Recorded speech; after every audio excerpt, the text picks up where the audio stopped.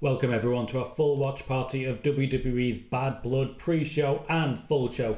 We'll be live, it is 2024, Bad Blood is back in a way that we never really expected it to be back, and Triple H, as usual, has laid out 5 matches that we are going to be watching. CM Punk will take on Drew McIntyre in a Hell in a Cell. So far they are 1 for 1.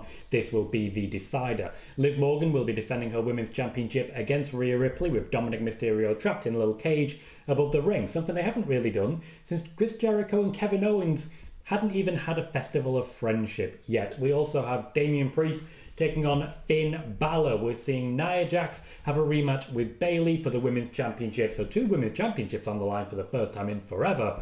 And then in our main event, the tag team match, Cody Rhodes and Roman Reigns on one side, and on the other, Jacob Fatu and Solo Sikoa. As with last time, I will be live for the entirety of the show, and also going to be posting some shorts during to try and drive some traffic as well. So if you're looking for someone to watch Bad Blood with, look no further. We are right here. We are live in Atlanta, Georgia. The kickoff show is starting as we speak. There was talk that all kickoff shows are going to be 2 hours going forwards. That clearly is not the case, because tonight it's only the 1. In fact, if you're in the UK, this is going to be one of your favourite shows of all time, because it's a almost humane show. It's not happening at midnight. It's not happening at 1 in the morning over here in the UK. It's actually kicking off at 11 o'clock. Finishes by 2 o'clock. Not a bad life to have indeed. Si says, evening all. Welcome, Si. Thank you as always for the overlay. Always appreciate it. And welcome, Little G Griffith. You will, of course, find plenty of WWE content to enjoy here. If you are just joining us, be sure to give us a shout out, say hello, let us know you're watching, hit like as you join the channel as well. We are live on both YouTube and Twitch as we speak, and over time, hopefully, we will see the room begin to fill. We do tend to have quite contained shows when it comes to the PLE watch parties. Typically, as the matches are going on, we don't have as much chat because people are focused on the actual wrestling, but I try and maintain at least some semblance of commentary that you can enjoy. We rate, we chat, we have a good old time. Welcome, everyone. Star says, we're guaranteed not to overrun because UFC are on right after. Literally right after. It's the main reason the show is taking place so early. WWE and UFC, both under the TKO umbrella, making sure that they're not overstepping any marks. Okay, so officially it's a countdown. It's not allowed to be called a kickoff show anymore. I need to change my title. Megan Morant and Sam Roberts backstage. Sam Roberts looks different. Interesting. So I'm going to change the title slightly from kickoff to countdown, because that's what they do now. And I want that traffic. What can I say? What can I say? We will be going through predictions for every single match, as well as continuing to share what's going on with a good old-fashioned Twitter sphere.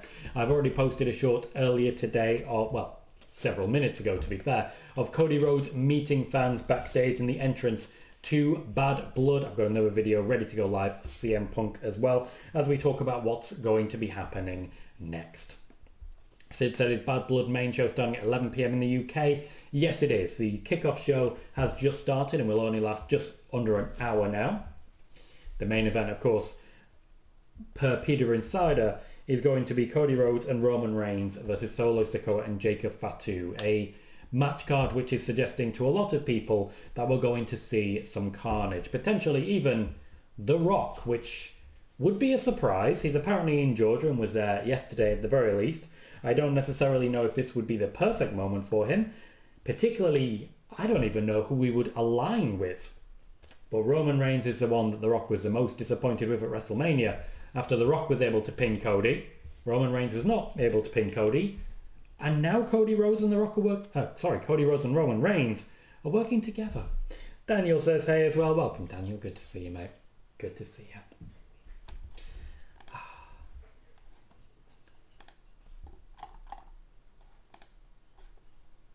Right. These are the build-ups. This is the warm-up. Even the countdown is clearly very aware of it. Triple H has made sure that we only get 5 match cards. It's something that's been working well for him. We also have had no matches on kickoff shows for a while now, and it doesn't seem like we're actually likely to. They're able to fill an hour just talking about 5 matches, which I'd initially think would be quite impressive, but they have not only hype packages, they have plenty to talk about on plenty of different kickoff show panels, especially compared to what I'm able to do, which is host a 1 hour kickoff show, so I can't really complain, can I? Sai says, I've been watching the arena being set up on a live stream. Delighted to report that the cage isn't bright red.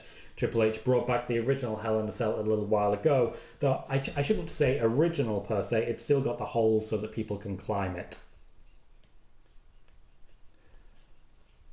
Going through the card at the moment so that we can see what to expect. I can't say I'm too excited about about Finn Balor versus Damian Priest. That's the one that's probably the weakest option for me. Thank you very much, Uncle Filthy's biggest fan, that's a name and a half, for subscribing on the YouTube side. Marcel says, hi Tom and chat, how are you all? I'm doing well, Marcel, good to see you.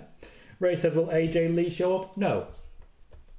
There's absolutely no purpose to that to my knowledge. I can't see her being particularly useful in the McIntyre match. I think it'll be a clean win, or as clean as you can get, given that it's literally a Hell in a Cell. I'd be surprised if there's any shenanigans in that one, I'll say that.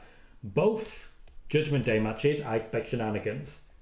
Nia Jax versus Bayley, I expect shenanigans. It's gonna be probably a real shenanigan heavy show. Hopefully not too much, because there is such a thing as too much shenanigans. There is too much overbooking at times, and unfortunately Triple H is no less guilty of it. We've gone to Pete Rosenberg in the crowd with a lot of Jey Uso fans. Jey Uso is not on the card tonight. I always find it hilarious when they do stuff like that. Like, there's technically no reason at all for them to be surrounded by Jey Uso fans, because Jey Uso, not a part of it. And now they started chanting for CM Punk. That was a turn. More of a turn than I expected, I'll tell you that.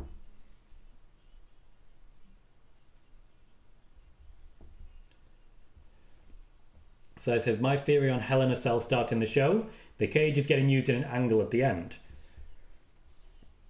There are some iconic cage beatdowns on his dad in Atlanta. True, a very fair comment.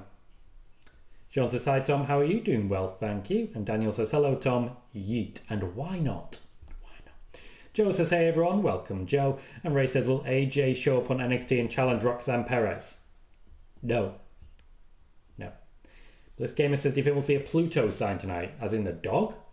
Pluto the dog? I'm confused. CM Punk greets fans before WWE Bad Blood 2024. Next joke going live. Dad says, big up Tom, hope you're well today. Doing very well, thank you. Sean says, is AJ Styles injury real or storyline? Pure storyline. Pure storyline. They're just basically buying a bit of extra time. They are running through a big list of backstage talents now. Kathy Kelly walking backstage. CM Punk greets fans before Hell in a Cell match with Drew McIntyre at WWE Bad Blood 2024. Now, YouTube technically does still think that I'm AI.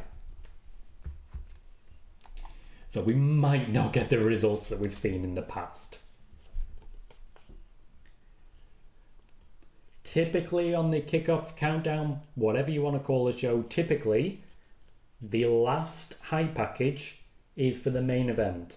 So at this point, I feel confident in confirming, based on this kickoff show, bear with me,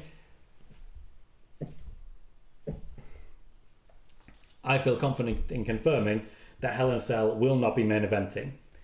As such, I can't see any other match than Roman Reigns and Cody Rhodes versus Solo Sikoa and Jacob Fatu main eventing. It means Jacob Fatu is main eventing a PLE. He's barely even been there. Joe says, Tom, do you think we see The Rock? No. Bliss Gamer says, a Pluto logo associated with the Wyatt Six. Oh, okay. No. They're not there. That says free host tonight. Just me for you. And Sid says, do you think Dom will escape from the shark cage? I think it's most likely, yeah. I mean, I can definitely see shenanigans, tell you that. Only thing that makes sense. Only thing that makes sense.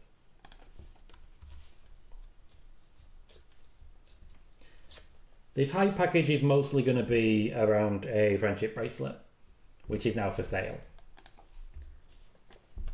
I can't sit here and pretend it's been fantastic. It would be simply disingenuous. Andrew Quinn says, big up Tom, hope you're well tonight. Is going to be an absolute bloody full night. Reference to Bad Blood. I've been that excited today, I literally played the CM Punk vs Drew Hell in a Cell match on 2K24. I mean, if you're a gamer, that's the way to make it happen. It's absolutely the way to make it happen.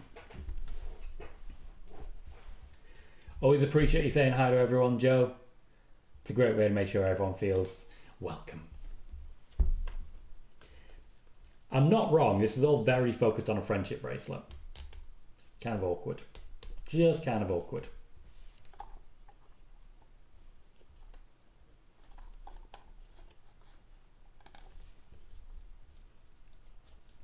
Danny says, hey Tom, do you see Tiffany attempting to cash in anytime soon? Yes, very soon in fact. She already attempted to cash in at Bash in Berlin. I wouldn't be too surprised to see it happen tonight as well. Or was it SummerSlam? I think it was SummerSlam. Sid says, do you think Kevin Owens will show up and turn on Cody and cost Roman the match? No. Sean says, why would Raquel help Liv? It doesn't make sense to me. Like Cora helping Roxanne didn't make sense. To be fair, the fact that Cora still helped Roxanne even though it didn't make sense is kind of what we have to accept. Andrew Quinn saying, do we get an AJ Lee appearance during this Punk Drew match? I don't see it, no. Joe says, what snacks has everyone got tonight? And that's a question for everyone because as I'm live, I will not be eating, I will not be snacking. I will be live and thus I will be focused. But if you've got snacks, let us know what you've got. We still have infamous shows where we just talk food. Typically Elimination Chamber shows. Always seem to do pretty well. Always seem to do pretty well. Sean says, who do you think that vignette was for that aired during SmackDown? I'm not sure at this point. I'm sure once we get more, we'll get it. It was interesting seeing that the Motor City Machine Guns, apparently, according to Fightful, will be skipping NXT and going straight to the main roster. It's interesting because Fightful did re-report, a Peter Insider report, that they'd be debuting in NXT. So I'm assuming something's changed. I'm assuming so. It's the only thing that really makes sense at this point.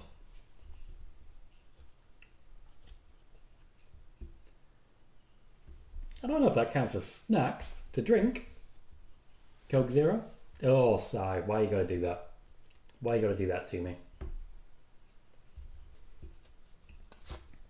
I do like how they spread the load on the pre-shows. They make sure that no one's gotta sit there the entire time. I am feeling that Biggie and CM Punk are being missed here. They were the guys on the kickoff panel, and they were making it work.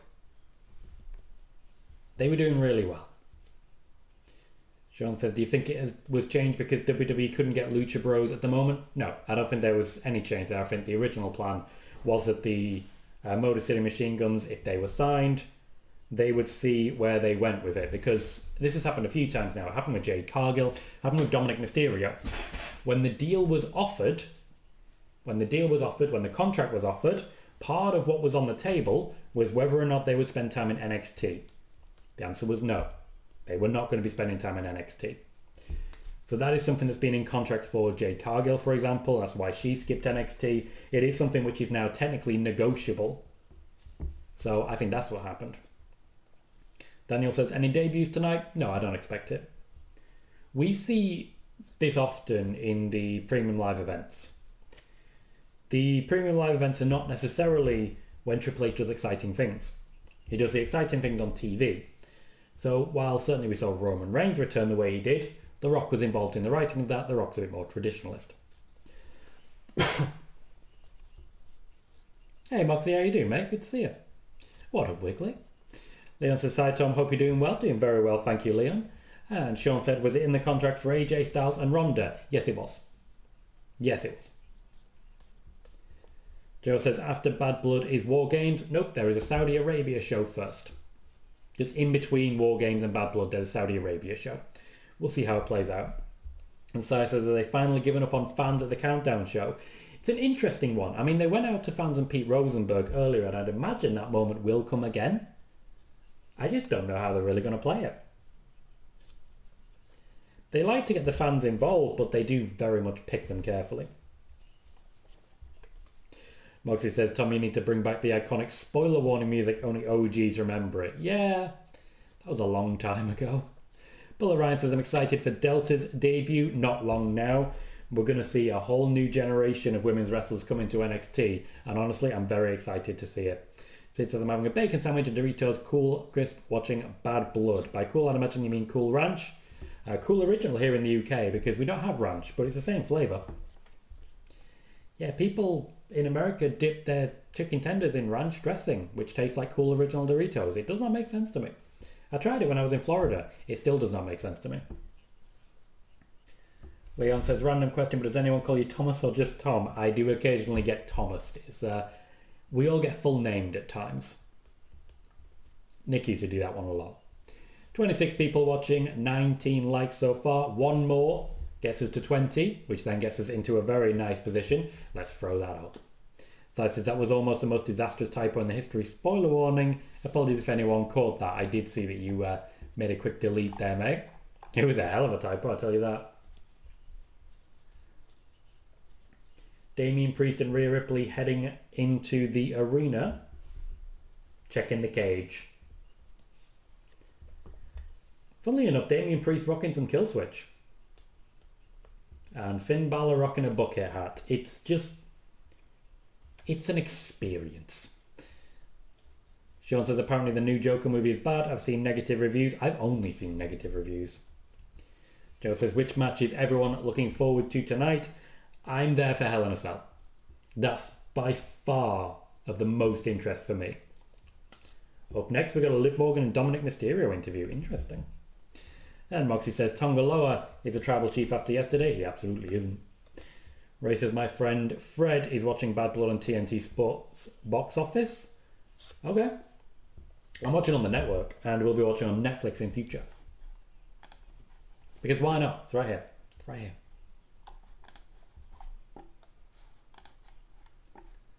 See how we're doing. We've already gained 3 subscribers in the time we've been live. Always a good spot. Always a good spot. And there's a good few views coming through. Happy boy. Happy boy. Anything on the CM Punk bit? Nope, apparently not. That's not going brilliantly then.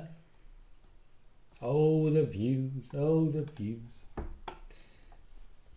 So I says, if the next PLE is in Saudi, my money is suddenly on The Rock showing up tonight. Sorry to say it. I mean, he does know how to make money. Sean says, is everything going to Netflix or will PLE still be on Peacock? When it comes to Peacock, that's a United States deal. Outside of the United States, PLEs will be on Netflix for most countries. Daniel says, any truth in the rumour that Larry's going to get involved in the Punk Drew match? No. I'm not aware that's even a rumour. Joe says, I know Bad Blood is on Amazon Prime because I saw it on there. Interesting, Joe.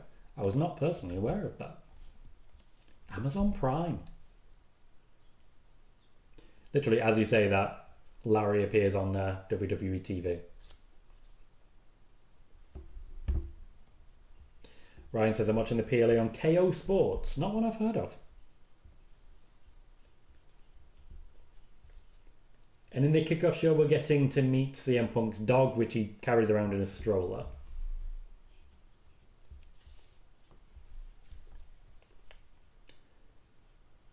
Moxie says, Tom, do you see The Rock coming back today? Personally, no.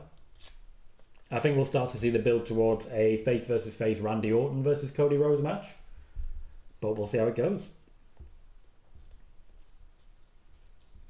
Yes, thank you, Si. Bad Blood will finish by 2 a.m. UK time. Right, by 2 a.m. UK time. Andrew says, smash the likes and sub button to help Tom's channel grow. Appreciate you, Andrew. We do continue to grow and we do continue to do well. We're now 7,440 subscribers in the last 28 days. 608 new subscribers, so things are going extremely well. We continue to do brilliant views, though YouTube does still think I'm AI. We're going to work on that. Gotcha, Bullet Ryan. Daniel says Larry's going to end up pinning Drew. I mean, I wouldn't hate it, except I would. Sean says, I wonder if Tiffany went off script or just made a mistake calling Bayley by her real name. It's a mistake. Joe says, I think The Rock will return closer to War Games. I would agree with that. The intention is very much that The Rock and Cody Rhodes will find reasons to engage with each other over the next few months.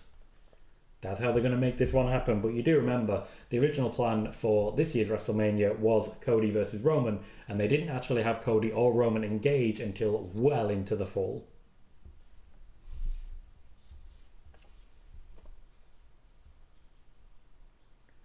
So we're still sort of, it's 20 minutes into the pre-show and we're still focused on one match. A third of the time, a fifth of the card. Naturally, I'll take this opportunity to go through my prediction for Hell in a Cell, and it's not going to surprise anyone. I have CM Punk winning Hell in a Cell as clean as you like after an absolute war. Drew McIntyre taking a little time off until returning to win the Royal Rumble. So I have CM Punk winning this one, and he can start building towards the Seth Rollins of it all, which will likely be the match for next year's WrestleMania. Leon says, I think The Rock returns on the first Raw on Netflix. Wouldn't hate it. Wouldn't hate it. I mean, he does tend to turn up for the big firsts.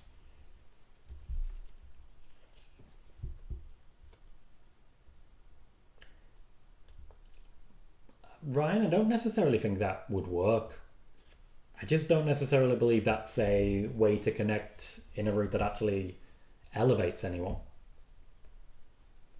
Ideally, the intention here is to make Solo, Sikoa and Jacob Fatu look good.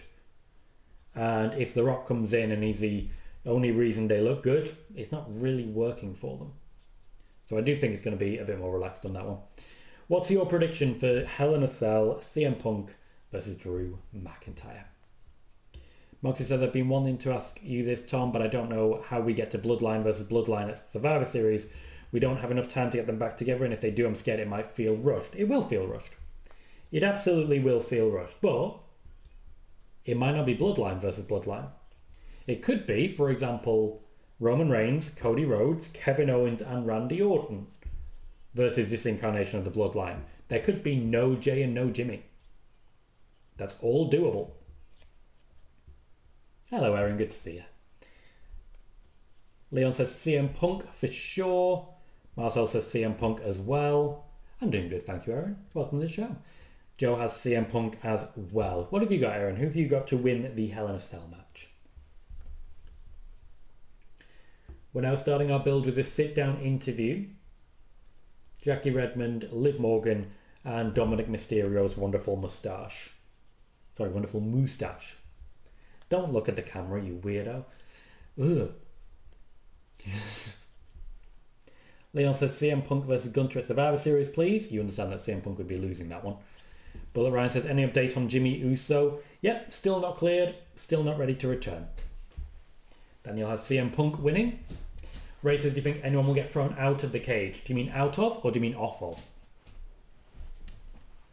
Sean says, do you see Gunter and Cody defending at Survivor Series? I see one of them defending. I don't necessarily think that Cody will be defending the championship at War Games.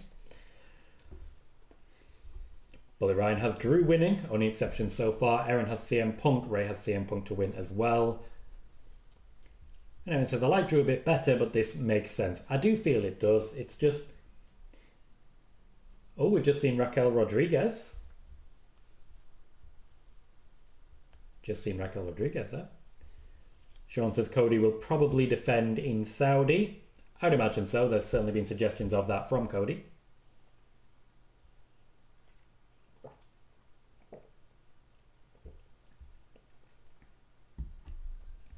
Moxie says, I think it'll be Roman, KO, Orton and Cody versus Bloodline. And next year we get Bloodline versus Bloodline, even though I don't think that many people want that. That is kind of where I'm leaning now. I was feeling the concept of Bloodline versus Bloodline, but we just seem to be moving away from that. Joe says, Tom, do you like Cody as champion? Yeah, I think he's fine. He's fine. Sid says, who will be Cody's next opponent? We'll find out tonight, apparently. I lean towards Cody versus Randy Orton. Face versus face. That's what I see happening. Doesn't guarantee anything naturally, but that's what I see happening. We're now talking Rhea Ripley versus Liv Morgan. Seems a perfect opportunity to talk about what we think is likely to happen. Oh god, that's so creepy. So creepy. Ugh. I have Liv Morgan retaining here. I do think we're likely to see a Raquel Rodriguez. She is fit, she is cleared, she is due to return shortly.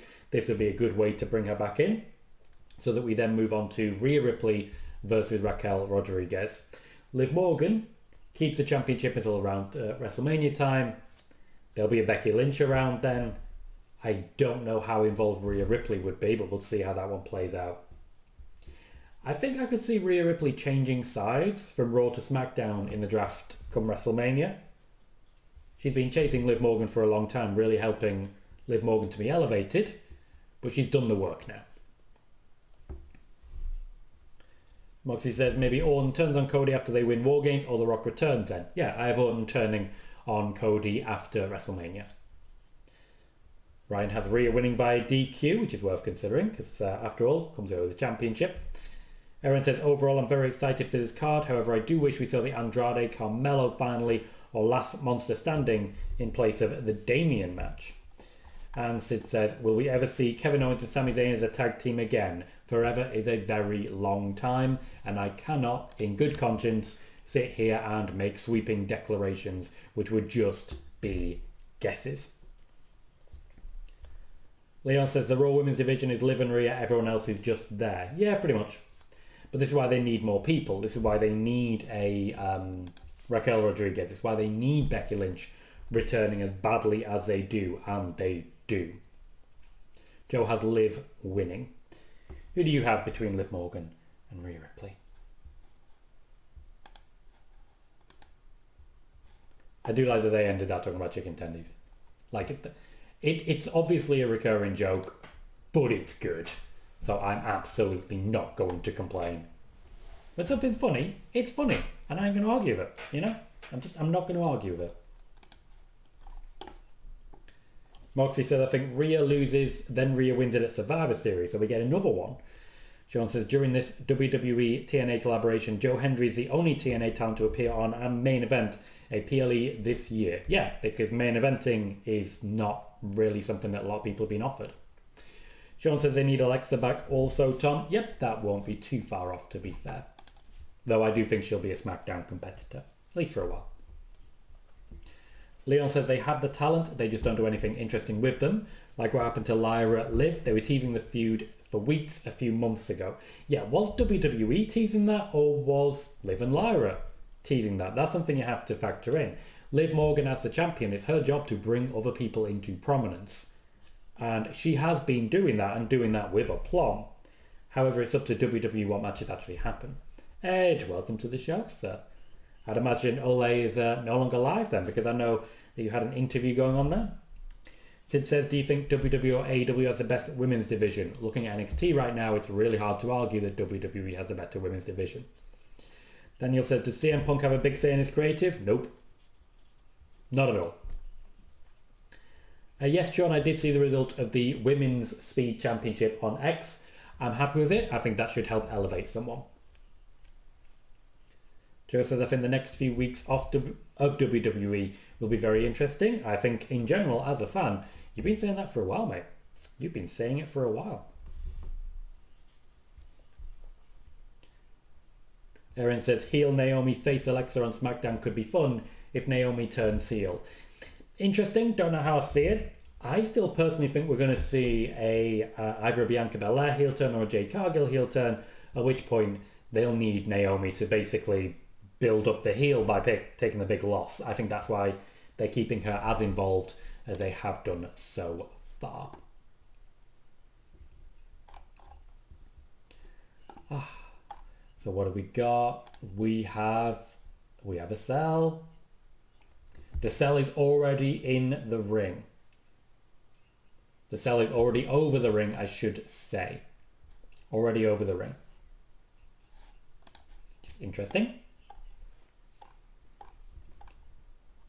Plenty of people sharing videos from it. Plenty of people sharing the video package. Who have we got? I have no idea.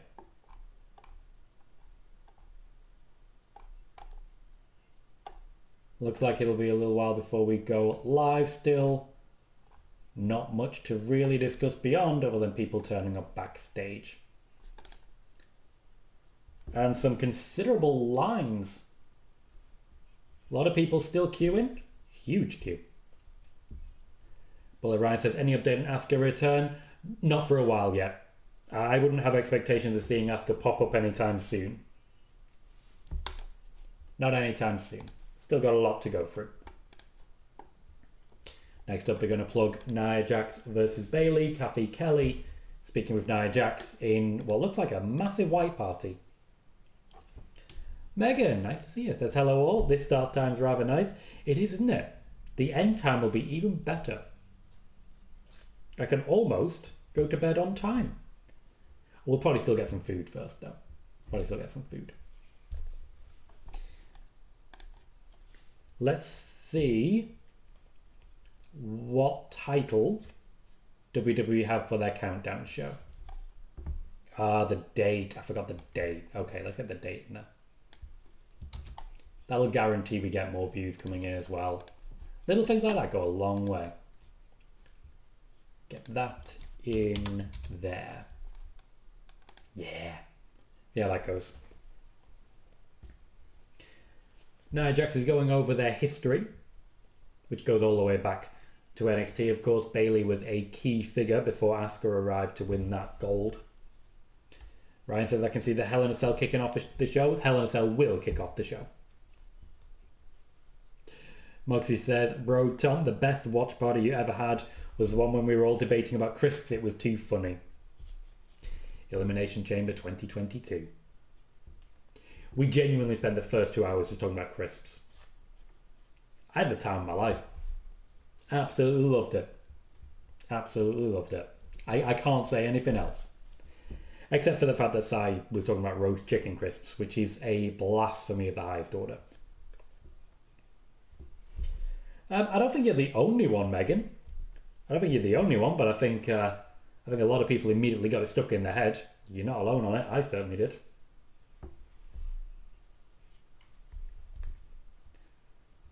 Megan says, Chris, are an important discussion topic. They were that day. Nothing could have been more important.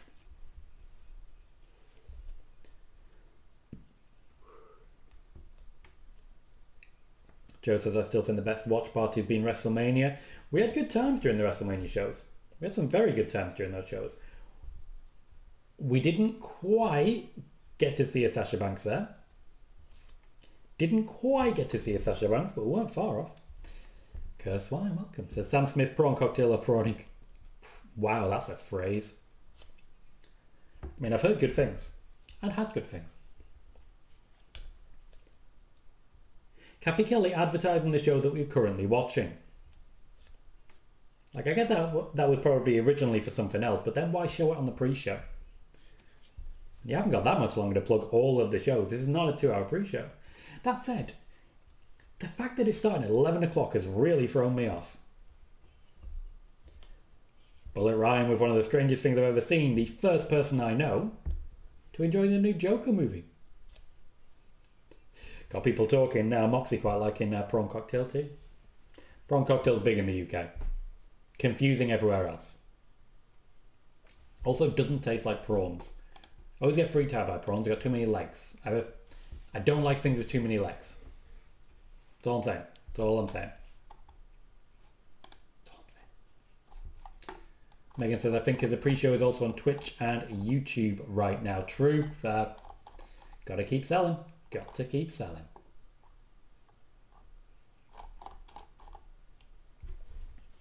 Megan thinks that skips are elite crisps.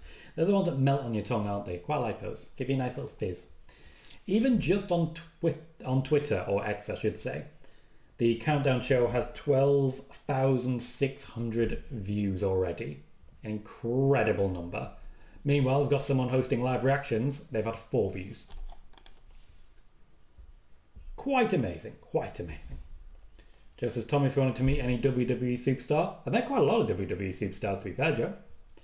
I've interviewed quite a few of them as well. Some of them are on this channel and can be checked out, particularly in the early days. Again, Joe, met plenty. The ones that I always wanted to meet were people like Triple H. Met him a few times, interviewed him a few times. Good times. Megan says they're sitting with about 500 on Twitch right now. Twitch is in trouble, isn't it? That's absolutely nothing compared to what they'll be getting on YouTube. Concerning.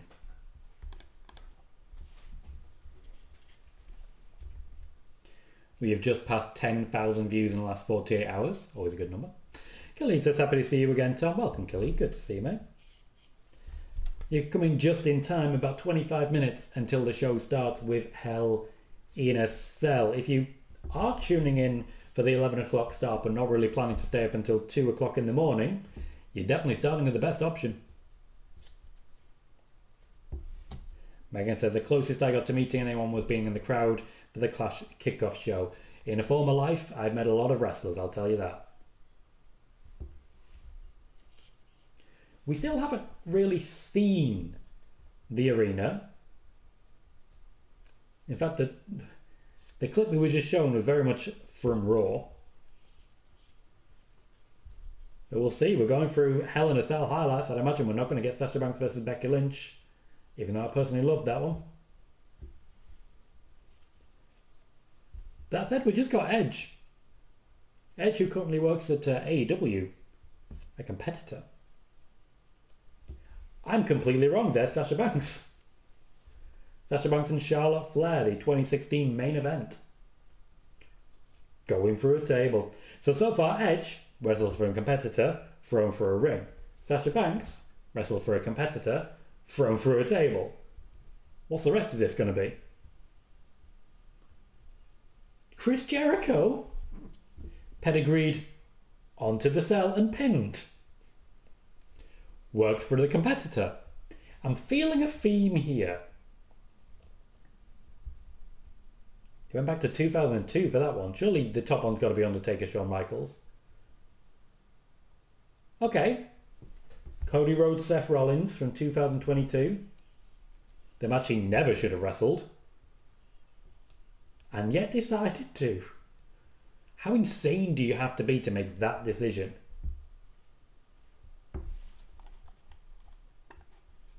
I always forget that he technically won. Okay, so number one, what you got? Gotta be Undertaker, Shawn Michaels. Oh no, Mankind. Of course it's Mankind.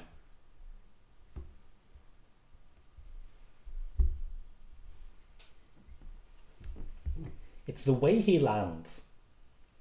And by the way he lands, I mean the immediate pain he undoubtedly felt. The more you learn about this match, the less enjoyable it becomes to watch.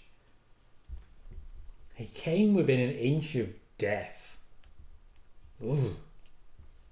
Khalid also excited for the Hell in a Cell match. Aaron said, I don't think those Twitch numbers are bad. They don't advertise it heavily or have a very big Twitch presence. Versus YouTube, they post videos and will more regularly show up in video feeds as being live. True, fair play, fair play. Sid says, I'm looking forward to watching TNA. Cool. Joe says, I've always wanted to meet John Cena, but every time I look where he is, he always goes somewhere different. Okay.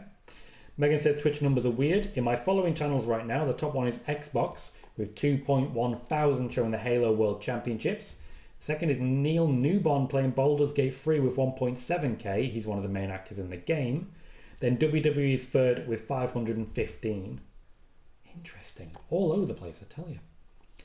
So it says the top 5 Hell in a Cell and no Big Boss Man and Al Snow. What are we doing here? That wasn't Hell in a Cell. That was Kennel from Hell. Get your facts straight. There was a cage in it and some dogs for some reason. Sid says, I think Joe Hendry versus Nick Nemeth will be a better match than any matches on Bad Blood. I disagree, but we'll see how that goes. Megan says, as regards the Mick Foley throw, watching that spot makes me flinch every time. Ryan says, I'm surprised they haven't shown Kane's debut in the countdown for Hell in a Cell. True, maybe they're trying to distance themselves. And Khalid says, I remember CM Punk versus Undertaker Hell in a Cell 2009, where Undertaker won the World Heavyweight Championship. Megan says, I think the only time WWE has ever relied on Twitch was during the Wyatt 6 hackings. True, they were trying to get some views up there, and it did work well for them. Joe says, I thought they would have shown Shane McMahon versus The Undertaker because that was a Hell in a Cell. It was. It was also bad. I think it's often forgotten that that match was bad. The Undertaker went through a phase where he did not have good matches at WrestleMania. Did not have good matches at all.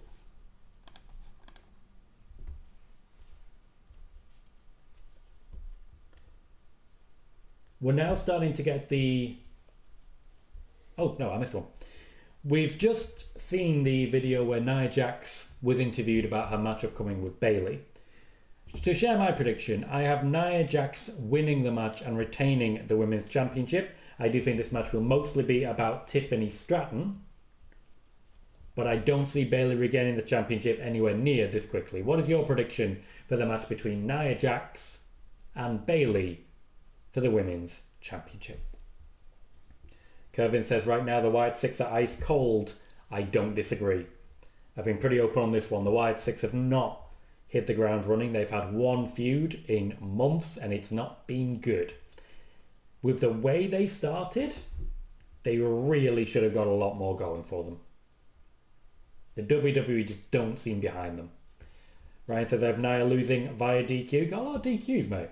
Do you just think everyone's going to throw chairs at people? Because I've got to be honest, I can get behind that as a concept.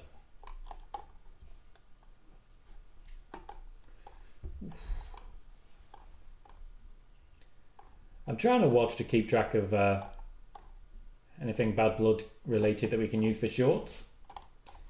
Guy's just posted a pizza. He's just posted a pizza. What the hell? Very confusing world we live in. Kelly, it has Nia Jax retaining. Megan says this one's a bit odd to predict with War Games being the next PLE. There is a Saudi Arabia show. I still think the men's match will be OG Bloodline versus New Bloodline, but the women's match, no clue. Nor I, to be honest. Nor I. Marcel says Nia Jax for me. Juan says, hey Tom, I just arrived and I'm enjoying a cherry Fanta. They do cherry Fanta? Wow. And Megan says Saudi shows don't count in my brain. You're not alone there. You are not alone. I am here with you.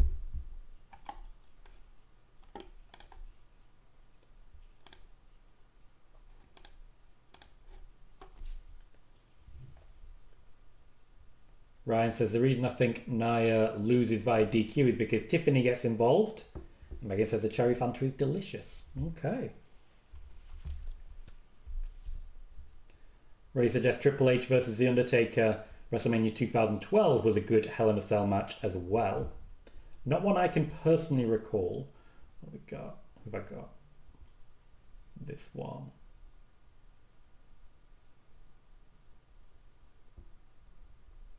Okay. So I have found a clip of that moment between The Undertaker and Mankind. Because why not?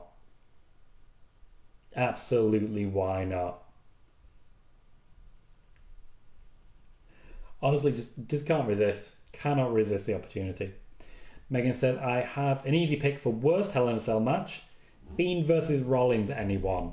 I don't think many people would argue with you there, Megan. The Fiend versus Seth Rollins. Is that the worst Hell in a Cell match? I think most people would very firmly state that they believe so. Bullet Ryan says the end of an era Hell in a Cell was good. Right, okay. Gotcha. That's what you're going for, isn't it? Yeah, that makes sense. I kind of forgot about that one, gotta be honest. Kervin, AJ Styles is hurt in storyline. He's not really hurt. So they've just shown the hype package for Damian Priest versus Finn Balor. What do you think of that one? I'm concerned that they've already lost a lot of momentum there. Way more than they should have done. I still have Finn Balor retaining. I'm not retaining, there's no championship involved. Finn Balor winning because of Judgment Day shenanigans. Because why not? You've got Judgment Day, you might as well use them.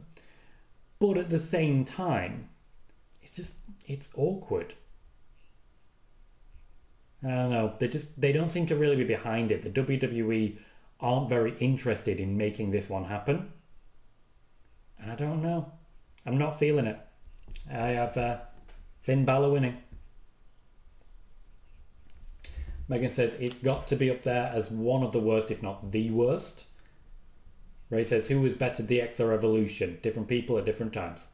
Juan says, the Cherry Fanta does taste better than the Cherry Powerade Zero. Also, my favourite Hell in a Cell was Undertaker vs Batista in 2008. Khalid agrees that Fiend vs Seth was a bad match.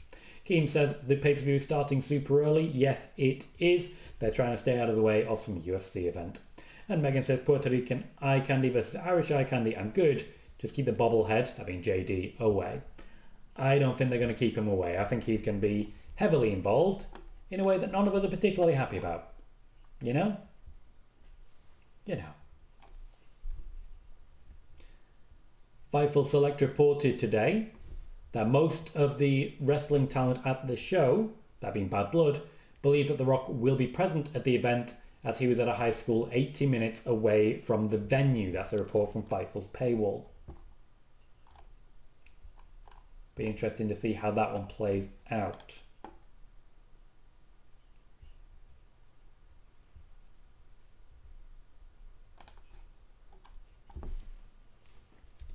I do like that Sam Roberts is the voice of reason here, actually talking about Cody Rhodes and Roman Reigns not being friends.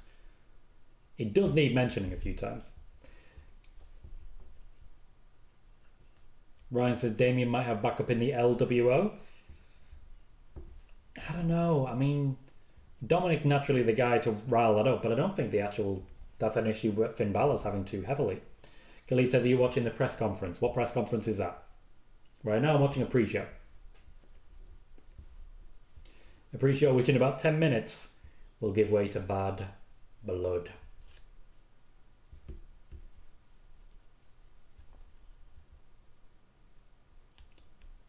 Keem, I don't think AEW are really too concerned tonight. They have no chance of getting huge viewers, but they'll also still have their loyal viewership. Megan says the only realistic person I can see helping Damian would be Jay if he's not going to be part of the tag match. David says, do you see NXT versus TNA? No. And Khalid says, glad Roman is wrestling.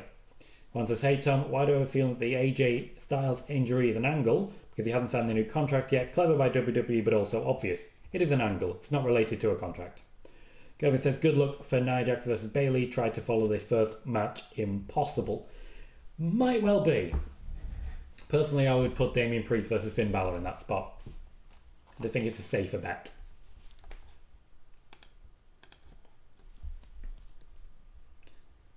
Bit of a recap of everything going on between Roman and Cody there.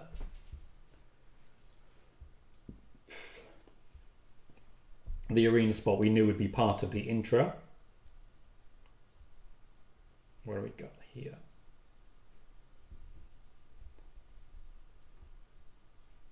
More talk about Randy Orton, Kevin Owens there.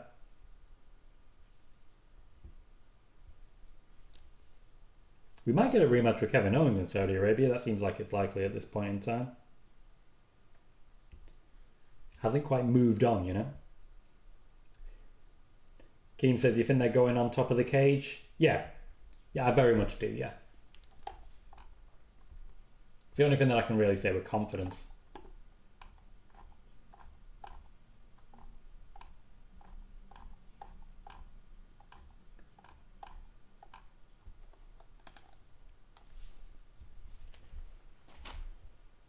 We are starting the build towards a tag team match.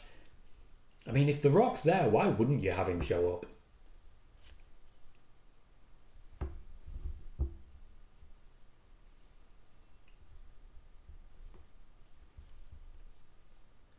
The plan, as we know, is to get to Rock versus Cody. Roman has clearly taken his eye off the ball.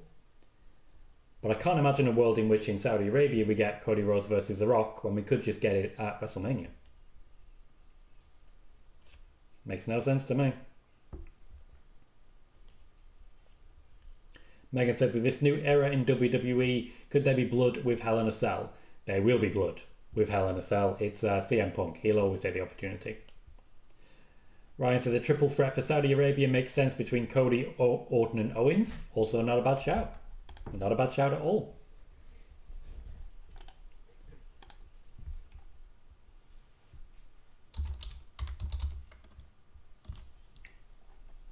Khalid says, I think Kevin will turn heel. Kai says, will it be Tiffy time at Blade Blood and cash in Money in the Bank briefcase? I wouldn't go that far. Wouldn't go that far. I think she'll attempt to cash in. I don't think she'll necessarily succeed. The Rock is just over an hour away from the site of WWE Bad Blood. Share a bit of news on the old Twitter sphere as well. Although I don't think we can call it Twitter anymore, can we?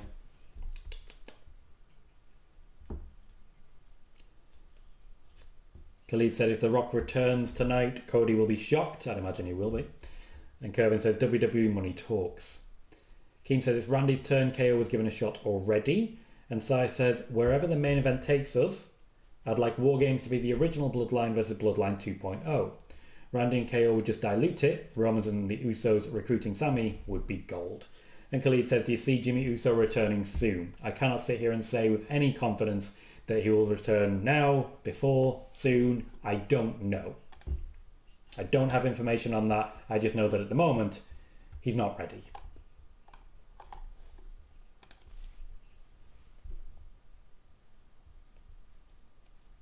Real weird from just real weird from Sam Roberts there. The answer is love. Wasn't comfortable with that. Wasn't fun. Didn't enjoy it. Didn't enjoy it.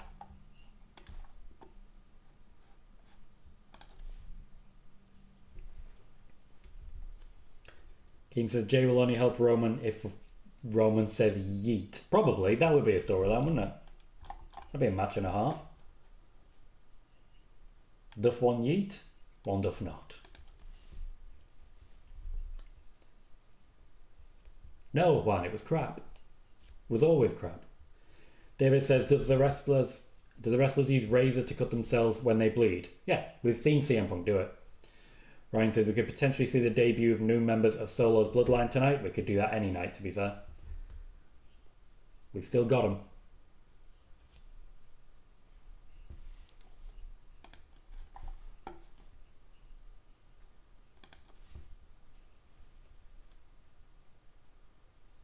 He really enjoys the phrase OTC, doesn't he?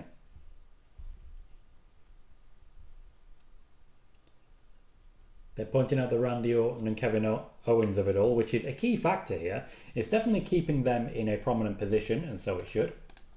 They've done good work, so should not be forgotten in this whole mess.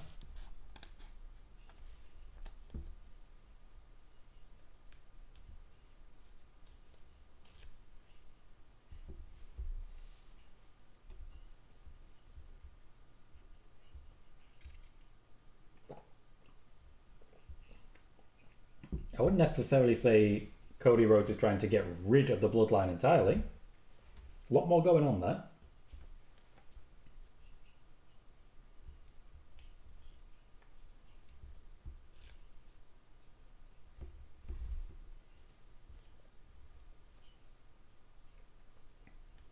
Sam Roberts very much cutting a promo here.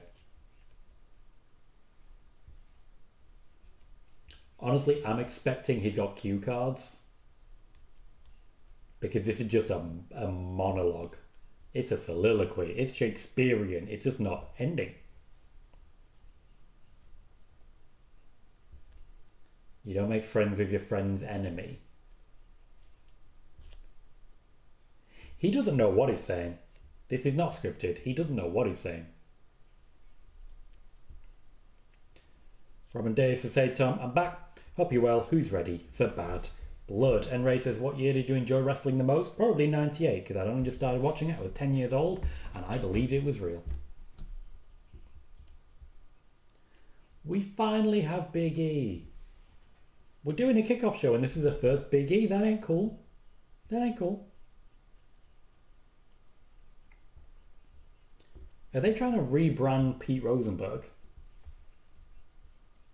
Now he's Peter. Is it because of Pete Rose? Khalid says, I can't wait to see Roman and Jacob brawl in the ring. I don't think we're going to get long for it, but I definitely think we're going to get it. Ryan says, I'm waiting for the WWE 2K24 code to pop up on the screen. We'll probably get a little update on that today. Melodies Unplugged says, do you think we can see Demon Finn today? No.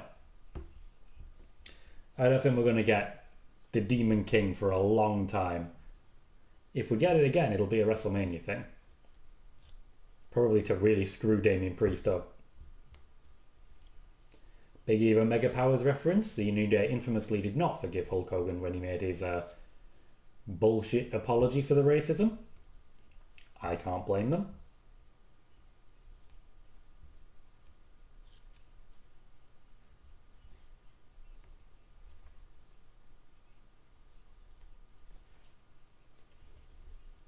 The Bloodline rules comment is very fair.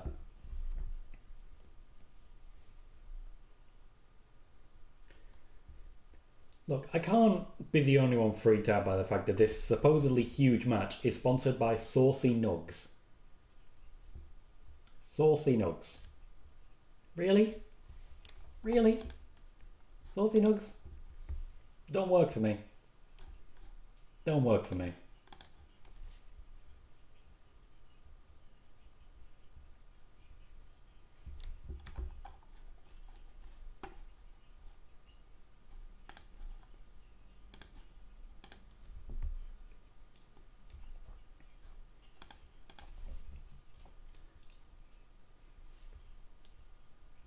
Less than 5 minutes away.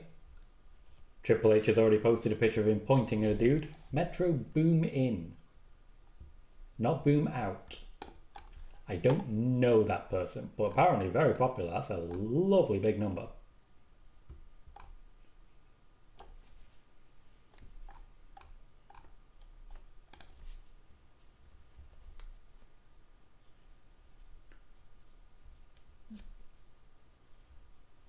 Pete Rosenberg can't imagine anyone losing, which makes things awkward. Robin Dave says, say, Tom, how would you grade Cody Rhodes' title reign? Okay. The matches of AJ were good. The match with Logan Paul was good. Lack of peril. Just a big lack of peril. I feel like we're just waiting for someone to actually provide a threat, because so far nobody has.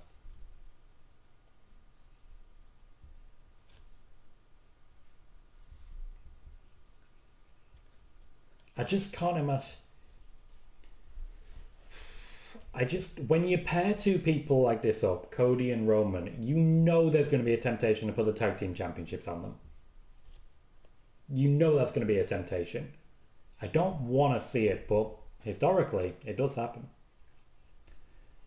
Barry says it's Wendy's Saucy Nugs, apparently. No idea what that means, must be American. It is. Wants to say, Tom, assuming that AW Shockwave goes to FS1, like Meltzer and SRS Enemy are reporting, would Thursday be a good day for them? Also, I hope the Punk versus McIntyre brings violence, but not too extreme. I think they're going to go pretty extreme. I think they want to go a little bit crazy. And I have no issue with it. No issue with it. It's CM Punk. What he wants to do. It's what he wants to do.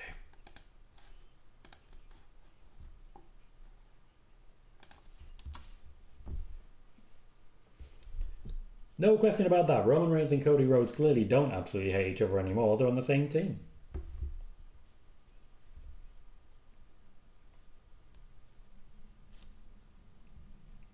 Sam Roberts needs to calm the hell down. We are finally in the arena.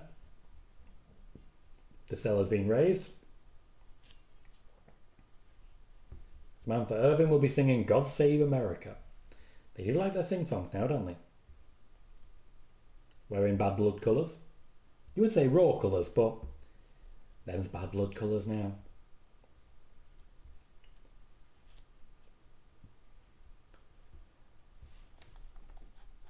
Looking quite emotional. This is always an awkward experience for me. I'm not from America. I've only briefly been to America, 2 weeks in Florida. A good 2 weeks.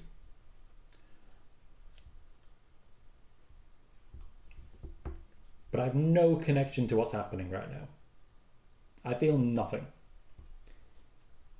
And given how international this all is, it's not really going to work for me. To be fair, if they sang God Save the King, that means nothing either. As I said, she sings it better than Jim Duggan. Remember how many people made a point of creating rumours that, oh, well, if Ricochet left, Samantha Irving's definitely going to leave. Keem says, God bless Samantha. And one says, speaking of Florida, they've had 2 deadly hurricanes recently. Yeah, I've been checking in on people over there. So it says, try sitting in Madison Square Garden and being the only guy to not stand up for the anthem. I wasn't smart. I mean, you're not American. Surely they'd be insulted if you stood up for it. Oh, we got a lovely top-down panoramic of a road. And a queue. A lot of people not in yet. A sign saying Rhea is yeet. I respect it. More CM Punk footage.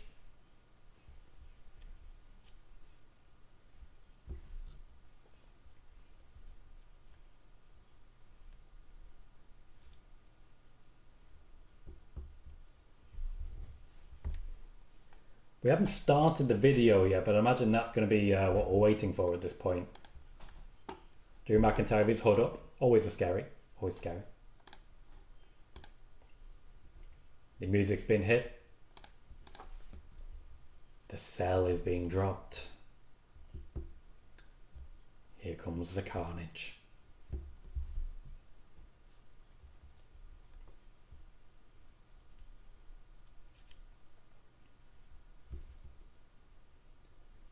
Trying to make a point that Liv Morgan and Dominik Mysterio aren't fully Judgment Day anymore, that's not really a selling point for you. But hey, if we do get a Raquel Rodriguez, they're very much going their own way. Judgment Day red and black, I mean we had it with the Bloodline. You might say it worked, you might also say it did not. Bayley says, hello Tom, hope this is not going to finish too late over there. Definitely not, it'll finish before 2 in the morning. Which means we're already a quarter of the way through the show. I have no complaints whatsoever. We're going to start with a whole lot of Hell in a Cell and a whole lot of Bad Blood celebration. Now I'm going to take my shirt off. Not my t-shirt, not this part. This part's fine, staying on. It's not that sort of stream. I'm going to take my overshirt off because my ring light, it be warm.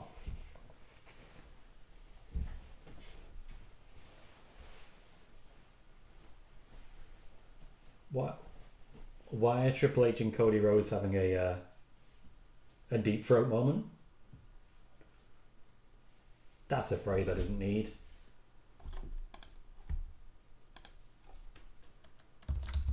I said anyway. Why are Cody Rhodes and Triple H having a deep throat moment?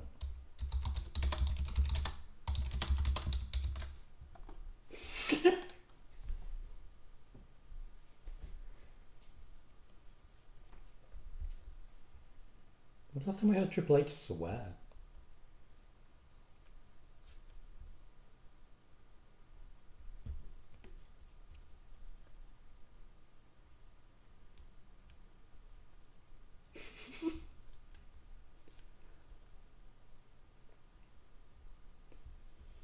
Keem says they showed Kane in the promo. I mean, why not?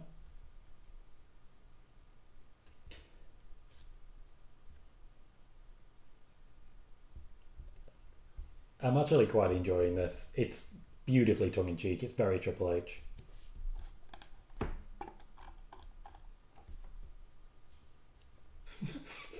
Don't call him, text him. What is that? So he says it's very funny. It's also about 4 minutes long. I'd watch it again. I could go for that.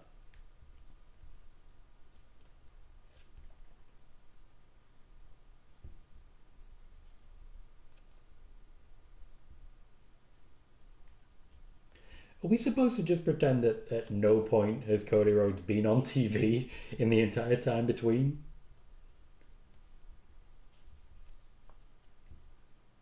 He's got you there. You both are tour buses.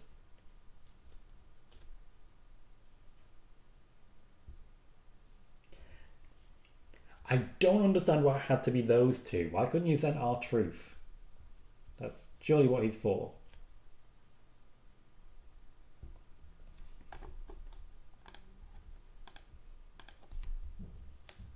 Okay, here we go.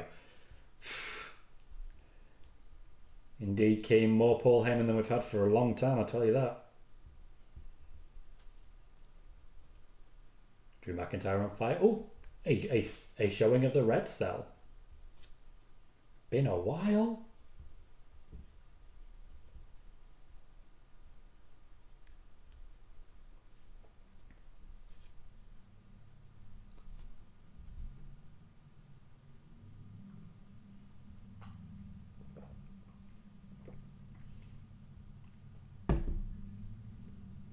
I'm liking it. We're up in the States. We're getting some fire. And we're also getting a few laughs, because why not?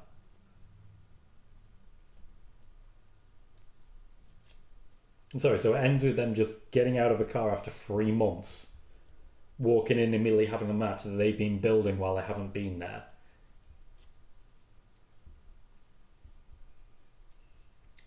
Really pushing the whole injury law firm there.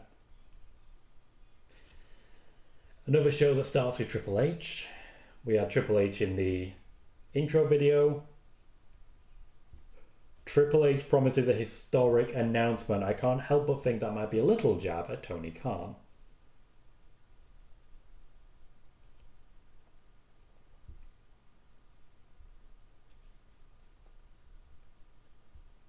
If Triple H is promising a historic announcement, I reckon that might have something to do with Cody Rhodes.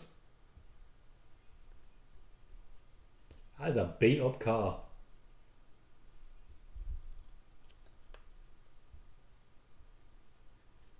Two very different styles.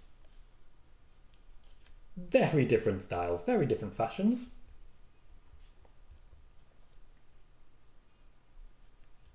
In the main event, official confirmation there. I'd held out hope that Nia Jax and Bayley might be it, but hey, we are where we are.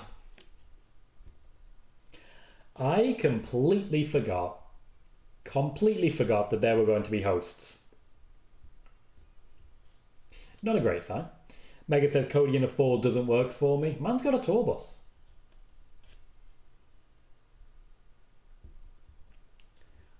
Awkward for Naomi. She has to stand in the ring with two people holding championships.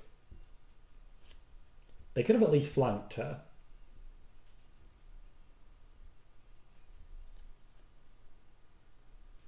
Jade Cargill gets a cheap pop.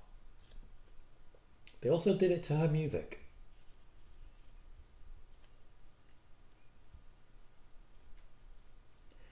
I don't feel the host thing is working for them. It's not really what they're known for. Amazing and history changing.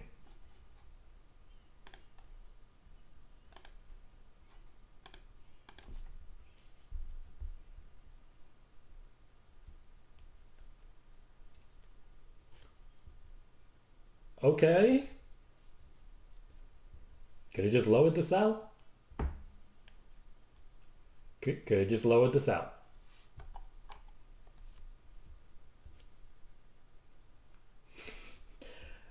I feel bad for them because that was completely unnecessary. We have CM Punk chants already.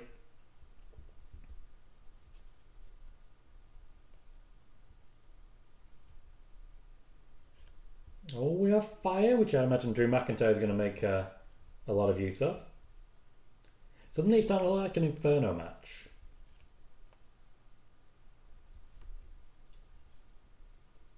Just there for the hype. They're just there for the hype. I also don't see the spikes that they've used in the past. Now, I believe they mostly use those for cages, but Seth Rollins nearly got impaled that one time. Loud for McIntyre. Not necessarily all negative either.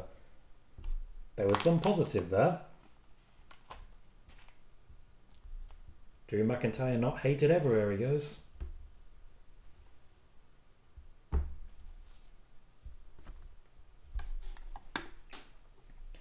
Dom, welcome. Says, what's up, Tom and chat? Don't forget to hit the like button. We have one word for you. Glorious.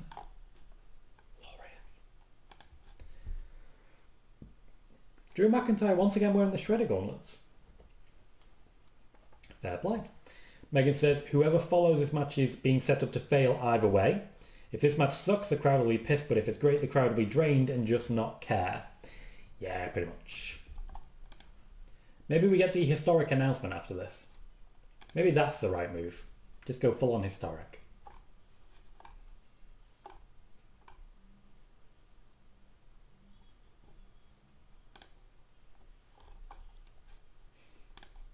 The deep throw moment is getting a bit of attention. Drew McIntyre with a 4K camera, because why not? Why not?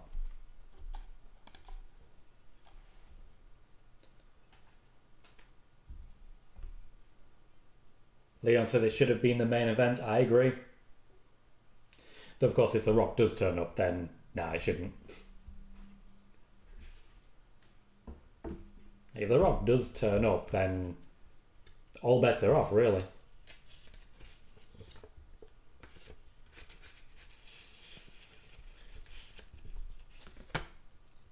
Corey Graves really driving that one home.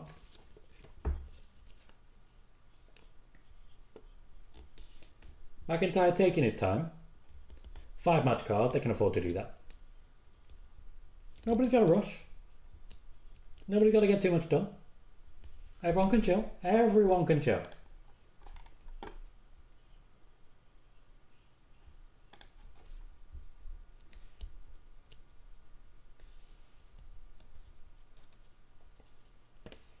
I did use the fire.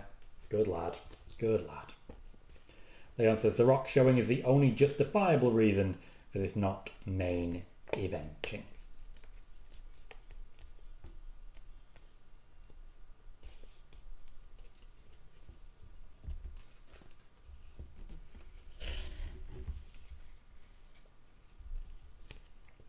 My prediction for this one, a win for CM Punk.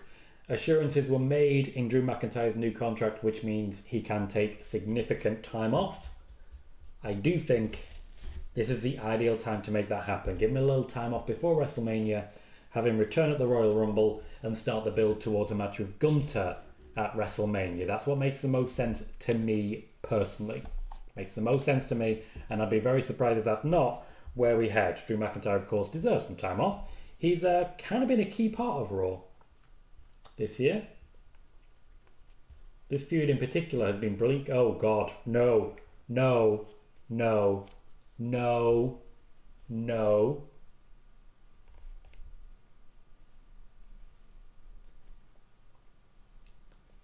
A mixed response to Goldberg there.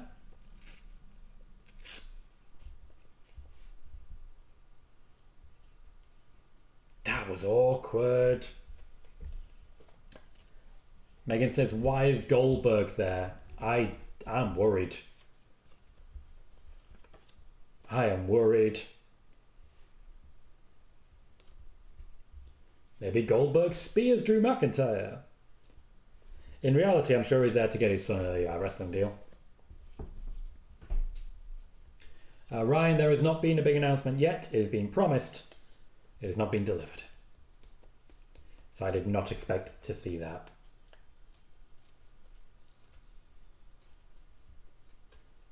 CM Punk's theme already being sung loud.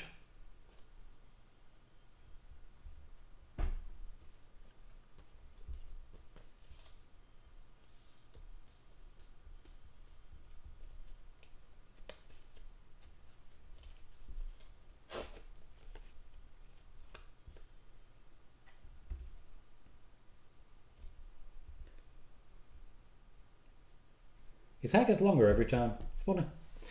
One said Goldberg probably trying to kiss up for burning bridges. Typical. Let's just say he's been trying for ages to get into AEW and it has not worked. So I said people don't get shown in their seat on a Triple H show by accident. Yeah. Maybe we're getting Goldberg versus Damian Priest? No, we're getting Goldberg versus The Rock. Obvious, obvious. How did we not know that? How did we not immediately recognize? We're getting The Rock versus Goldberg again.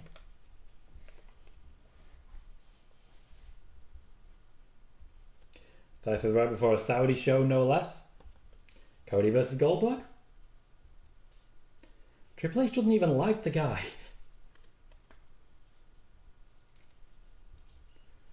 Drew McIntyre just full on ignoring a referee, not unusual for him. Honestly, I quite like it, what can I say?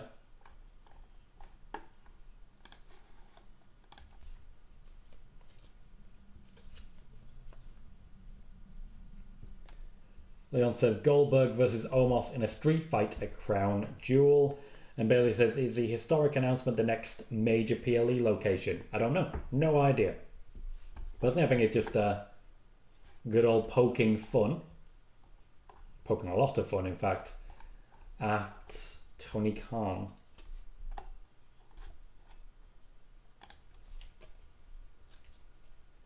I'm expecting blood. I'm expecting war. I'm expecting battle.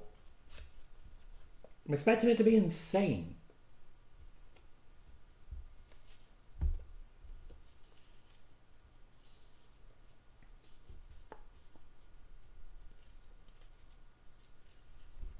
We are underway. There's a lot more chains involved. There's a chain on the inside of the cell, which is a new one on me.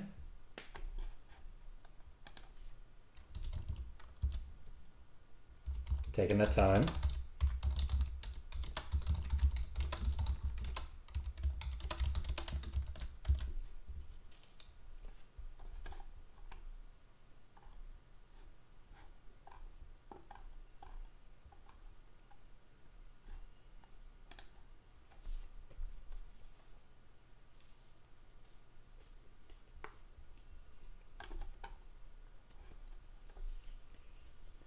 Straight to war.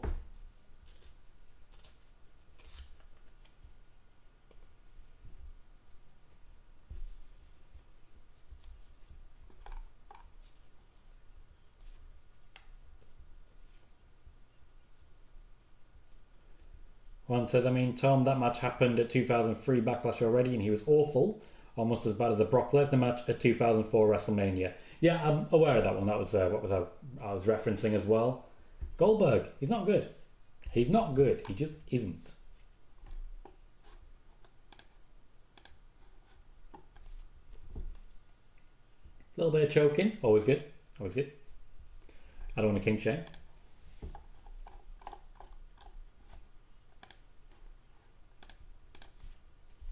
Crowd are definitely invested as well. They are loud for this one. Gotta say, McIntyre and Punk have really created some magic here, but I think a lot of people are forgetting SummerSlam match was awful. Also, I'm pretty sure Drew, while throwing him out, said F off.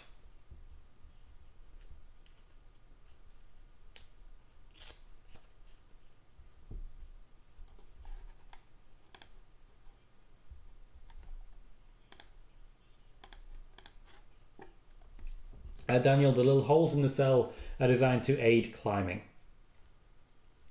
To make it easier to climb to the top of the cell. So says, throwing a wacky prediction out there, they end this match with a handshake. Ooh, okay. That's a prediction.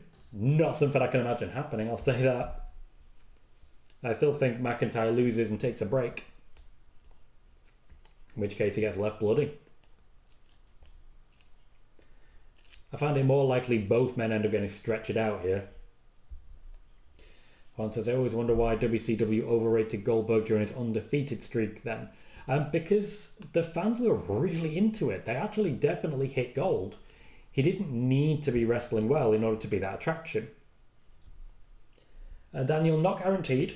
The holes in the cell have been there for about 2 decades. It's just an option available. They just basically miss a belt loop. Or we are already getting to tables. It's early for this.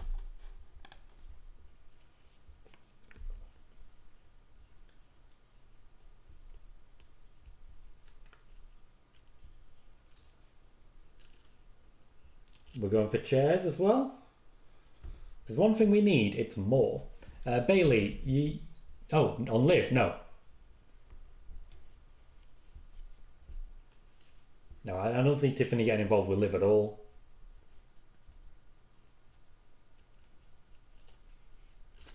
For the face turn to work, she does need to take on a heel, but I think Nia Jax is going to be the one. She's going to bully Tiffany until the fans are really willing Tiffany to react. That's the thing that makes the most sense to me. CM Punk's back already bright red. And it looks like he's about to start bleeding. That's that, I tell you. I'll just zoom in on a nipple that I wasn't ready for. You know, every now and then, just too much nipple. Too much nipple. Drew McIntyre has a toolbox. Gonna do some welding. Wrenches. Hammer. Oh, so in the end, it's just a wrench you had to start with. So as I say handshake, as I just think Drew is getting some cheers, and it fits Punk's magnanimous gimmick. Now watch me get it spectacularly wrong. Wrenches aren't really for that, mate. An opportunity here for Drew to blade.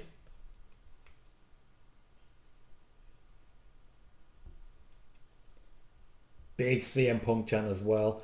Once it's bold prediction, Punk and Drew will bring stitches and staples. Maybe chair shot to the head. And then makes an AEW reference.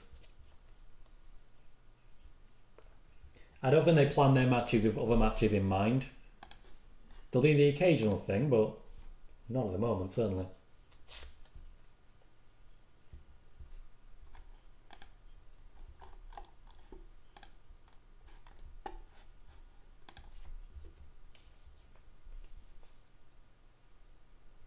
We have the roof cam. Always a fun one.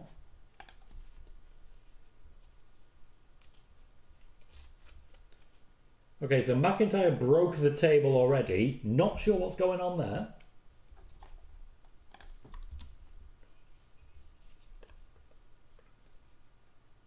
McIntyre holding his neck. At no point was he anywhere near his neck there. Corey Graves saying there was contact. Nobody believes you, mate. Missed him. You attacked McIntyre in the hair, which is luscious. You gonna break the other leg off? No, apparently not.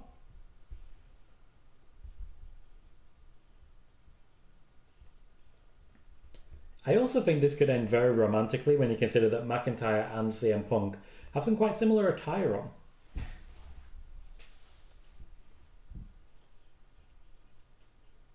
If you look at the trunks, it's the hip for CM Punk, the black and white lines, and then you've got similar for McIntyre. That's gotta hurt. That's gotta hurt. Tom says the crowd is very energised to be in America, but the night is young.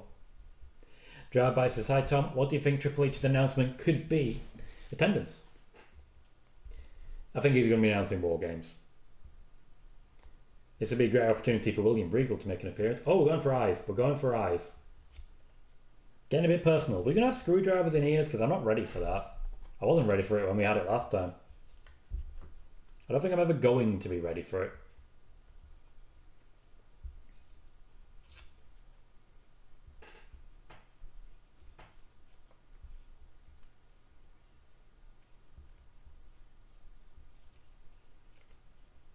No blood as of yet. Pretty sure that was a low blow.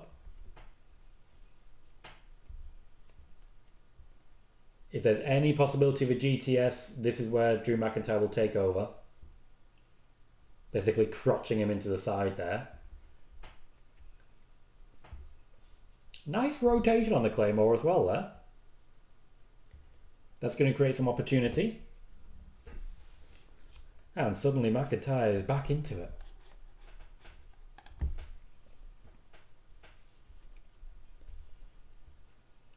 Punk knows how to take a Claymore. He knocks his head down ever so slightly just as the impact happens. Actually makes it look like he's been hit.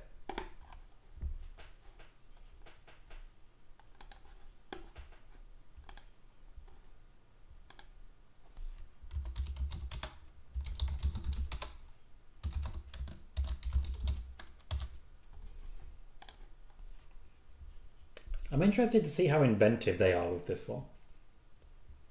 Ooh. Ho, ho, ho, ho, ho. My favourite thing in the world is that the camera didn't even follow him. He just went down. Camera still not even looked at him. He may actually be dead.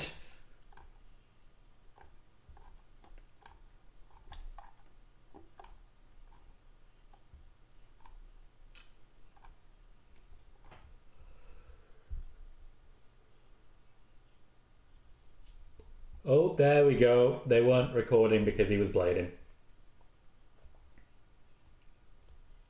That's a lot. That's a lot. That is a lot.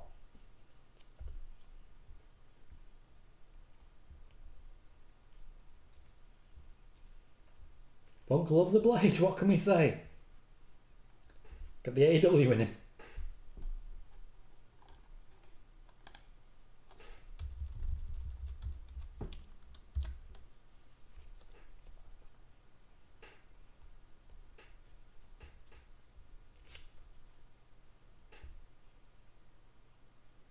Not sure what that was. Star says whoever asked if they use razors, the answer is yes.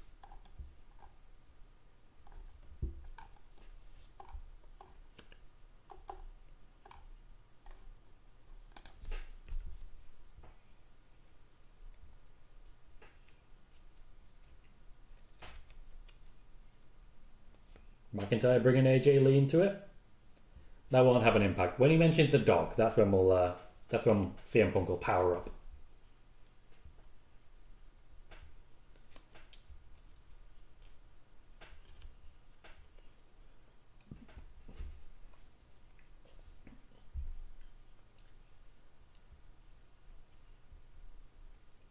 Decent sell there, decent sell.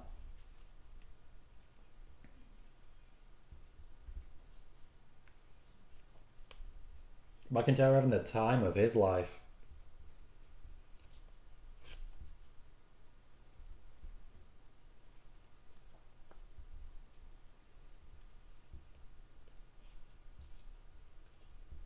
Going for another table. I think there's something on top of it.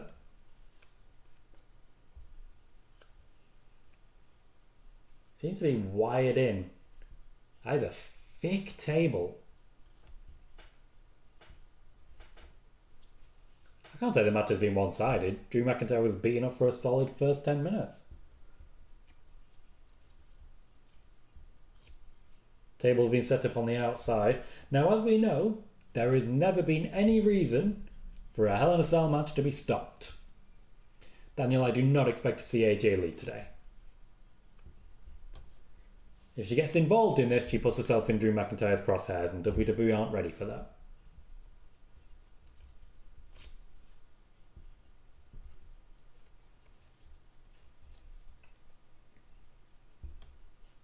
I'm confident McIntyre is also going to bleed. We are still very early in this one.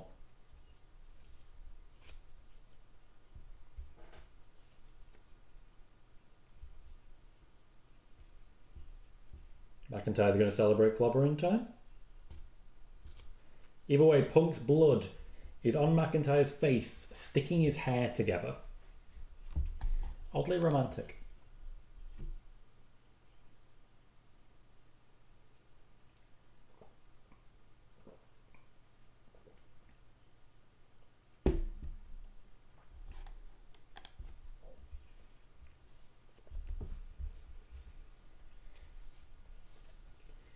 You suck chance for McIntyre now? Not much love being shown. Megan says no Hell in a Cell match has been stopped if you don't count that one time with Brock breaking into the cage when Reigns versus Strowman was going on. Not the only time. Not the only time. We do have to think about Seth versus Bray. Seth versus The Fiend. Drive-by thinks Cody will bleed tonight. Personally, I don't. I think this is the only match that will be allowed blood. Just nudge down a little bit. There we are. Punk on the comeback. We're going to get more wrenches. When in doubt, have a wrench. No, is he going to do another top rope thing? Never do 2 in a row. Never do 2 in a row.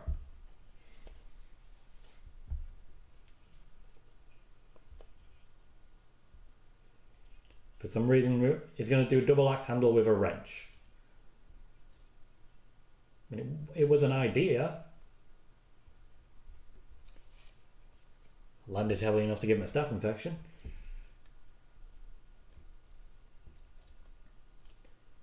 We still have a broken table in there, and I've got to be honest, I suspect that's going to be set up in the corner for someone to be thrown into. You wouldn't have that if you weren't going to get someone thrown into it. Megan says, well, was Fiend versus Rollins really a proper match, or was it some occasional wrestling with random stuff? Wow, okay. You do not like that one, do you? Funnily enough, McIntyre, despite being a pretty big heel, still gets the 3-2-1 chant. Some things never die.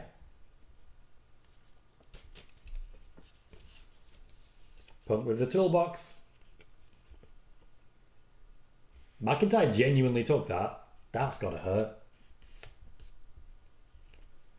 And now they're not showing McIntyre. They're focused very keenly on CM Punk. Yep, Drew McIntyre's now cut open. Oh no, he's done a bad job there. He's done a very bad job there.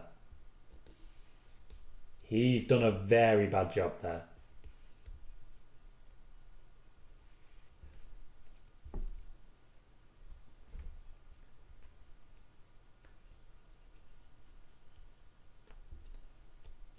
Punk trying toolbox double axe handles several times. Megan says, could have been done well with the premise in the build, but it fell apart from me. More frustrated with it now than anything else. Drew McIntyre somehow a bloody nipple.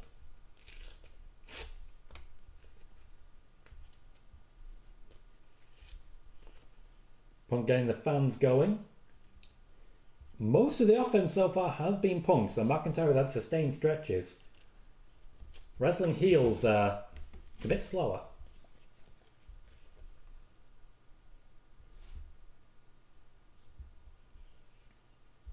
Awkward bulldog McIntyre, I don't think could really see where he was going.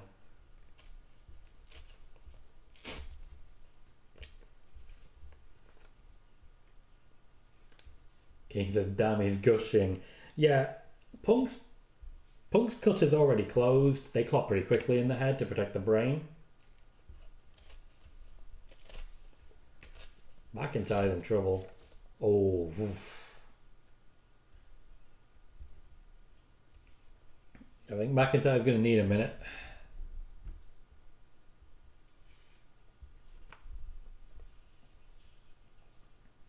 That's our first GTS, and that's a genuine knee to the face.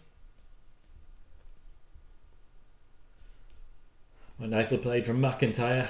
The ref reminding CM Punk he can only win in the ring.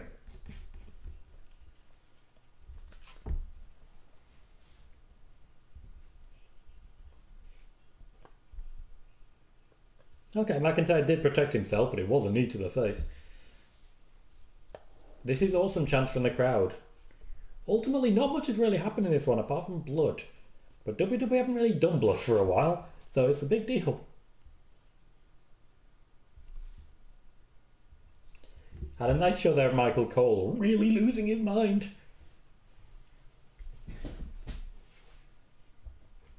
Punk gets McIntyre back in the ring. Claymore as expected, that's a McIntyre special.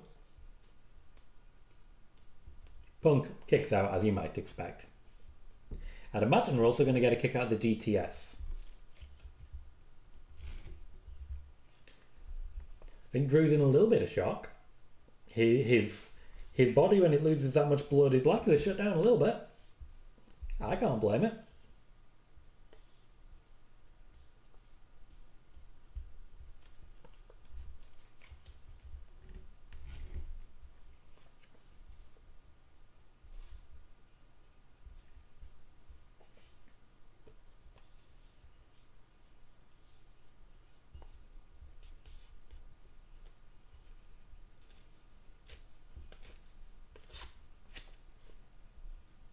Oh, Claymore dodged.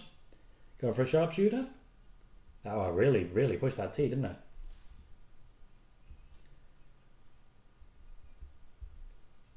He not really got it.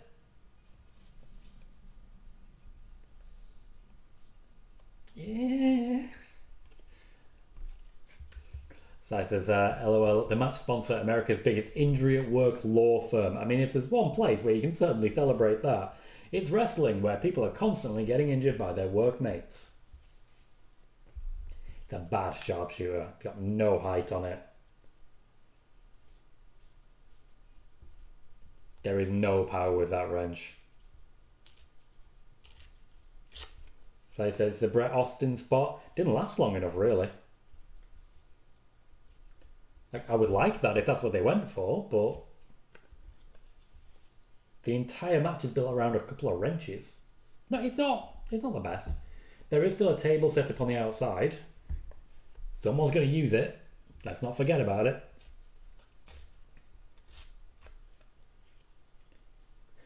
We are toweling Drew McIntyre's face, and the fans are booing it.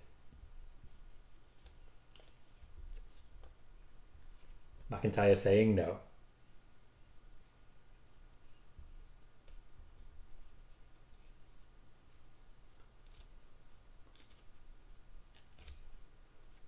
The blood doesn't seem to have stopped for McIntyre yet. You can see where the cut was for CM Punk. It's still a little bit shiny. Little jab.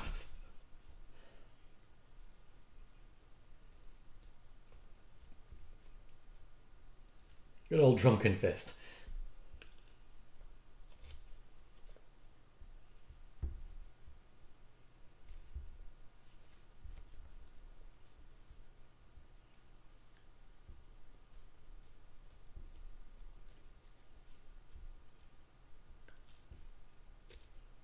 True side, well worth considering.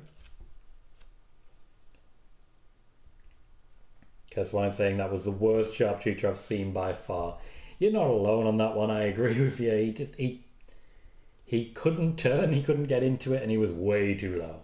There was no tension on that back, the legs weren't even up. But to be fair, he's bleeding rapidly from the face. At least that's the plan, isn't it?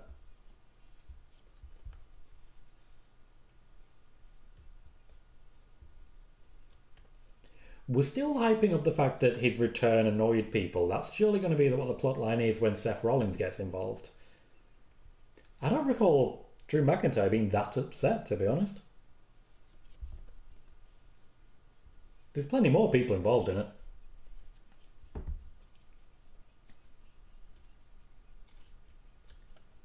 Another knee. He keeps going back to that well. Bit of a repetitive match, I've got to be honest. Like, I'm sure this is going to get incredible plaudits, as did Cody Rhodes versus Seth Rollins. I didn't love that one either. Oh, that's impressive. Through the table? Through the table. Did we forget about the table? That was good. I enjoyed that. The deadlift element was impressive. Of course, McIntyre took most of that. He had to. The only way to keep Punk safe was to just keep him away from the table as much as possible. So it was McIntyre who really went through and broke it. Kind of butt first as well.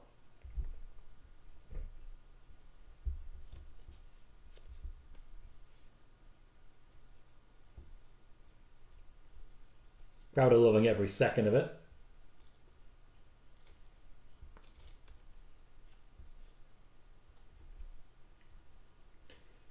I mean, how can you have a show called Bad Blood and not have this much blood? I don't think any of the other matches will be allowed to have blood at all. Might as well enjoy it.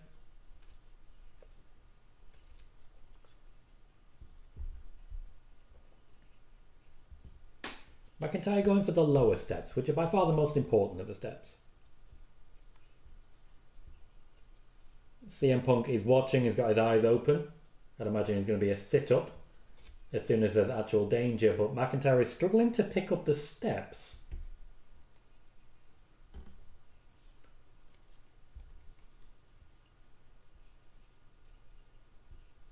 I don't know if you spotted that. CM Punk just Gave a little code that he's ready.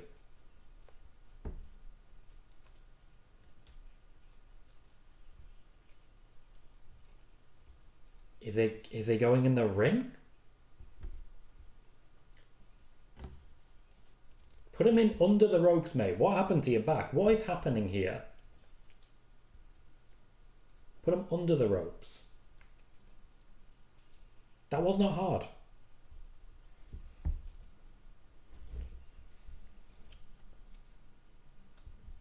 I genuinely don't even think that's a sell. I think he's actually hurt his back. Table's hurt.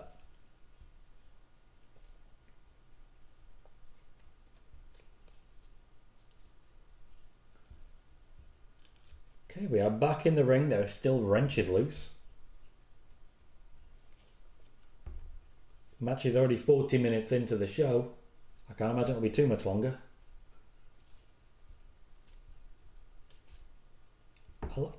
I like that. The sell from McIntyre wasn't just a fall. It was a fall and a badly bent wrist.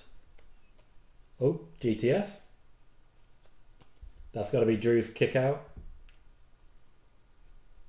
It is Drew's kick out. If you kick out of a Claymore, you're going to kick out of a GTS. You don't do one without the other.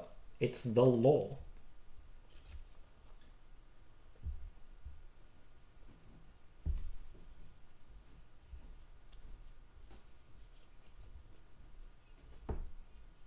In many ways back to default now.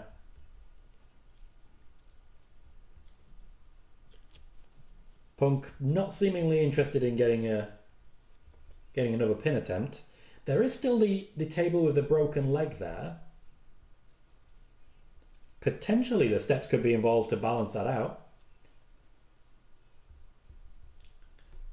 McIntyre is still going to hit what he was going for. That's going to hurt. That's going to hurt a lot.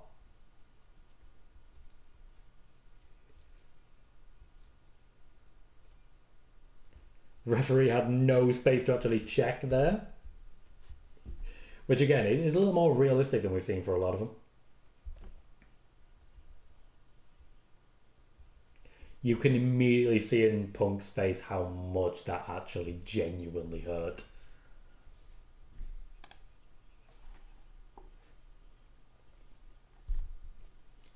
So they can't imagine what high spot they're building to, but I think they've used the cage once in the entire match. That's how Punk got cut open. I don't think anyone's climbing up, I tell you that. No value to it now, you've already had the carnage.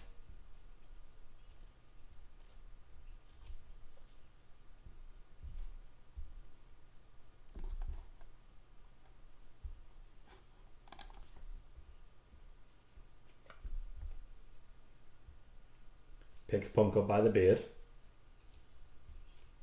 Fall away. I'm not sure what he was going for there, to be honest. Dom says this is going to be hard to top for the rest of the card. I agree. The matches that continue will be very different, I'm sure. But there'll still be blood on the canvas. Oh, I see a wrench. Referee keeping an eye on it.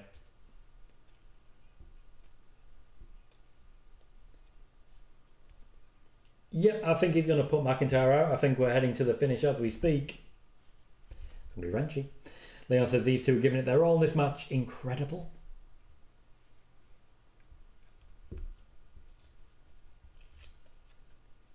Punk holding a wrench aloft.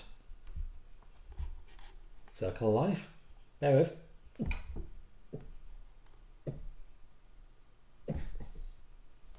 Oh, more blood again. I think McIntyre is rebladed. Like, you've only got so much blood, mate.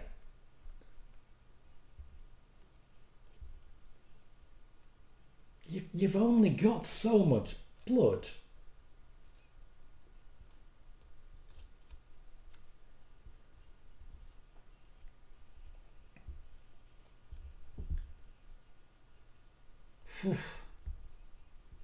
I mean, bad blood, innit? Can't really argue. It's literally in the title.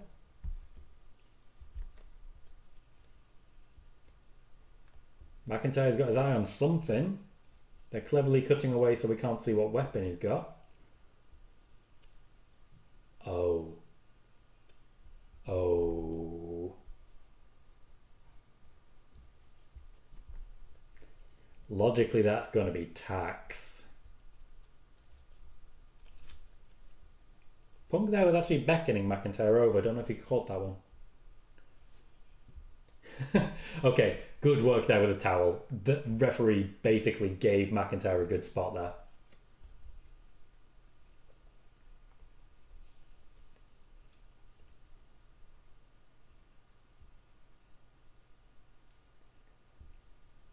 Okay, that's too real. Because I have a kid who makes those bracelets. And when you drop those beads, they are there for years. This is going to go wrong. Oh!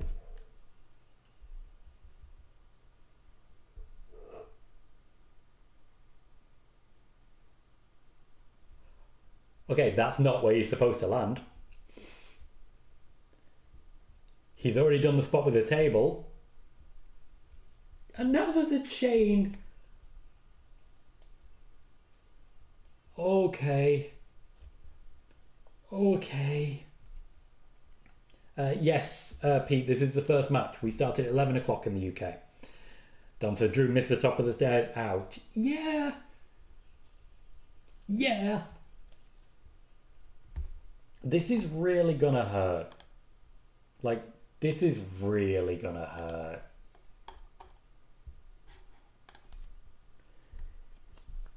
This is gonna be our finish. Megan says the second match is doomed. Kim just says, oh my. Leon says, ouch. Bayley says, is this match going to absolutely drain the crowd for the second match? Yep. I do the Triple H announcement next. Kim says, the kidney is gone. Damn. 2, 3. McIntyre with his eyes closed. That will be that. No shenanigans necessary. Hell in a Cell is a lawn to itself. CM Punk defeats Drew McIntyre. And they're going to need some time to fix that ring. They're going to be picking beads up for days. Let me tell you. Days.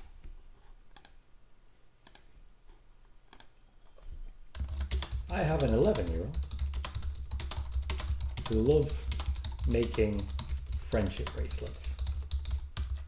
And is clumsy because of the 11-year-old business. Those beads are going to be bouncing around that floor for decades.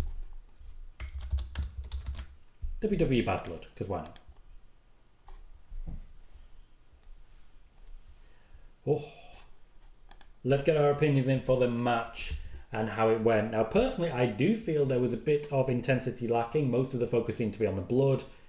The friendship bracelet was mostly ignored, apart from all of the beads by the end. Drew McIntyre was insane. He put everything into this. Everything into it.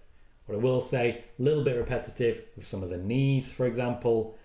I'm giving it an 8. I don't think anything else is going to top it. I really don't. But I definitely think there was room for improvement. I liked some of the nuance, particularly with the towel. I enjoyed that. But I do think looking back, what people will remember is not the big spots. They'll remember, oh, there was a lot of blood, wasn't there? Sally says, 8 out of 10. Don't think I'm as high on this as most. Good match, but the cage was a waste. They really didn't use it all that much. It could have been a no DQ match. Let me know your opinions and what you think the match rated as well. Keem says, and Drew goes on vacation. Damn, that's what I'm expecting. Yes. Dom says 10. That's how you finish a feud. Great work by CM Punk and Drew. Just went to another level in this feud. Bayley says 8 out of 10. Went too long. And Sai says they're going to need a long break to relay the canvas, collect those beads because they're a legit slipping hazard. They're also very breakable and they become very sharp. Juan gives it a 7.5. Leon gives it a 9. Let's talk about Drew McIntyre taking a break then. Get a picture of Drew McIntyre, as per. You know how this works by now. Pop onto the old Google machine. Get an unlicensed picture of Drew McIntyre. Most WWE pictures, for example, are intentionally unlicensed so that they can be used for exactly this reason. Find that picture. I've got a couple of Drew McIntyre in my list now. What's a good picture? Not the one of him with a cup of tea. That one with the bracelet. Drew McIntyre can now take a nice long rest until WWE Royal Rumble 2025.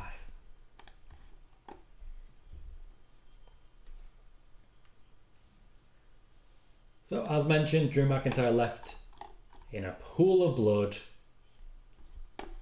on the floor. CM Punk ideally needs a stretcher now.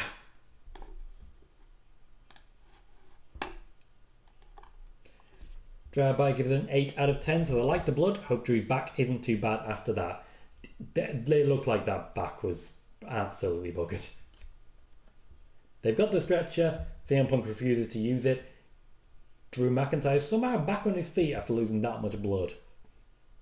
Leon gives the match a 9. Keen says the cage is still intact. Main event in the cell? No. And H-Car says, hi Tom and chat. Welcome H-Car, good to see you mate. Doing good so far for views and for likes. 43 likes, only 2 off 45, good numbers. And for views, we've had 963 already, which means we're about to hit 1,000. Always good for these shows. Oxygen for CM Punk. He genuinely looks so relieved. Oh, you were right, Si. You were so right. McIntyre is not okay. He is not okay.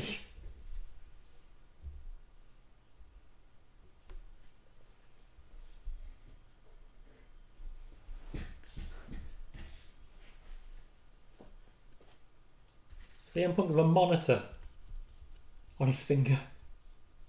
Oh, thank you, HK, appreciate it. 456 Casino gives the match a 9 out of 10 and says hello to everyone. Welcome, 456. Punk celebrates at the top of the ramp. Staggers a little bit. Man sells it.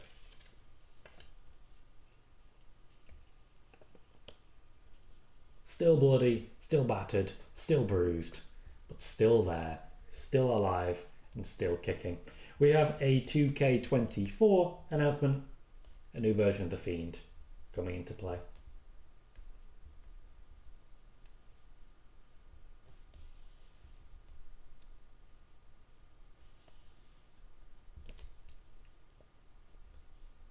Beware the man in the woods, there was a whole story planned around that.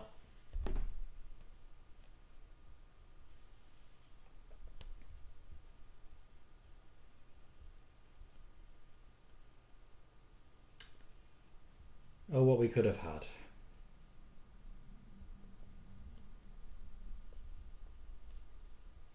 What we could have had.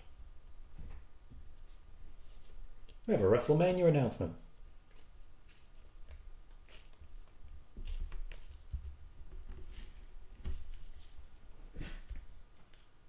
Of course, I've already had the XL WrestleMania, so what do you call this one?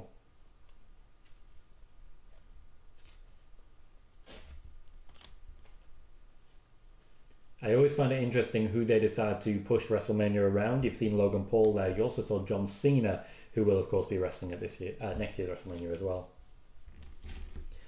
But of course, who they actually focus on by the end of it is Triple H. Bayley said the cleanup is about to begin. The next match is starting, what, 15 minutes? Probably, yes. They are going to take their time.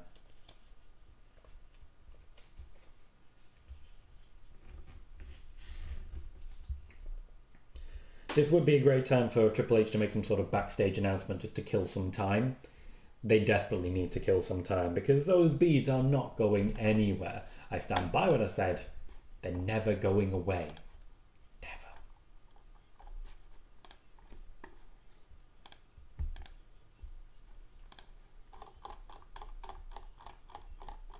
Oh.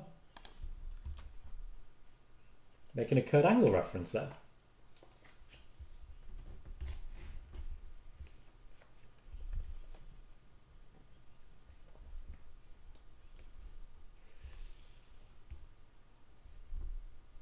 Okay, so we're about to have a break, and then it's Nia Jax versus Bayley in... I've got to say, they are doomed. They are doomed. There is nothing they can do with that. Nothing. They can't even put up a fight. You cannot compete with that. Thomas says, hi Tom, watching from the start now, hope it'll be a good show. Great start so far, Thomas. Won't spoil anything, but zip back and I think you'll enjoy it. Megan says it's a death slot for sure. Yeah. Ain't no one given the chance to come out of this one looking good. Keem says cashing could save, not the match.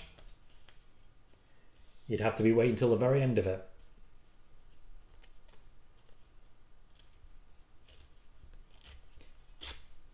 It's nice to see a little reminder of the fact that Nia Jax was genuinely overwhelmed with emotion upon winning that championship.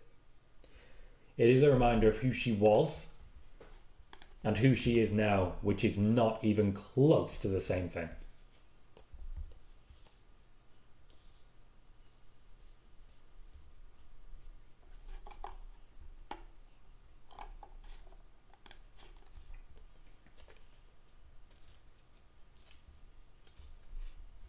I do feel like we're about to see quite a lot of Naomi in a promo segment that's actually not going to involve her in any way, shape or form for the actual match. It's going to be kind of awkward.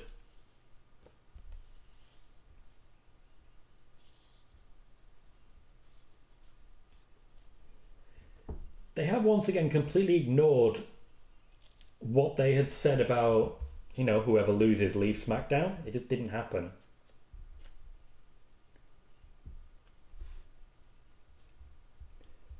So says they won't try to compete with that. This is the match with lowest expectations, but they might try the cash in. Logically, they should be teasing the cash in pretty much immediately.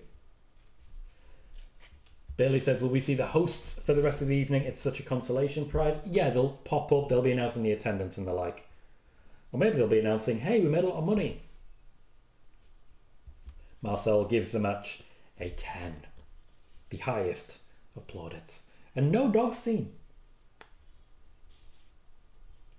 This could also potentially be a great moment for a Naomi heel turn.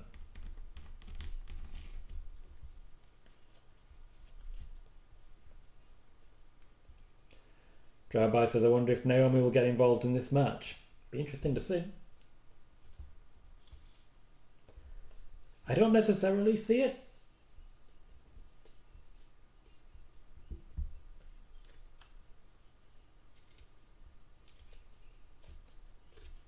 I don't think it's necessary, but it would make Naomi a lot more interesting right now.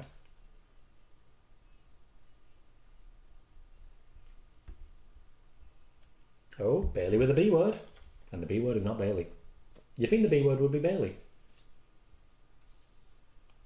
Maybe the B word is briefcase. Because the briefcase is still very much involved here. Bayley says, maybe not in this match, but it's coming. They need to do something to keep Naomi interesting because, unfortunately, they've sort of exhausted all of her options already. Also depends when Charlotte Flair returns, of course.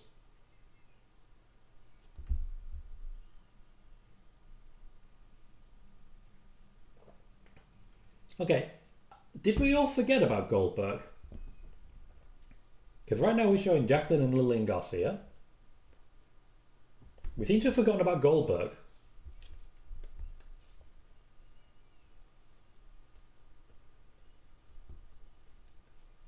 Bit of Booker T as well.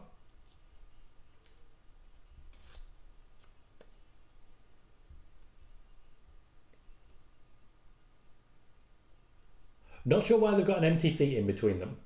Just Jacqueline just moved down a little bit.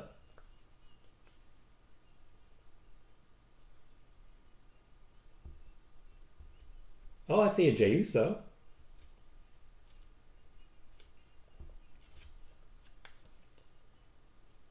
I do want... Oh, I think they did. They drafted the media into this, didn't they?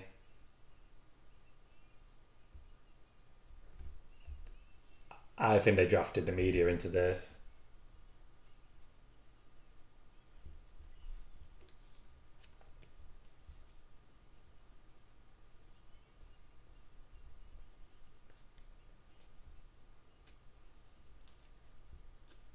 It's just magnificently awkward watching people trying at the back to act like they're partying, because they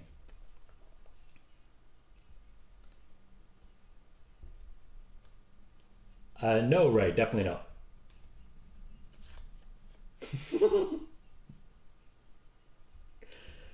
Nice moment there. Oh, there's X-Pac. I don't know where it was. Nice moment there, I felt. Bianca Belair still not fully forgiving of Bayley. Naomi, suspicious. Naomi turning on Bianca Belair could be an opportunity.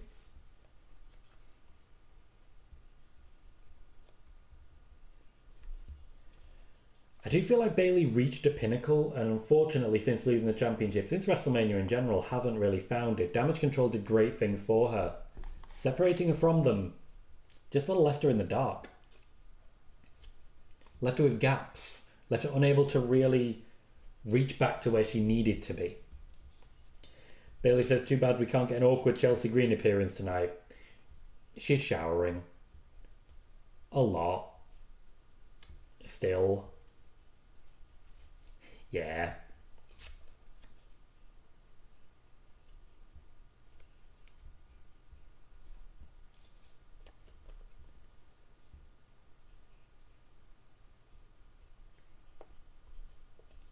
We need a new storyline for Bayley. Just something that people can get their teeth stuck into. A reason to root for her again.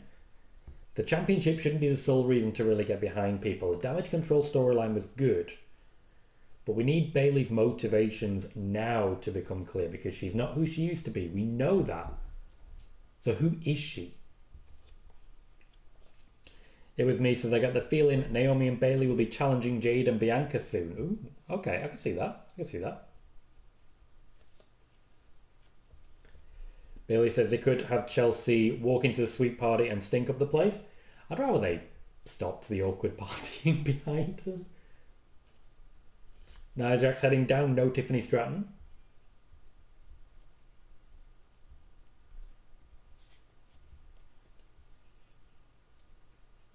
Much better music than the original one when she was a heel. It's like, I'm not like most girls. Oh, we have a Nia Jax hater in the room. Sorry, no, we have a Triple H hater in the room. Have to get it right. Have to get it right.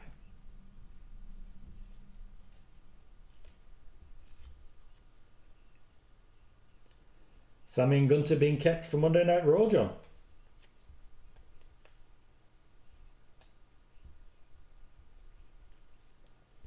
Also, it was a surprise to me too. They could just have 6 matches. They could easily just have 6 matches.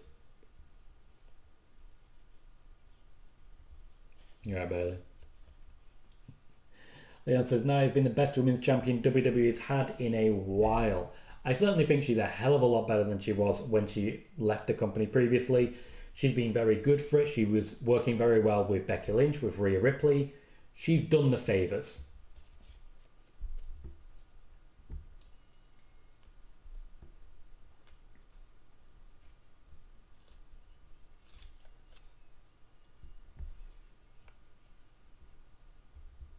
Samantha Irvin giving the full beans for the introduction.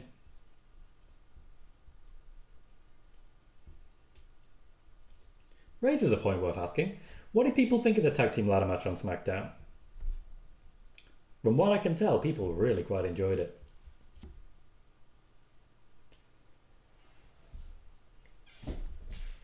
Good heat behind Bayley, not great heat. Worth asking though, how much of that is exhaustion after the previous match?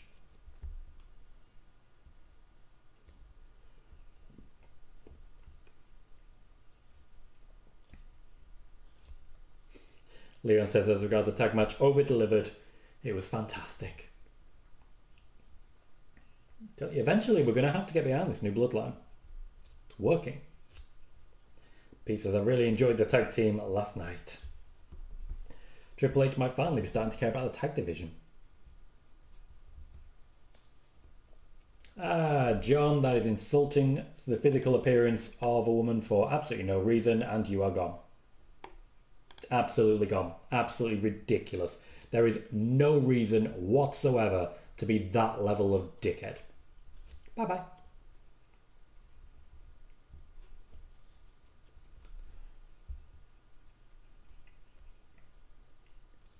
Not sure why we had the slaps there. That seems a bit childish.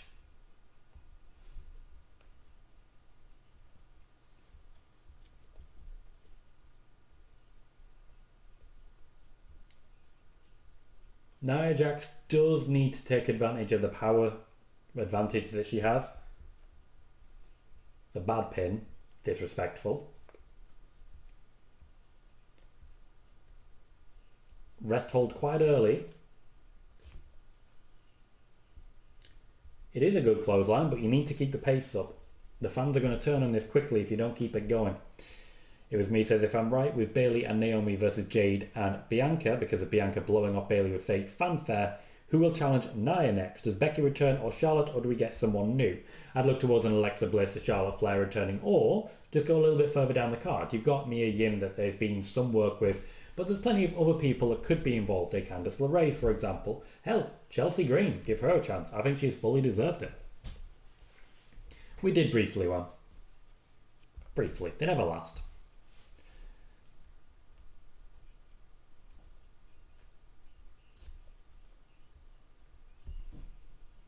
It almost feels like Bayley's building towards a hot tag, but there's no one to tag to.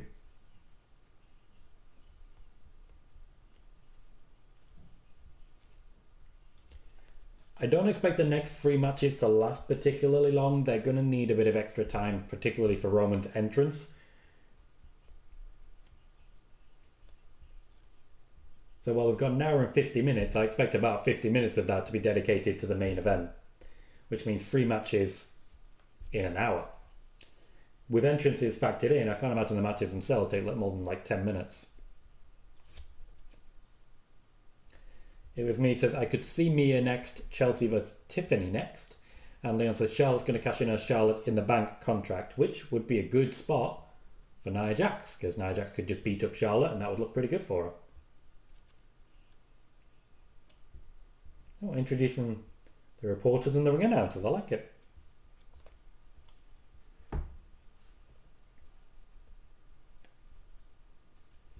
A lot of hate being aimed at Nia Jax, as you might expect, being the heel in this one. A Mets-like thrashing. That's what we're saying now, is it? Michael Cole hitting the most modern of references. Not really a camel clutch. Logically, Bayley's going to do a lift. That's going to be big for this one.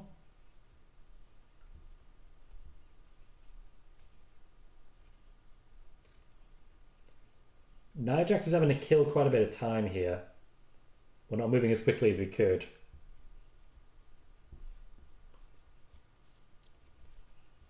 Good leg drop. We're back in play.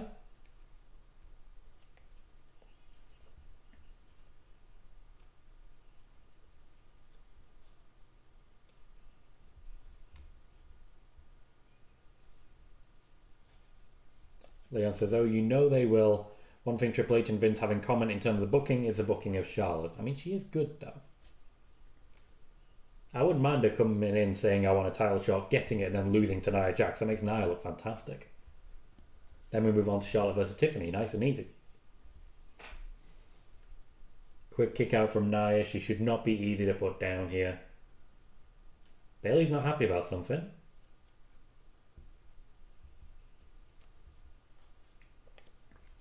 Feel like something went wrong with the match there, and Bayley's trying to correct it. She's calling the shots.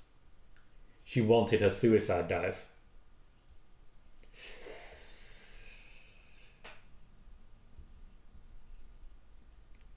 I feel like Bayley got caught on the ropes there. They're trying to play it off like Nia Jax blocked it, but that's not what happened. That was a botch. Went through the bottom 2 ropes, seemed to have got herself caught, and her momentum stopped. It was me, says Tom. Any word on Mandy Rose being in talks to return? Nothing that I can formally report. Only what I've already mentioned, that Triple H did not want to let Mandy Rose go, and there is interest in a return from both sides. It would like to be a return to NXT at this point.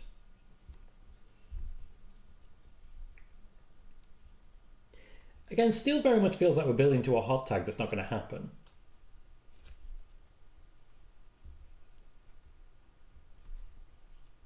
Bayley going to do the powerbomb spot again. Going for the knees.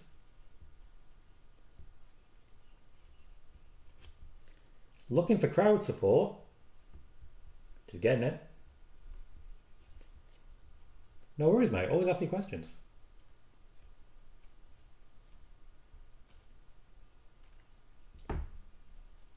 Wait, what happened? If that was supposed to be a Hurricane Rana, Bayley reacted way too slow.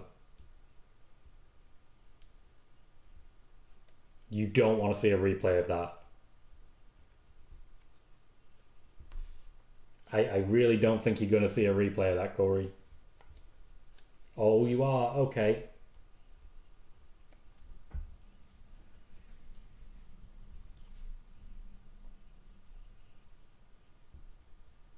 Yeah, Leon, not the first one either. And unfortunately, so far, the botches have come from Bayley.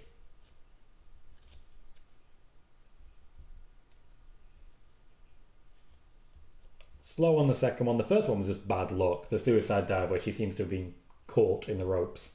Just bad luck.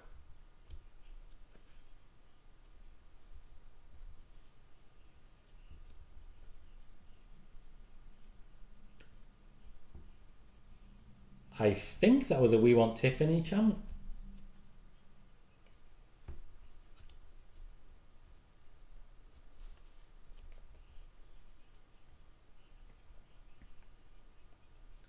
Bayley is slowly chopping Nia down.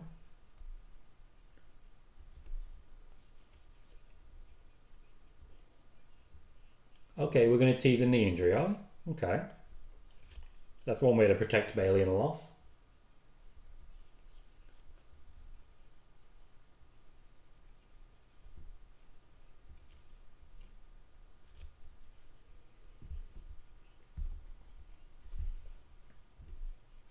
Bayley climbing up for the elbow drop. Jax moving a little bit further away to receive, and does. There's going to be a big kick out. Yep. When the hands go underneath when you're being covered, Yokozuna style. Yokozuna won a rumble like that, didn't he? Just literally threw Macho Man over the top rope. Which is ironic given it was Macho Man elbow. Can only imagine they planned it like that. Going into the steps. Nia does that all the time. That needs to end. Nia Jax constantly does that. Running into the steps, running into the post. Oh, I'm big, so I have to basically beat myself. It's not good.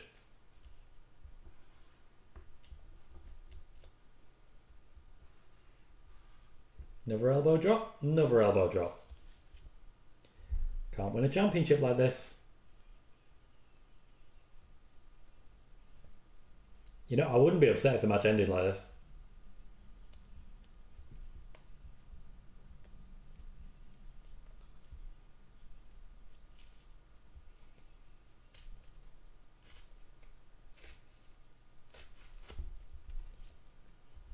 Too late. Too late. Not often you hear a winner's purse referenced.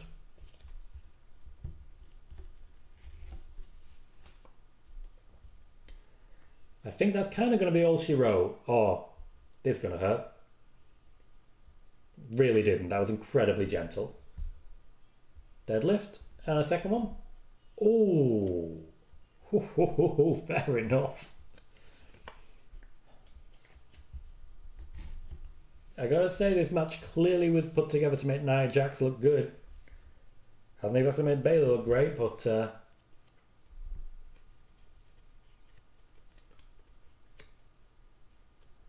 if there's going to be shenanigans, we need them to be now.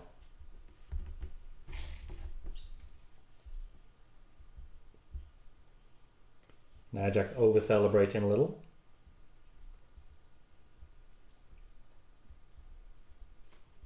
At this point, this should be an easy wrap-up, but she's not taking it.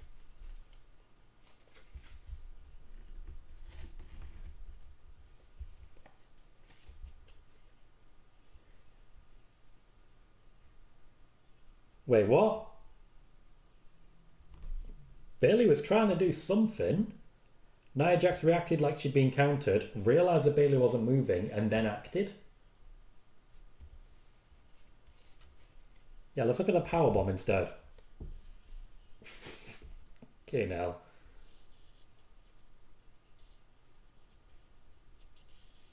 See, Nia sells, then realises Bayley's down and does something else.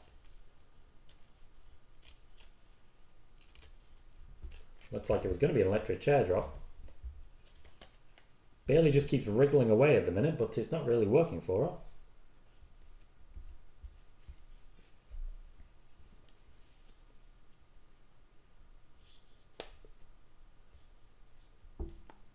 Nia Jax is turned in the ring, suggesting an elbow drop's coming. Bayley goes for a pin. Oh, okay. That meant to be a ref bump, because that did not happen as it was supposed to. Oh, you're fighting over the top of the ref. Okay. That was actually quite an inventive ref bump. Like, that was quite an inventive ref bump. God knows it needed it. Oh, slow motion. Stunner. Some poor communication there. Visible pin. Pete, Nia isn't the one botching. Don't be throwing stuff like that out there. Nia isn't the one botching.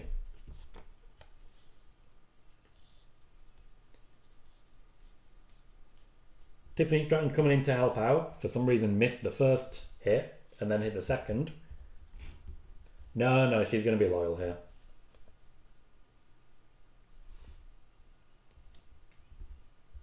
We're not at cash-in level yet. This is a... She'll be loyal. Nia Jax will see the briefcase and get wound up. Undertaker rise. You can see a replay afterwards. Why you gotta be like this?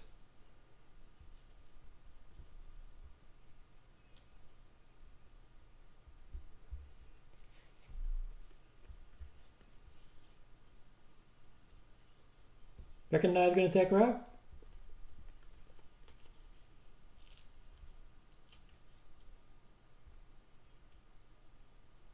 Oh, that was a slow kick out. I liked that.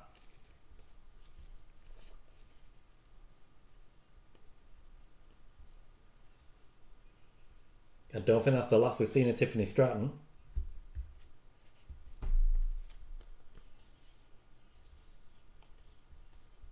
It's not.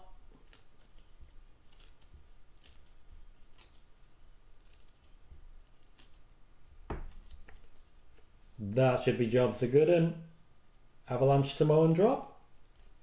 Avalanche Samoan drop. Oh, always looks good. And then I'd imagine Annihilation.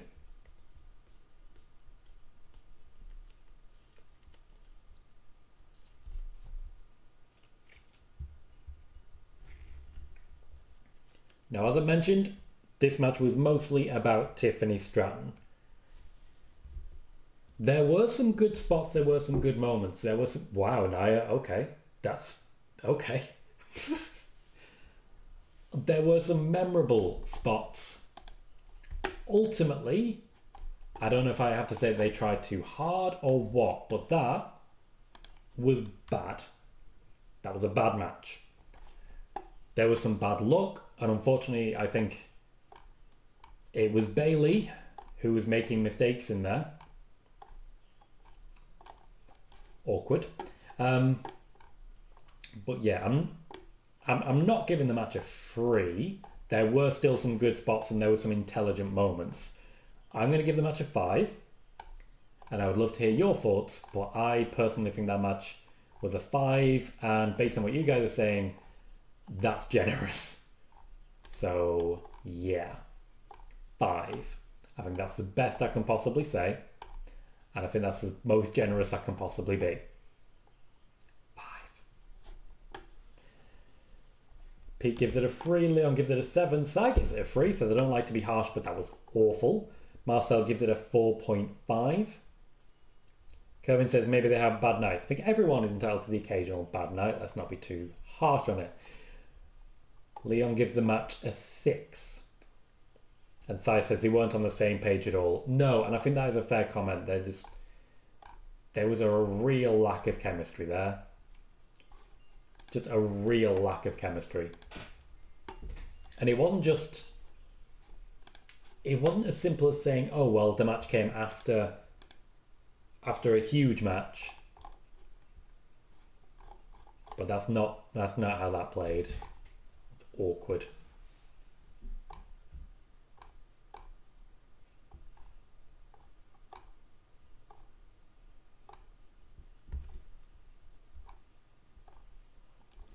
Okay, so we've got Cardi B, I believe.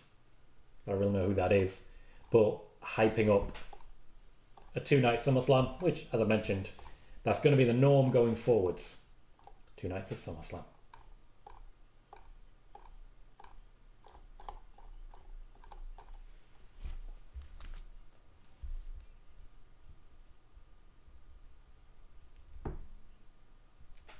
I'm assuming that was also to Cardi B's song. Again, Keem, it wasn't Nia who was making the mistakes.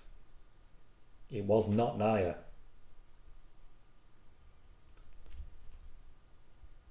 I know a lot of people are naturally predisposed to be angry at Nia Jax, but she was not making the mistakes there.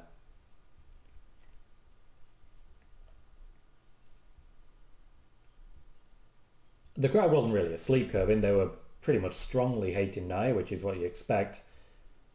Certainly one of the most powerful, though.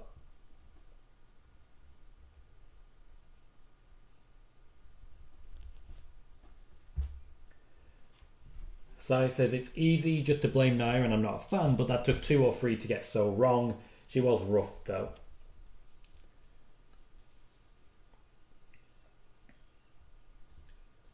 Bayley gives it a 5 out of 10, so I think these are 2 performers which work on different levels. Put another way, Nia is not easy to work with given her moveset. The Hurricane Runner was slow motion from Bayley. She should have reacted faster. The suicide dive, Bayley got stuck. Don't get me wrong, there was other mistakes made. The pop-up to the Samoan drop, she just put her in the wrong place, so that wasn't Bayley, but we cannot blame Nia for it. Something went real wrong. It was me, says Tom, do you think they do that with the Royal Rumble next? Yeah.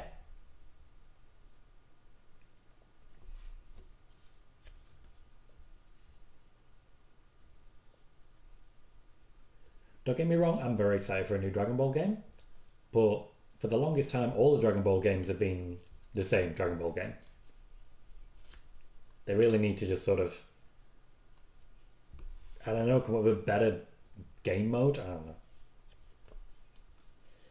Kevin says, botched and bad matches happen. It's not the end of the world. Agreed. With an hour and a half left, we've had 2 matches so far. Finn Bálor and Damian Priest coming up next. Finn Bálor versus Damian Priest. Now, is there a Rock backstage? That's a question.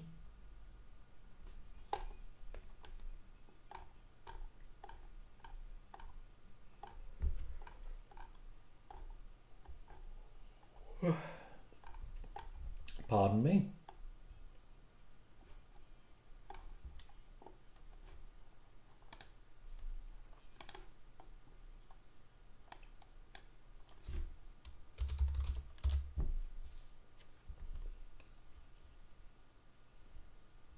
Bayley says Royal Rumble would work great for 2 nights, allows for more people on the card. That does seem to be the intention. That does seem to be what the plan is. A sort of men's night and a women's night, which I don't hate a concept of.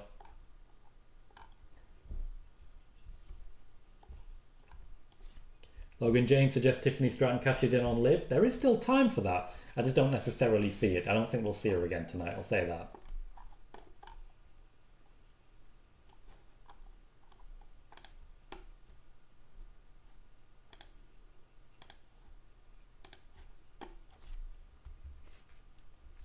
Leon says, do these ads in between each match make the money? Just curious. It makes Peacock money. I don't think it necessarily makes WWE that much.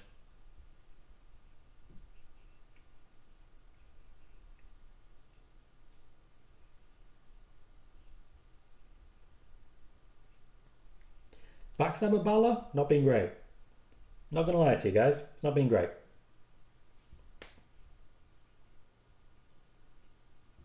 It hasn't been an elevation of the character. It hasn't added anything new. It's not really a new character.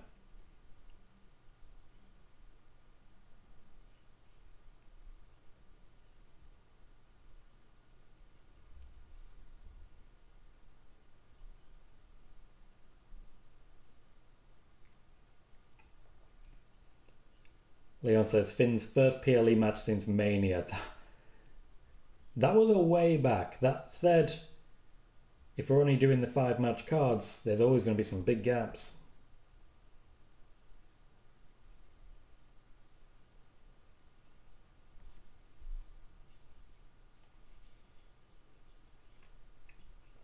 It was me, says Tom. What's going on with Corbin?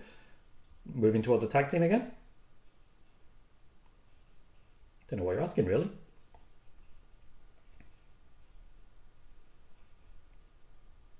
See, Logan is tired of the Liv-Rhea feud, and that's why he wants a cash-in from Tiffany Stratton. That makes sense. I get what you're saying. Trending currently on Twitter is talk of the historic announcement from Triple H. Interested to see what it actually is. See some suggestions.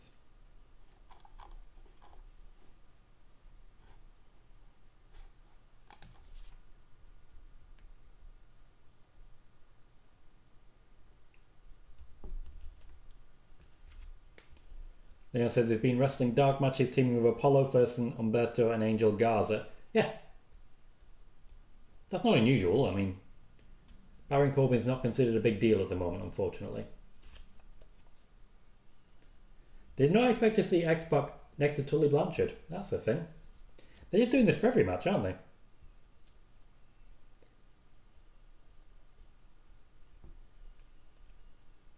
Very much feels like a Hall of Fame warm-up. X-Pac seems very squeezed in there.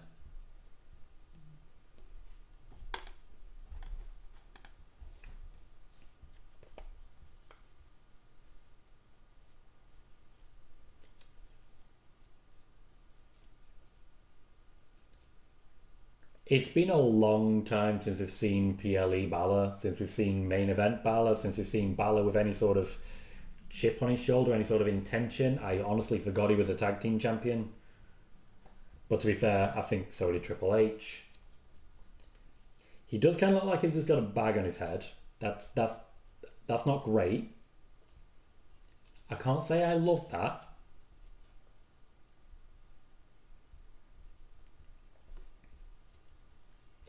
Oh, just a walk with Elias sign. That's pretty cool. Leon also forgot. Bayley says, how's this for a big announcement? Any chance of a WWE TNA branded event? They wouldn't announce it in this manner. I don't believe there's any intention to do that. It doesn't benefit WWE at all. Like, at all. The tail of the tape literally had the massive word betrayed, which is, you know, emotive.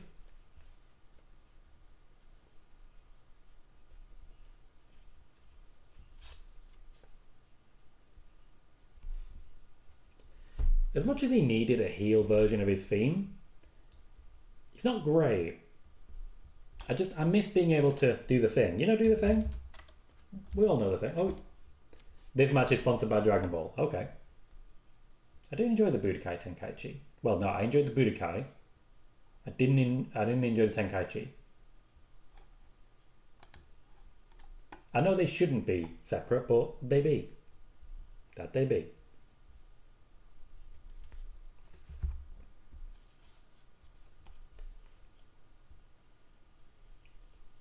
WWE need a big response to Damian Priest here. They're trying to develop him as one of the next big faces of the division. And while it's had good response so far, there's not much excitement for the match. Presentation helps though.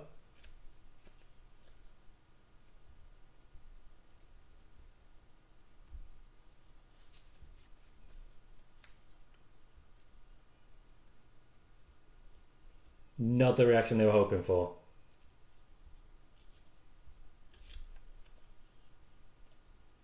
Certainly not what they've been seeing for Rhea, not what they've been seeing for Jay.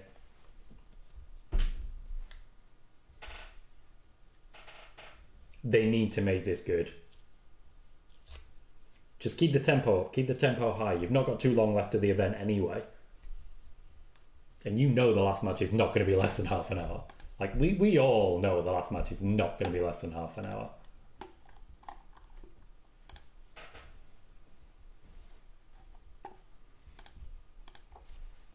Oh, more people at ringside. That's a look.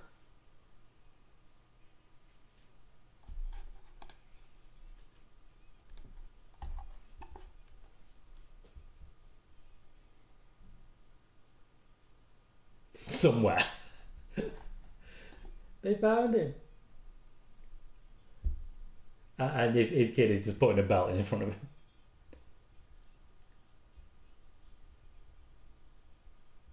Cody Graves?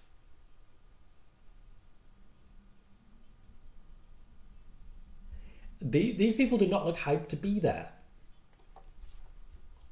They do not.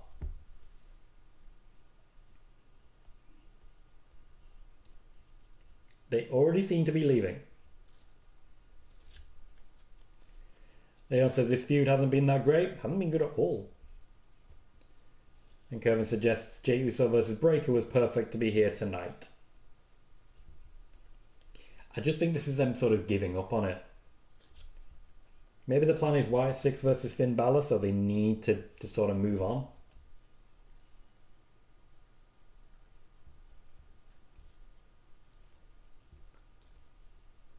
But hey, we're doing this while Broly's there.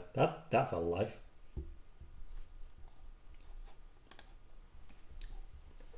Balor for a while was saying that he absolutely would not be fighting and he just constantly run away. And I'm in 2 months. You couldn't make it last. You couldn't run away for longer than this.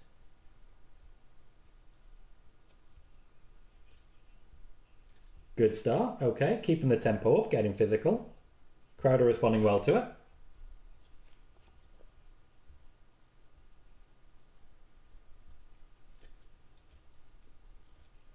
Leon says, I expect them to drag it out till Mania.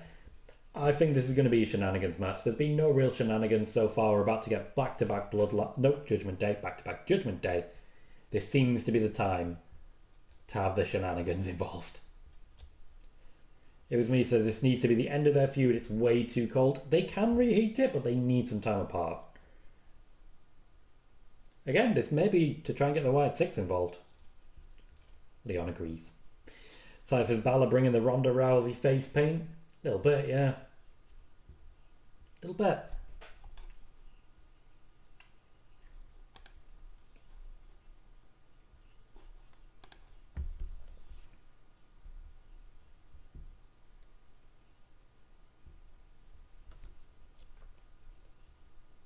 I don't know what a Kawada style kick is, but apparently it hurts.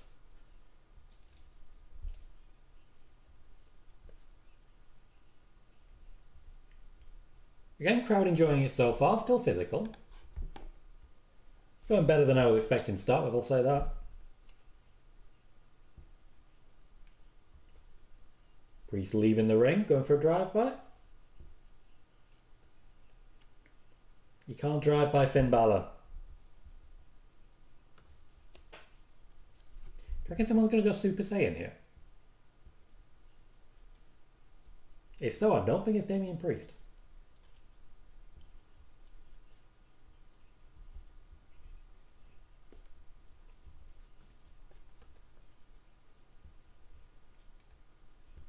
Kind of expected Balor to be going for a suicide dive there, keep the tempo up. It seems like he was trying to win for a count out.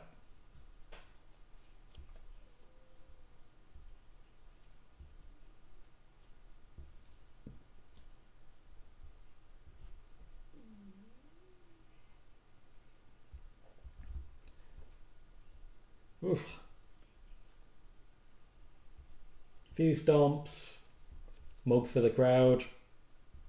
Trying to get the people invested. Again, good camera work. Didn't focus on Damian Priest getting up. He just got up and then Balor walked into him.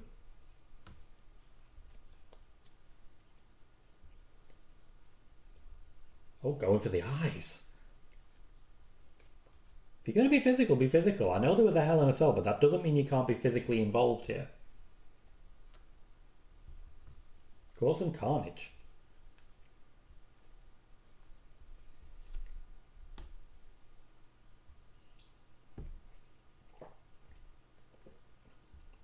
Finn Balor did indeed pick up things in Europe. I'm just disappointed that I wasn't one of them.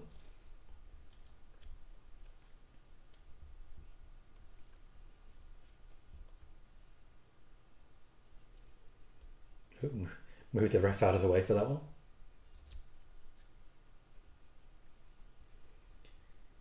Priest put on really good matches with some big opponents. He seems to struggle against the smaller guys though. Doesn't really deliver to the same degree. That was nice. That was nice. That was very nice. Okay, crowd pop for it. I pop for a little bit. Let's see what you got.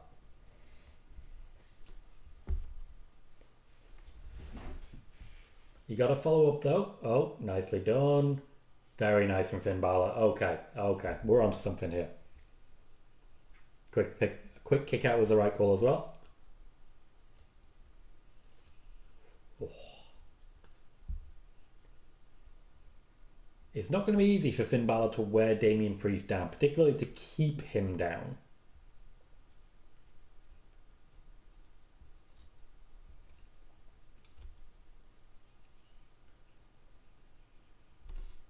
Now I imagine we're going to get quite a lot of back and forth here. Instead of being a sustained face and then a sustained heel, I do reckon we're going to have lots of little periods of Damian Priest fighting back.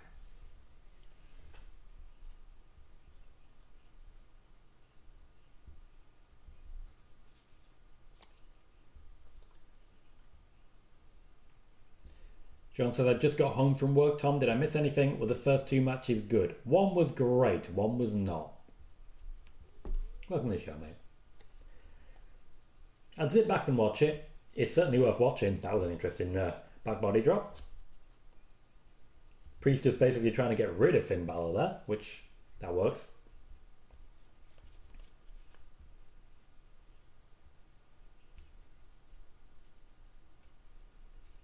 Looks like we're going to get another brief period of Damian Priest love. They are maintaining the tempo here. He's got the crowd working for him. The kicks are keeping things interesting. Crowd is showing up for Damian Priest right now.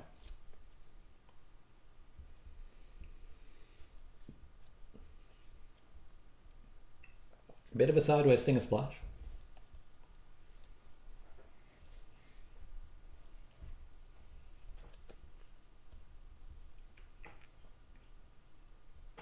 Oh, lovely. Balor takes a Falcon Arrow very well. Always did from Seth as well. Sean says, who do you see taking the tag belts off Finn and JD? Eventually Triple H, once he remembers them. Like in about 5 years, he'll just be like, hey, I had tag belts. Where'd they go? So I said, did Balor forget his boots? He does actually wrestle in shoes now. Just in trainers. Part of his disrespectful character. Also, it's becoming a thing. Used to be all about the boots. Roman kind of started it. He wrestled in sneakers and that's where we are now. Another sling blade, establishing that that's his counter-attack.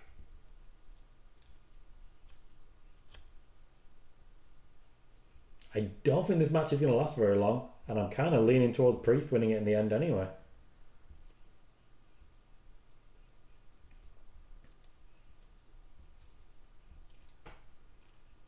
Doing good work here.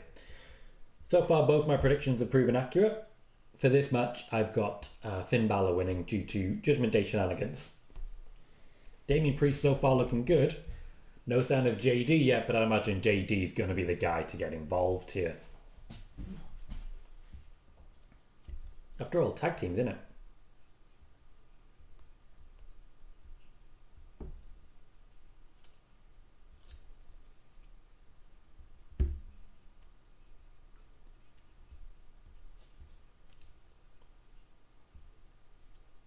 Damian Priest down to counter-attack a lot of what Finn Balor's working with.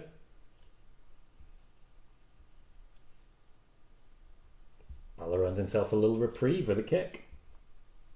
He needed it. He needed it.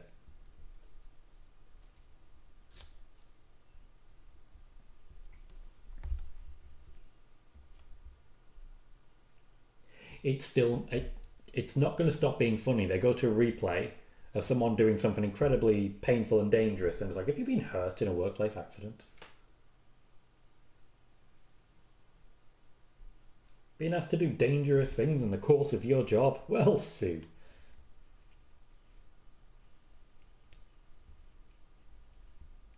Odd stomp from Finn, not really a thing he does.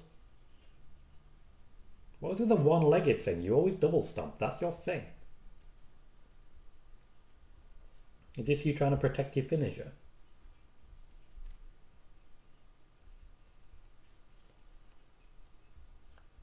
Again, quickly back and forth. Priest looking good with some of these big moves. Maintaining his momentum very well.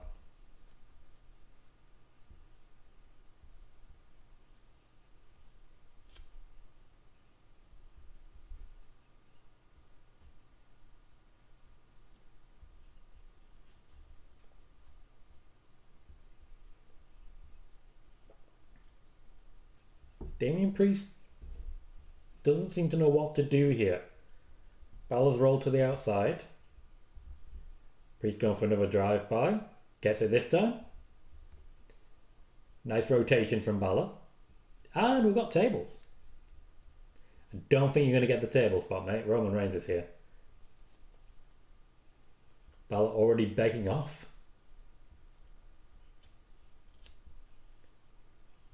Going for the ring apron instead. Yeah. Ooh, hardest part of the ring, don't you know? Leon says, do you think Damian Priest is who Triple H is the most high on apart from maybe Gunther? Nah, Cody, mate. Cody's still the number one guy for Triple H. Yeah, he's taking off the top. Bisexual Undertaker mode. This will be where JD's needed. Oh, we've got a response from the crowd there. Carlito. There's JD. That can't be it. Sean says match is sponsored by Dragon Ball Z game. Yes, it is. Hits the finish. Kind of expect Damian Priest to kick out of this. He does. Sean says, is Seth still a Triple H guy? Yeah, but to be fair, in many ways, Triple H is a Seth guy. Man's over. Over the course of this match, it's definitely the closest to me thinking that it's not quite the right prediction here. I'm sticking with it, as you might expect. I don't change predictions. But I do feel in more jeopardy here. Something's about to go wrong.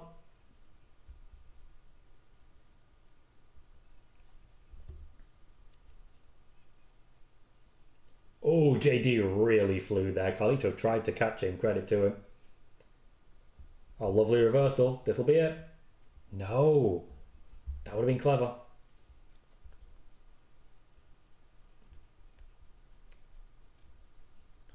Bálor essentially just escaping with it here. I don't think he's going to get it again. Oh. Nice. Okay. Going for it again. Never do things twice. He missed him. He actually missed him. You going to do it a third time? No, you're not. Oh, slow cover, but I reckon it's a cover enough. Yeah, Damian Priest picks up the win.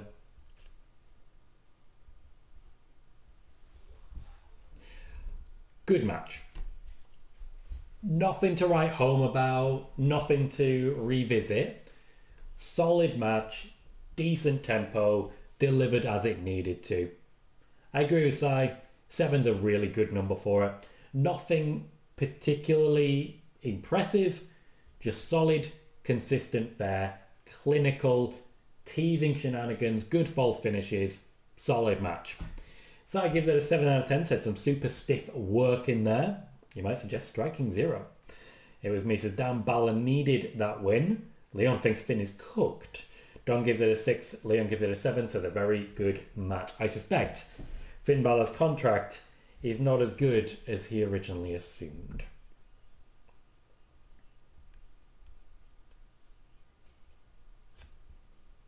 Good camera work as well, which I think is deserving of some praise. I definitely feel like that was the end of the feud. I'd be leaning towards Wyatt 6 and Finn Balor at some point soon. Bayley says 6 out of 10. This is getting tired between these factions. Balor is one of the Balor is one of the great what ifs. He is. He could have been one of the top guys by now, working in the same role as a Cody Rhodes. But simply not there. It's a good win for Damian Priest, but he needs something to move on to. I can't see him immediately being thrown against Gunter again, but what else does he do? Who is there for him to move on to?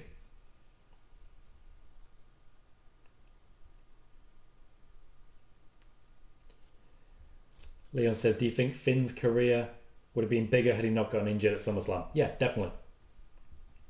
He was going to be feuding with Kevin Owens after that, going all the way to WrestleMania.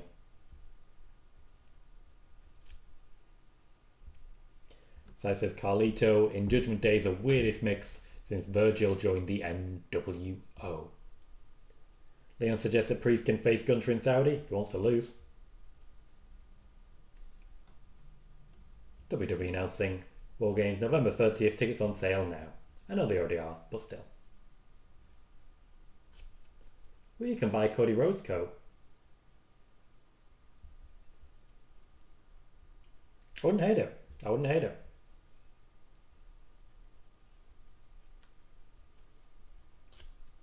We're focusing on Triple H again.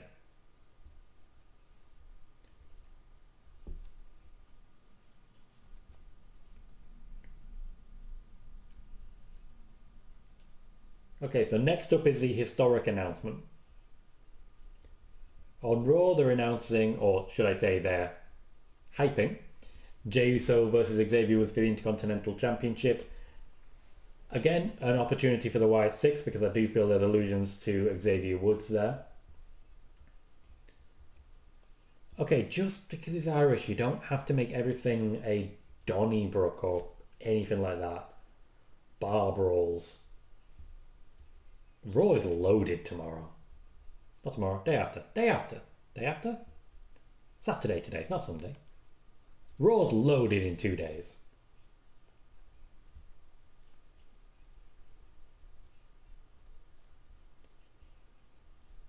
John says maybe Damian moves into Jey next. I wouldn't say so. Jey's a face. It would really hurt Damian Priest's momentum if he threw him up against a face like Jey Uso, who's simply more popular.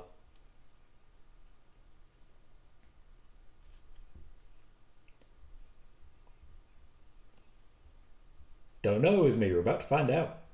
Leon says, I'm going to guess he's going to say, are you ready? No, I said, are you ready? Might be. Sean says, do you think Sammy going to a main event Raw? Yeah, World Heavyweight Championship, isn't it? The belts, they matter.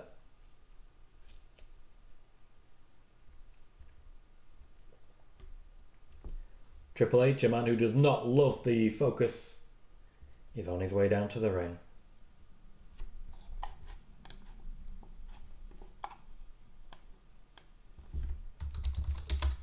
To the clear adulation of the crowd.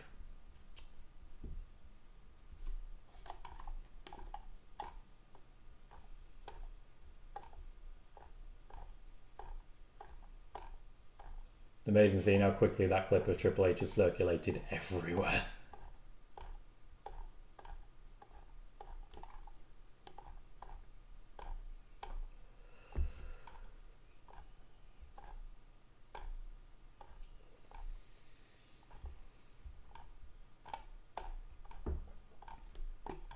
This better be good.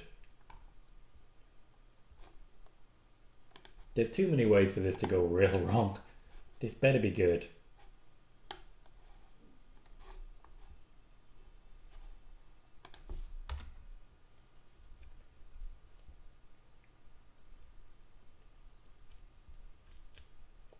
It was me says, where's the shark cage? Has not been brought down yet. Leon suggesting a mid-card women's title. Be an interesting place to announce it. Looks like a new title though. With Crown Jewel underneath. Interesting.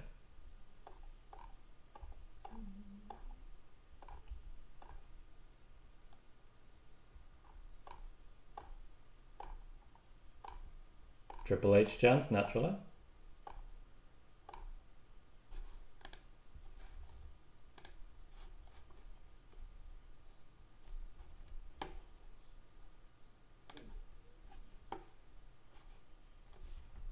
Sai says rightly, it's Saudi related by the look of it. I'd imagine it'll be competed for there. I mean, there is a Saudi Arabian Championship. Braun Strowman has it.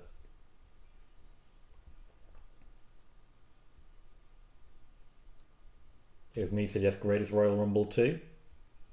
Keem also suggesting Women's Mid-Card title. Another attendance.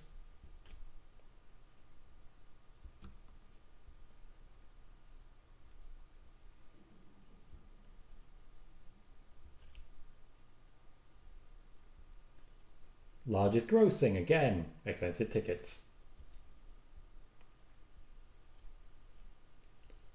Largest gate again.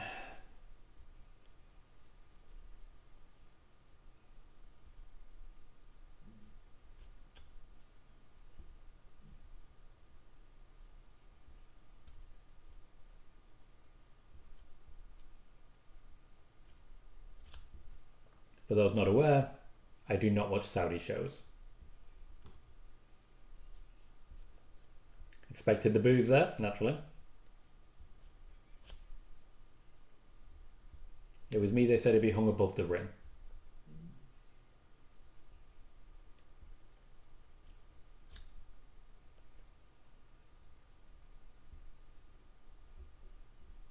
An annual event, so tournament?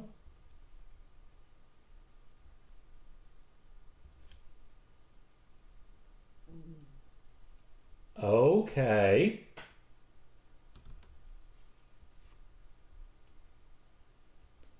So we've got Liv Morgan versus Nia Jax. Gunter versus Cody.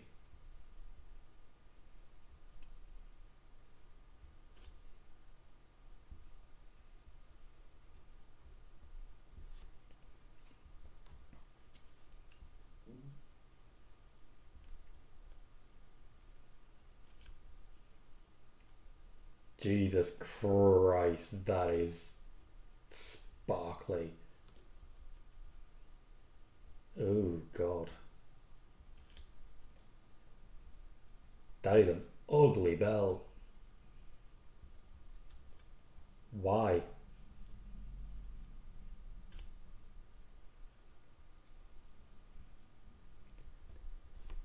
Ooh, okay. Fair, Megan, fair. Cody Rhodes versus Gunther in Saudi Arabia. Cody did promise we would find out more about his crown jewel opponent at Bad Blood. Because he's not wrong.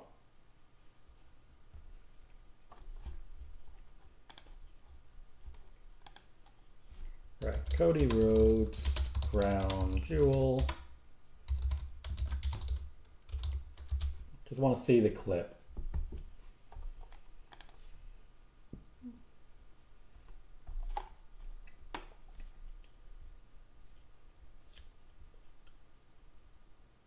Ah, no, he's set them right there.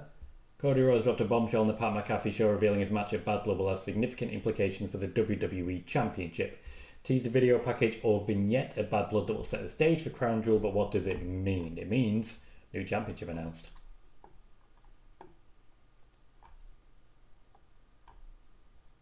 Well.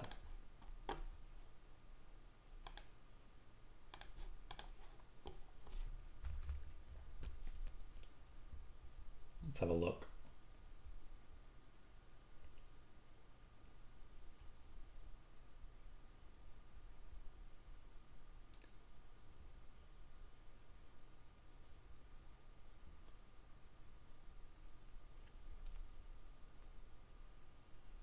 I don't know who's going to win that match.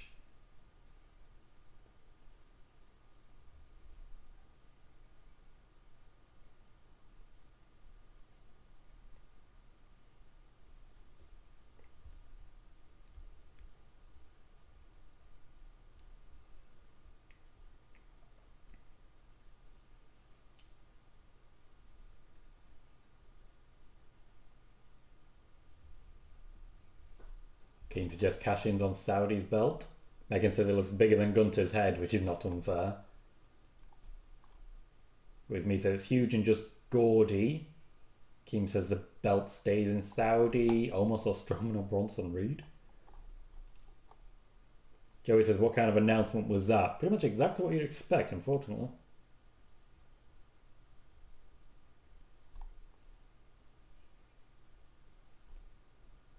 Bayley says the physical transformation of Gunther from early era Volta is striking. Kevin just says Triple H, that was lame. Joey saying what a garbage announcement. Not happy people. Oh, that's why Goldberg's there. Not happy about that. Keen suggests Sammy versus Cody. Sean says, I'm surprised they aren't having the mid-card champions fight give us Jay versus LA Knight. They want to keep them strong.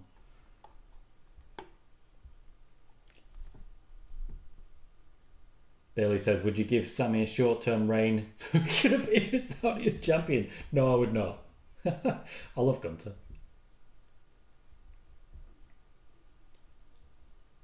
So Survivor Series is probably going to be Gunther versus Goldberg.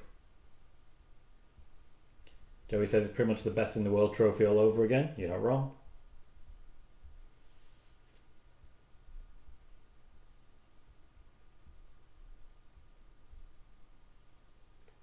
Goldberg chants. What are we listening to here? What is the world coming to?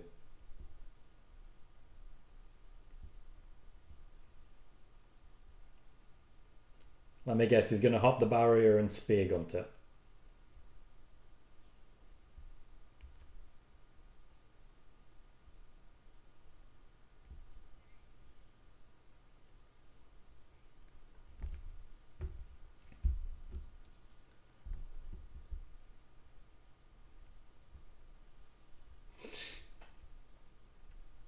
It was me loving it.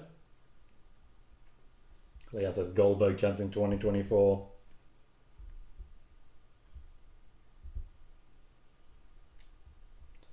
Oh, we're going to hop that barricade.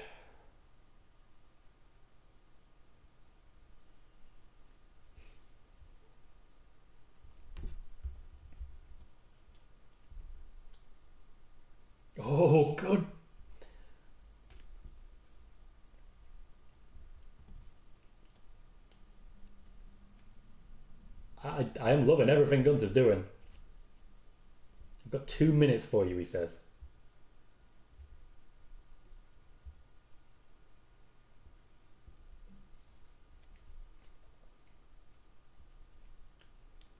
So I says, this isn't leading to nothing, is it? Nope, this is definitely leading to a match between the two of them.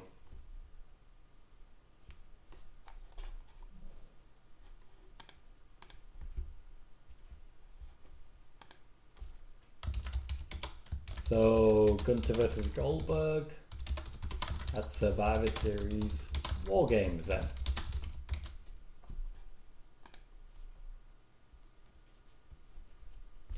They're using Bad Blood to hype up Raw. That's where we are now. They're using Bad Blood to hype up Raw.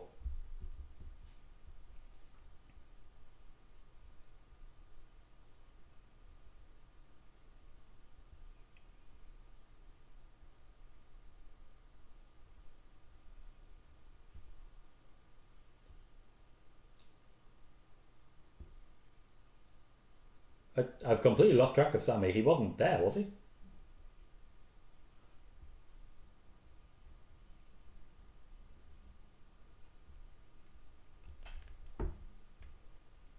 Kevin says, wait. I remember Braun Strowman won the championship in the Saudi Arabia show. Yes, he did. Keem says Gunter could lose Monday. He's not going to. Joey, I don't necessarily believe there was Triple H lifting Goldberg's arm. Never thought I'd see that day. I don't believe there is any intention of mid-card women's championships. I've not seen anyone credible report it. Big Goldberg chance. Well, I can only assume then Goldberg has signed a new deal with the WWE. Probably for very little money.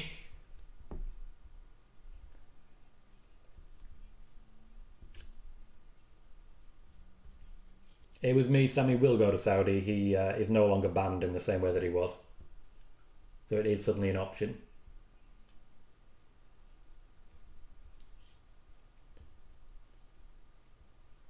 Goldberg making friends, for some reason. Less than an hour left, and we did that. We did that.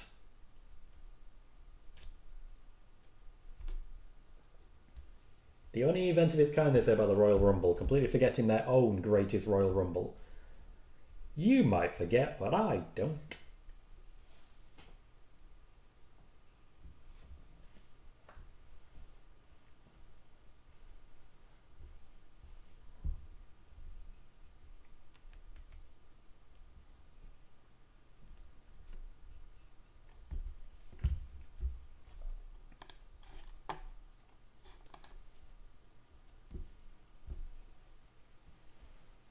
So I wasn't expecting that. I don't think anyone particularly was. Nobody announced a Goldberg involvement. Nobody even announced that he was there.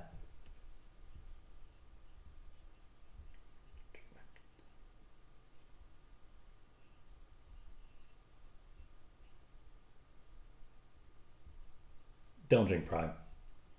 Just don't do it.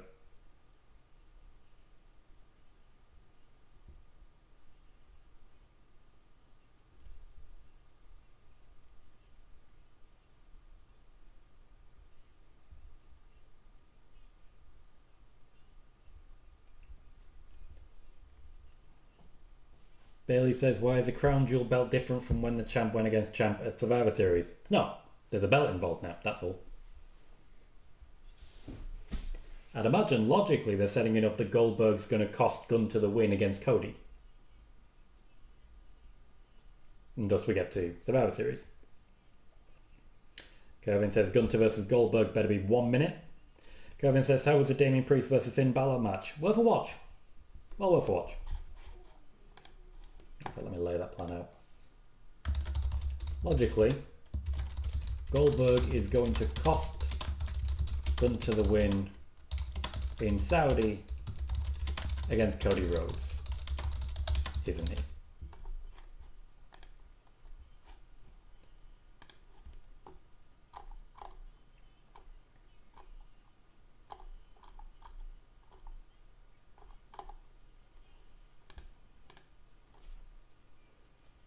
It was me, says I tried 2 flavours of Prime and both tasted like crushed up Smarties candy. Not good. Fair enough. Logically, I would imagine this match is going to have some time cut. They have about 50 minutes, and in that they've got to have a whole other tag match and Roman Reigns' entrance. If The Rock's here, Jesus Christ, that's going to take time.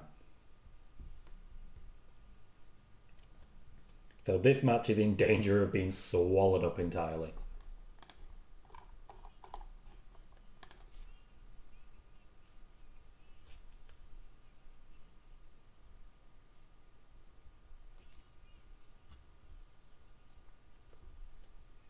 Joey says we didn't need that segment, that was a waste of time. And Kevin says the real main event is still the first match. I mean, I'd give it time.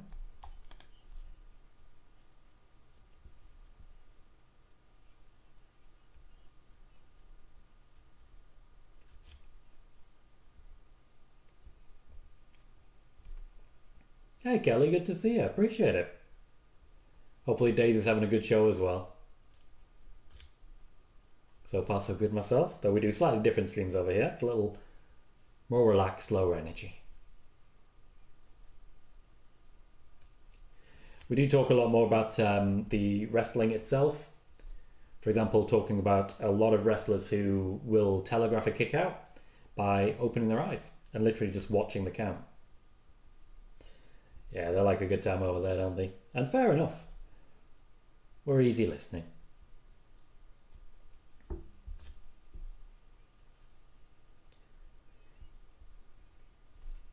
Again, I am worried that we're going to lose time here because you've also got to have the entrances and Dominik Mysterio going into a shark cage. It's starting to feel like there might be an overrun here. In fact, in many ways, I feel like Triple H might be intentionally ensuring that there's an overrun here. Kelly says, what did you think about the bell? Ugly. Very sparkly, very unnecessary. I do feel like Goldberg's going to cost Gunter the match against Cody in Saudi. And then we have our matchup for Survivor Series. We'll see where CM Punk can get involved because there was, of course, a rumour. I can't remember the original source of it. Oh, hey, it's DDP. There was, of course, a rumour that Survivor Series would be CM Punk. Is that Mickey James? It is indeed Mickey James. The rumour, of course, was CM Punk versus Gunter would be the match for Survivor Series. But hey, there'd be a Goldberg.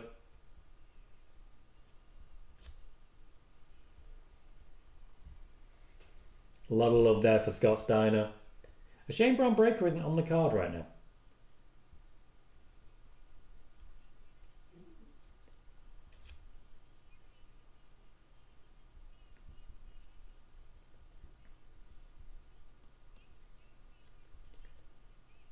I remember that we had hosts. Do you remember that? It does feel like Kathy Kelly's the host, doesn't it? Wiggly says, hi Tom, you good? Just watching Bad Blood with friends. Thought I'd drop by to say hi. Appreciate it, Wiggly. Hope you're having a great night. Cindy, thank you kindly for subscribing on the YouTube side. We do live spoiler warning shows at 10 PM UK time, 5 PM Eastern time on Mondays and Fridays. Those new shows might indeed be worth it. Chelsea Green. We talked about this earlier. And I said she was still showering. It clearly has not worked. Joey says, did the Saudis give WWE a huge paycheck for that ugly belt? They give them huge paychecks for pretty much everything else.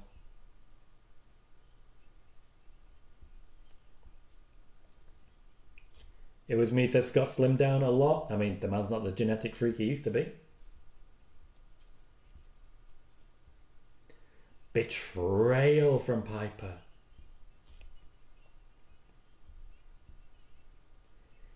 Okay, I know you keep talking about this party being great, but have you seen the background?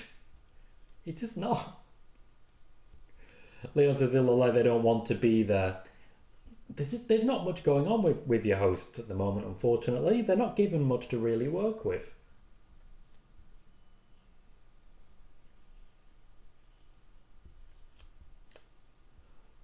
Oh god, this is going to be a really weird entrance, isn't it?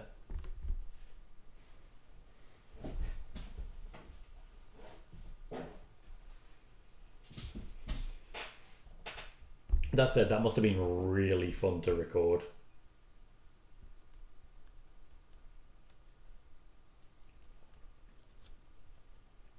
They're having a very good time. Pete says Chelsea is comedy gold. Wiggly says glad to see so many legends back, and Goldberg too. I'm a huge fan of. Yep, I mean, you've always wanted him back, mate. Kelly loves Chelsea too.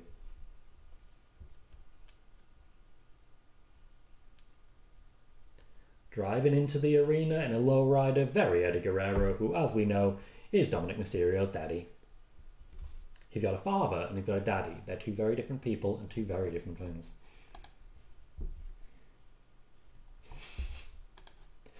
I just can't take a world seriously in which this exists.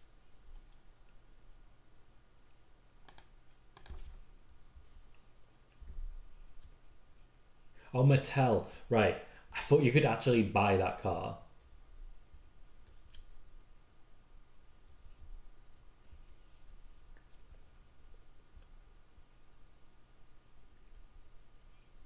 I just can't do it. Can't do it. Oh, are you going to say who's in the shark cage?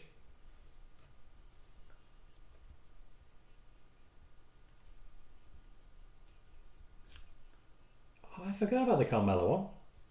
Fair enough. As it says, timing of tag team match. Well, it needs to be happening soon. Bear with me 1 second.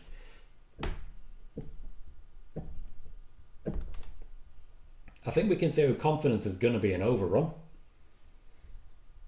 And we've got 45 minutes left, and that's probably just enough for Roman's entrance. It was indeed Sean. I forgot about that one entirely. I thought it was a Jericho one.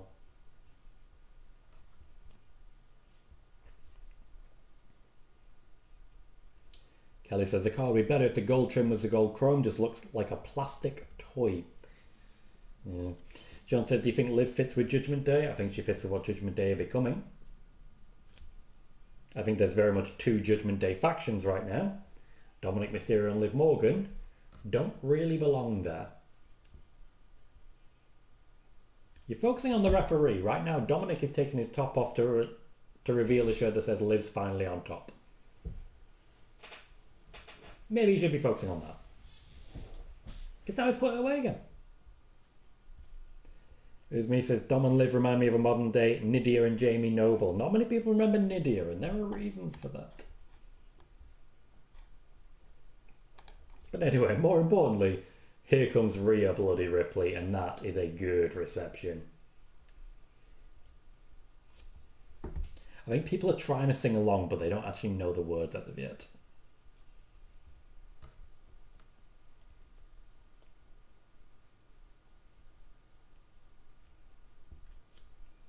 She's not 100%.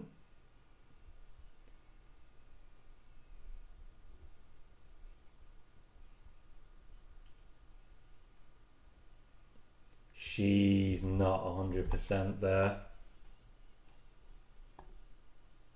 I'm wondering if she still suffers a little bit with the nerves before matches. I certainly couldn't blame her if that was the case. And I still get nervous before I go live on here, and it's not exactly in front of thousands upon thousands of people, is it? While taking someone's health and well-being into your own hands. It's a very different circumstance. She has a tougher job.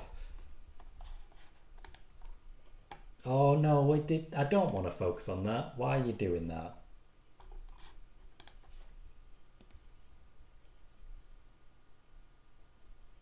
Why would you use it to do anything? Why? The toilet roll is not something I want to be focused on. Just don't want it. Just don't want it.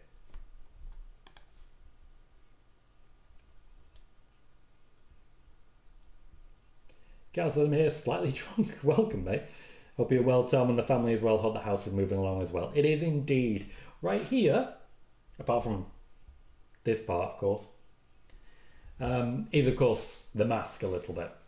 In fact, there's quite a lot you can see coming through, isn't there?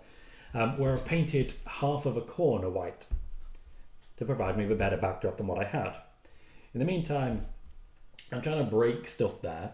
I need to break stuff over there so I can move everything from here to there, but I still need to paint that bit as well if I'm going to do that. This part's all going to come down because all of the wall I've been breaking, that's painted on top of.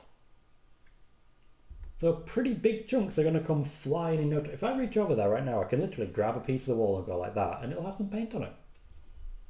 I'm not going to. I'm not going to do that. But progress is progress, and progress is good.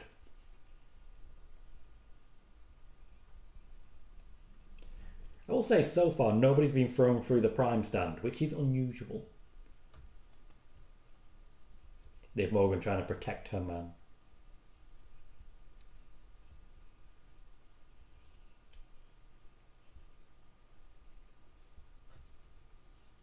Time to get in the cage.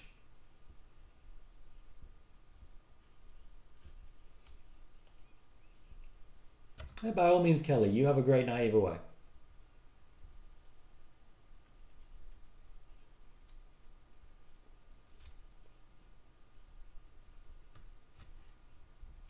So the intention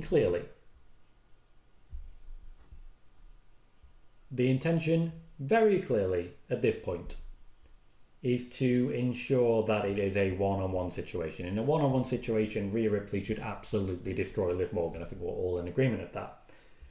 This cannot be a one-on-one. If this is a one-on-one, then Rhea Ripley wins the championship back and Liv Morgan is completely sunk. This cannot be a one-on-one. But who else can get involved? Raquel Rodriguez is the obvious choice here, but let's not forget there are plenty of other people who could well be a part of Judgment Day.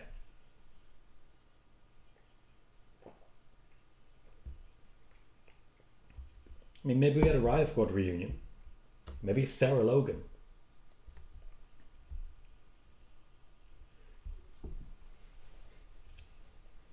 It's not going to be. We know it's not going to be, but you know, just throwing that out there.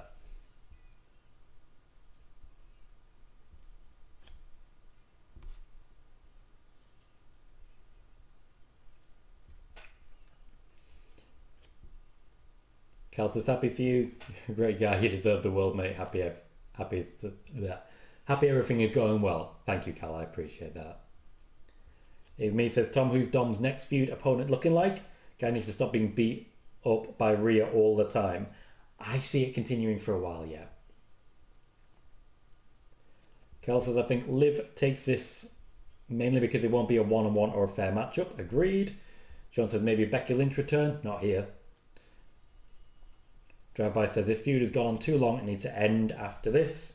And Sean says, I know it won't happen. That was as regards Becky Lynch, but it could also be mentioned towards the feud being gone after this.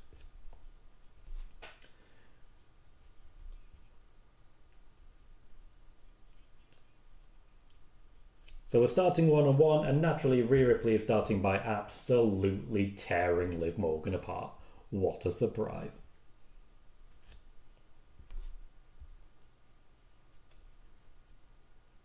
Nice deadlift. Fall away slam. She's just enjoying herself.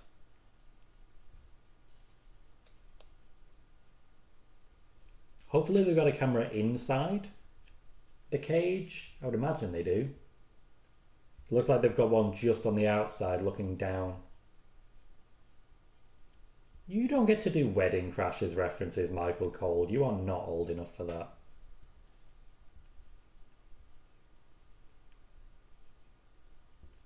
Interesting. Good use of the hair. Oh, nice. One thing Liv Morgan has massively improved is economy of motion. She's always doing something now. Always. And that just means she maintains momentum. Carl says, Tom, will the Wyatt Six feud with Karrion Kross next? There's a lot of hints towards a different fighter. I don't think Karrion Kross is the one. I would potentially lean towards Xavier Woods, maybe even a Finn Balor. But I don't necessarily think Karrion Kross is the one. Lovely slide through by Rhea.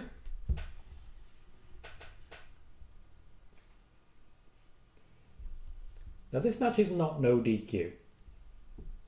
Disqualifications can still happen, so if there's going to be more people, They need to find a way to make it work within the format of the match. Maybe it's not just one person. Maybe it's Raquel Rodriguez and also where Carmella returns. There's lots of different possibilities.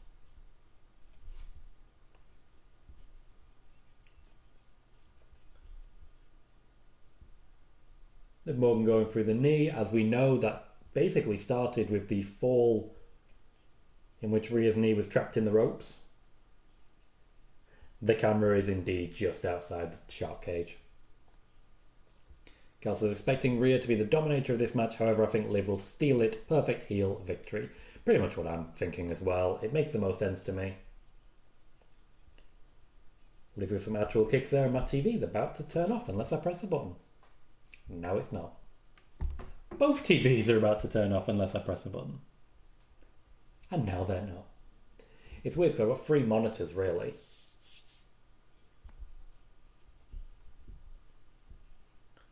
Dom, you suck, Chan. Tell them how you really feel. Nice takedown. Into a submission hold. Okay. Single leg grab. Rhea's definitely not going to tap, but that was a nice bit of manoeuvring from Liv Morgan. Showing a slight expansion to her repertoire. Can't really keep hold of her though. Excuse me, says Tom, do you think they would swerve Raquel and bring in Nikita Lyons instead? They haven't really said Raquel would be involved, so they can't swerve something they haven't suggested. Nikita Lyons, I think, would be a shock.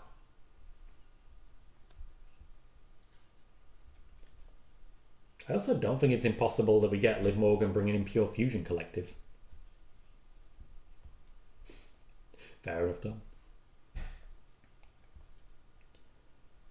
Cal says, I want them to drag this feud, make it look like the world is against Rhea. So when she does win, it means so much more. Daniel says, how do you see this one going, Tom? I personally do think we're likely to see someone like Raquel step in. I don't think Liv wins clean. I do think there are other people and some sort of shenanigan here. But I definitely don't see Rhea Ripley leaving with the championship. Oh, she got wrist control. Liv Morgan keeping her eyes on the count there. Nice camera work, going straight from that to the shark cage. Dominik Mysterio looking enjoyably nervous.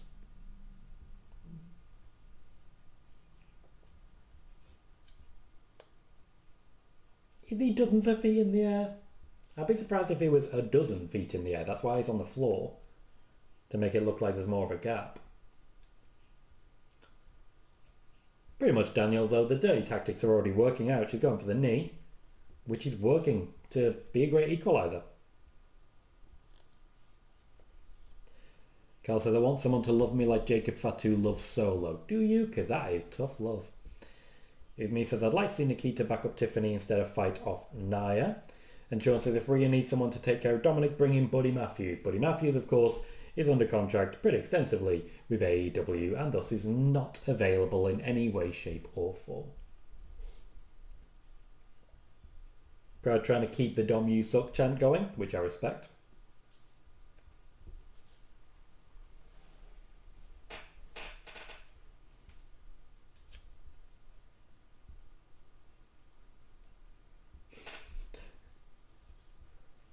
Just enjoying Dominik Mysterio holding his ears shut to try and avoid the chant. Liv Morgan really holding her own here.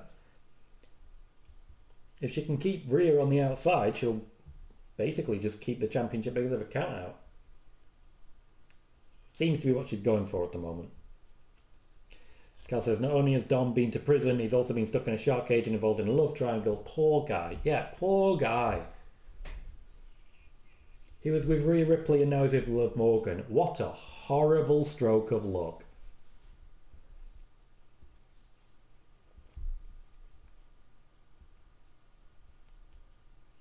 She just broke the count and I just don't understand that. Bit of a comeback for Rhea. No, good response there from Liv. Some good counters. Honestly, with the amount of matches these two have had together, it is about time that Liv learned about her opponent. Nicely done once again. Liv's very much staying in this. True, Cal.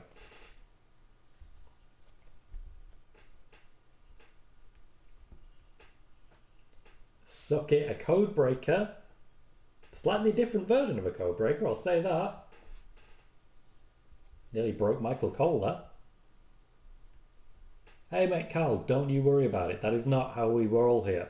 If you're there, great to see you. If you're not there, hope you're good, hope you're well. Clearly you were not. We're here if you need us, mate, okay? Never feel guilty for not being here. Tune in when you can and when you want to. Rhea teasing a comeback.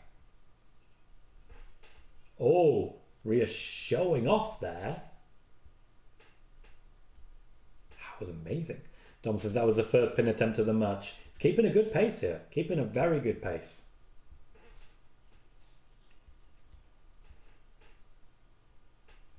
Oh, Liv Morgan escapes after a fashion. Oh, she's gone for this one move that was really well received. Naturally. Keeps her legs kicking so that Rhea can get out. Cal says, did you watch the Vince doc? You can tell who are his guys and who are the people with morals, in my opinion. I don't disagree with you. I've watched most of it now. What I will say is most of the information there I've already shared on this channel. So I might just dive in and do the rest of it at some point soon. Just make my own little Vince McMahon documentary.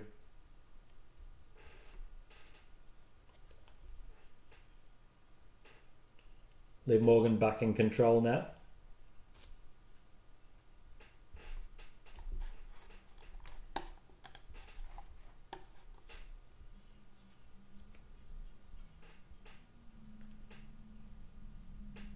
This sort of speech from Liv, typically in WWE this happens right before the face hulks up and utterly destroys them. The Eddie Guerrero shimmy there. Nice suplex. Oh no, that's not. No. You cannot be allowed as a heel to hit all three. We've had two. As a heel, you cannot be allowed to hit all three. Nope.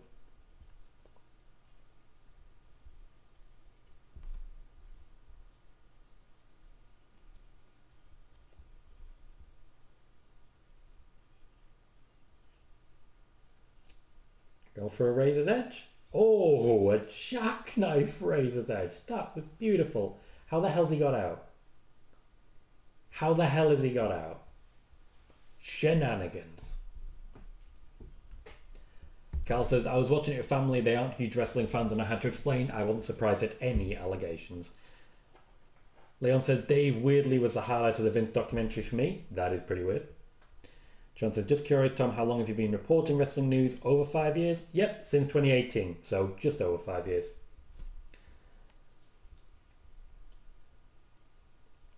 My first major report, to be honest, was on Becky Lynch missing Survivor Series when she got her face broken. It wasn't something I was credited with because I wasn't big enough, but I was the first to report that she was being assessed and might miss a show. Aaron says they keep cutting to a perfect view of the entry. Can't disagree with that. Opening the cage isn't quite enough though.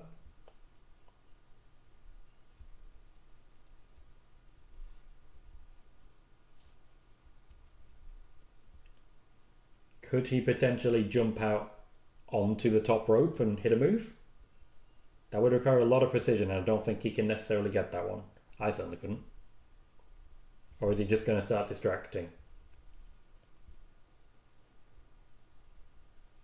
Is he going to very, very gently fall out? Cal says, I think we all know how this match is going now the cage is open. Yeah.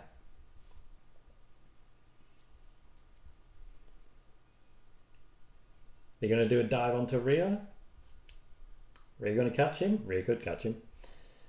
Cal says, the only news you've annoyed me over is when I wanted Paul Heyman to be the one to beat Roman Reigns. I guess there's always time. There is always time, mate.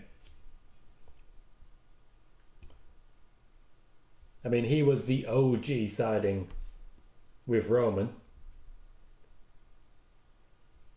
Logically, Dominik will be the distraction, not the attack. Oh. Riptide on the outside.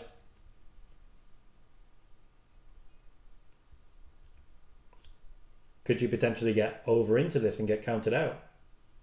She's very close to it.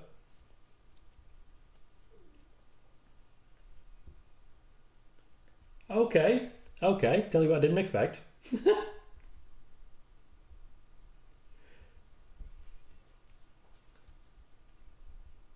Oh, with his lovely furry boots. The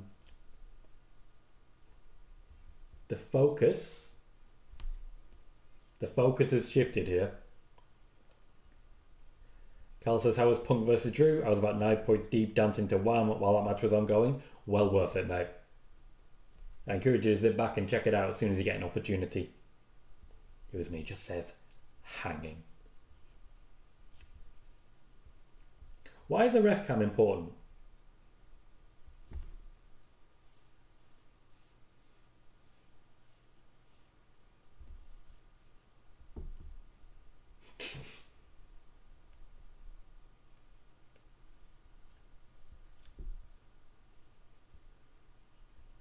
So wait, are we just going no DQ because the official was like, yeah, sure.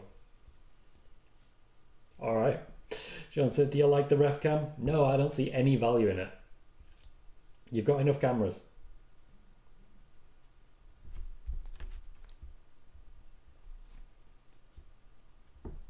Carl says, Punk won, right? That shocked me. I had Drew winning, to be honest. It's interesting. Wonder where Drew is going to go after this. Personally, I still think he's going to take a little break.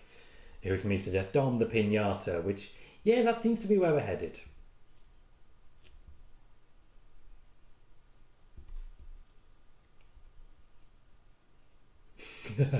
Okay, I love her. I love her. Happy birthday.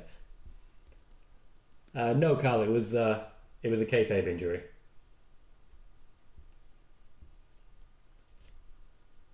Oh, there she is. I mean, who the hell is Raquel Rodriguez, obviously.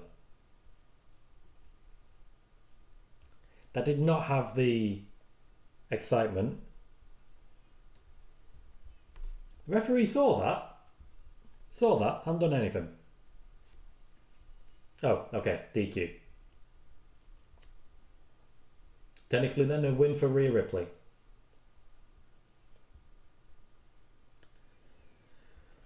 No surprises there.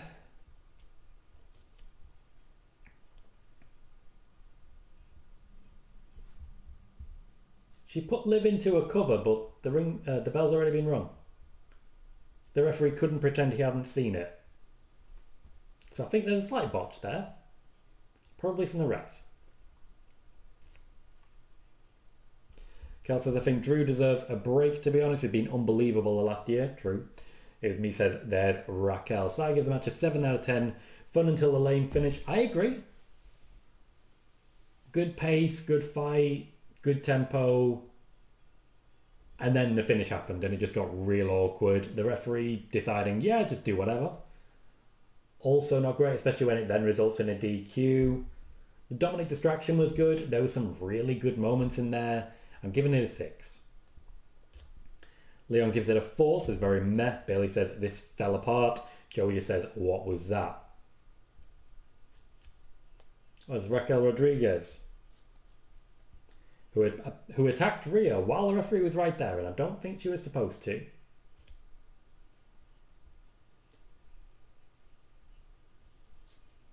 She moved Liv into a pinning position and then seemed to get angry at herself. Sean, you're right, that is a loss for Liv.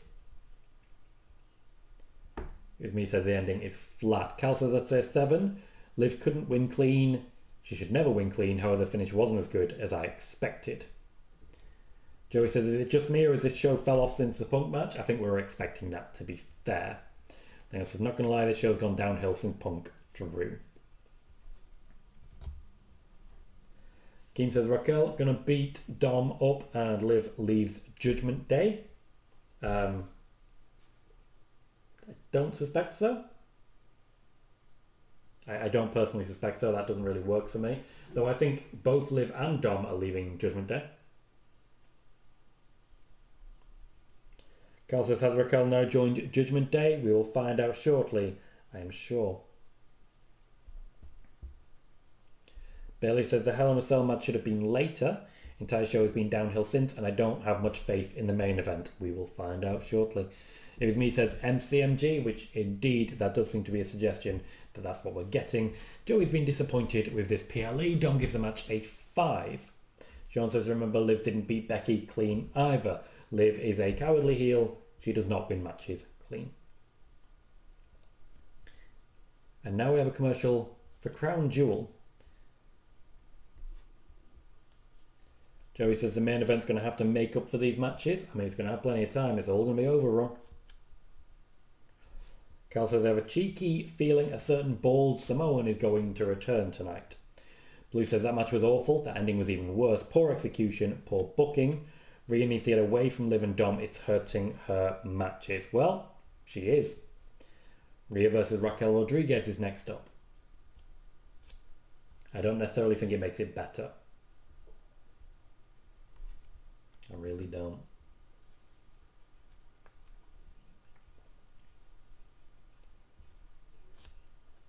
Kel says, maybe I'm a boring guy, I don't know. I can't bring myself to watch Crown Jewel fully against my principles. To be clear on that one, and for those who aren't aware, I do not watch Saudi Arabia pay-per-views. I do not support Saudi Arabia pay-per-views. I do not broadcast during Saudi Arabia pay-per-views. In fact, in general, I've been wondering about the status of watch parties for PLEs anyway. The sleep schedule is much better since I stopped the watch parties for SmackDown. My life has improved, I'm earning more money, and I've managed to, focus on parenting. While the shorts have been doing well, does think I'm AI right now. So maybe it's not the right call. Maybe these watch parties, while they do get high views, are actually hurting the channel because of the very low percentage of view duration. I don't know. I'm still definitely going to do Survivor Series War Games. After that, I'm going to reassess and work out where I am when it comes to this journey that I've been making. You're right, Cal. You're right. I'm going to reassess, I'm going to have a think, I'm going to have a scheme, and see long term whether the watch parties are the right move for this channel. Carl says, did Nia win? Yes, she did.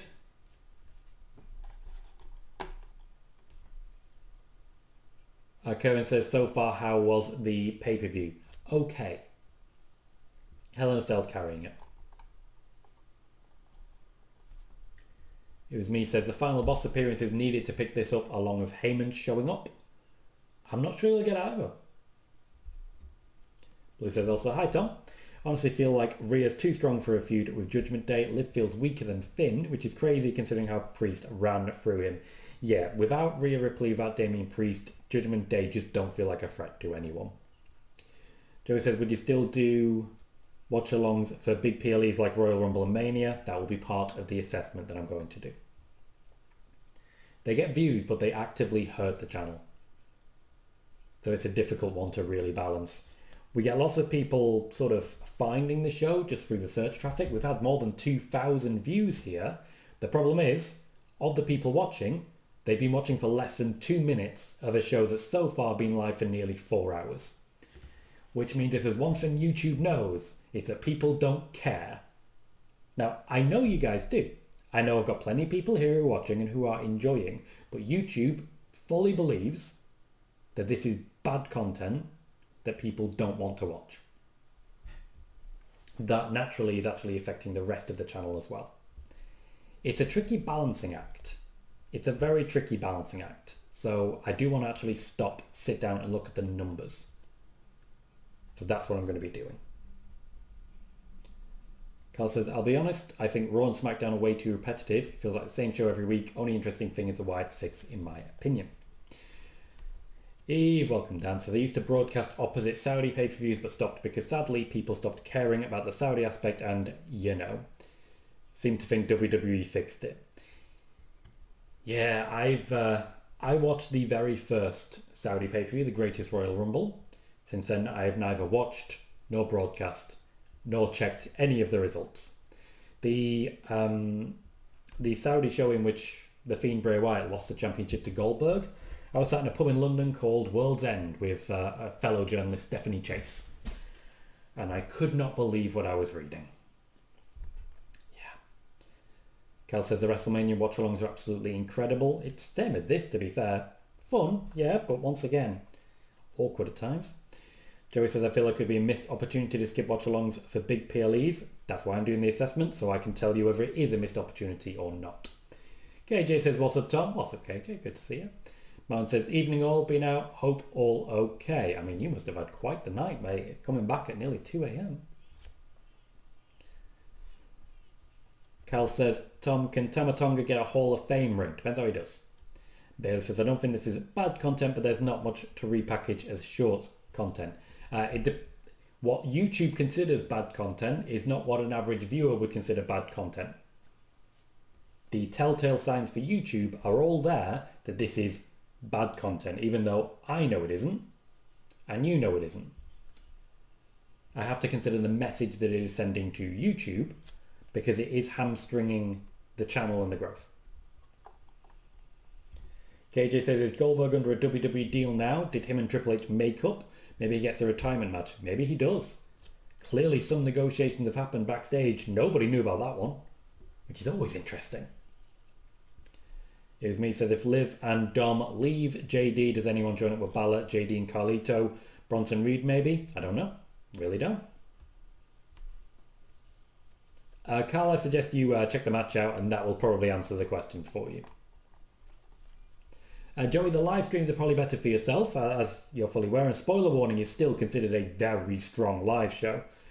The shorts are hitting a very different audience, and that different audience are really enjoying them, if not for the fact that, are apparently AI. Ryan says, great night, won't lie, and what a way to finish it. Blue says, I used to not watch the Saudi shows, but they started becoming too much canon to miss. I don't like myself for watching them, though. I understand, mate. I understand.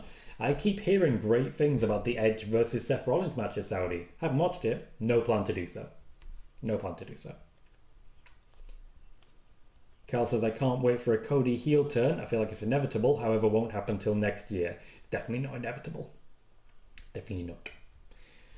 P says, 45 minutes for walk-ins, finishing about 3 a.m. Joey says, do the shorts cater to casual viewers that don't watch videos? Yes, they do. In a big way. There is a reason I got nearly 300,000 views last month. It is by far the best month for views we've ever had, not just in shorts, but in videos, because shorts directly feed traffic into the videos. The videos that I've made, about 20% of the views I've had on them come from the shorts. So there are distinct benefits there.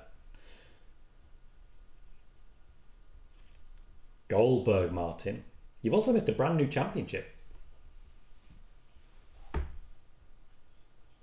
Carl says, I'm usually wrong, but I have a feeling Jacob is not as loyal as we think.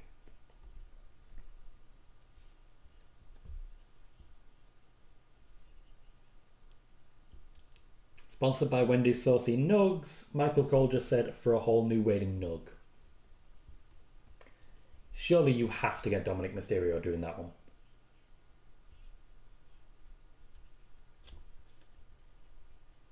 Okay, so the ref cam is going to be important in this one. They introduce it in one match where it's not important and then they actually make it a big deal in another. Something's going to happen here. Cal says, if Goldberg wins another title, I'm retiring from wrestling viewing. I would not be blaming you.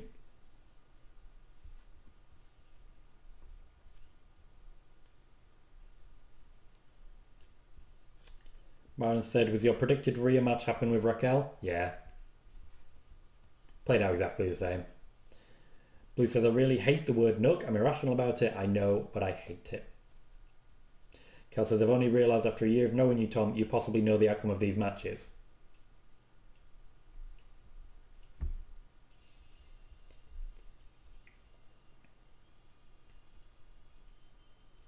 Okay. Here's the thing. I don't know the outcome of all the matches, but there's a reason my predictions are usually almost all right.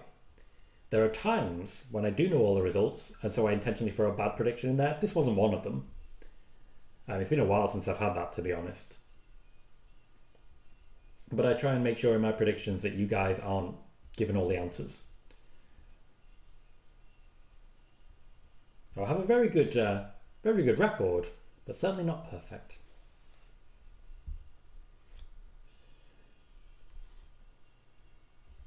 I'm assuming, Martin, you've just had a very good night. Don says, I thought the champ comes out last, but I guess if you're the OTC, rules change. Champs come out last in a championship match. I also don't think this is good.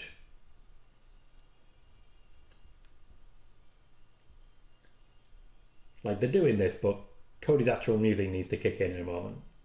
So Sikoa is not having fun. Blue says, I usually like Triple H PLEs, but the more non-wrestling stuff he adds, the less I do. They feel like stretched out Raws, which have more wrestling. Pretty much. Cal says, I picked Solo and Fatu this match because I believe a bald, shiny Samoan is returning. Bayley says, the band intro has been done before, and Dom says the barricade will get broke now. The barricade always gets broken in a Roman Reigns match. He'll be spearing someone, probably Solo, straight through it.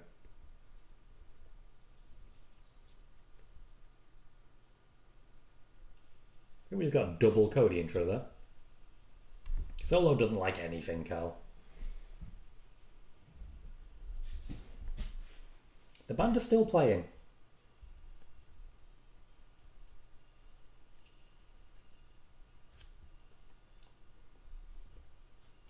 They're off time, just stop. Just stop. Joey says, I think this show could have used another match. Feels more like a Raw than a PLE. The announcement of the championship in the middle of it certainly didn't help. Also the whole party thing. Also, whoa, oh? You know, like a question. The band are going again. Just please, God, stop. Give it up.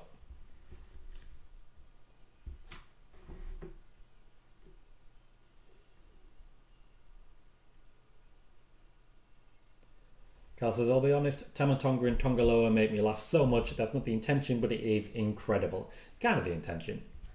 God are funny. And that's okay. Please just stop. Just let him make his entrance. Just stop.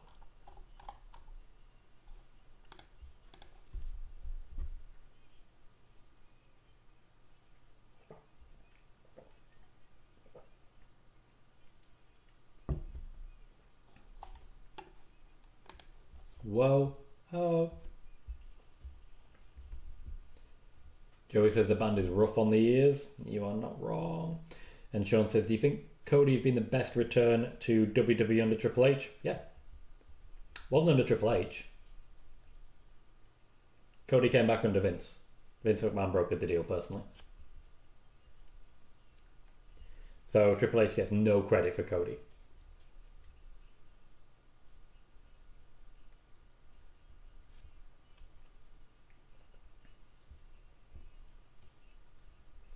I thought to myself, guaranteed to get to bed by 2 o'clock tonight. Real excited for it. I won't be here until 3. We won't be starting the main event with absolutely no idea when it's going to end. Not going to happen. And then here we are. Kel says, my theory, which let me point, is usually wrong, but I feel like Kevin or Randy will attack Cody but not turn heel. I feel like their reason would be justified. My immediate thought was that we'd have a match with Randy Orton here. But instead he's facing Gunther, apparently. So I said, I guess we're not finishing at 2. You were certain, mate. You felt real confident about it because of UFC. I do feel like Triple H is sticking a middle finger up here. Blue says, considering the lineup for a 2-hour Raw on Monday, it'll be more of a PLE than this show. Bad Blood just hasn't been the focus.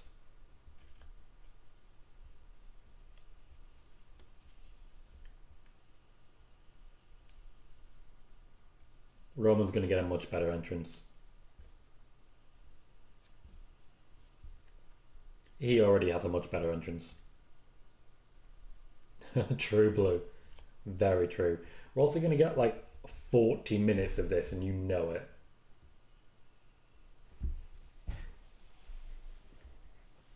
We're going to get 30 minutes of Cody Rhodes being beaten up by Solo and Jacob Fatu. We're going to have Roman tag in, spend 2 minutes wrestling Jacob Fatu, 2 minutes wrestling Solo Sikoa, and then pinning Solo. And then this show will just end. Or they're stalling. And they're buying time for The Rock. Who knows?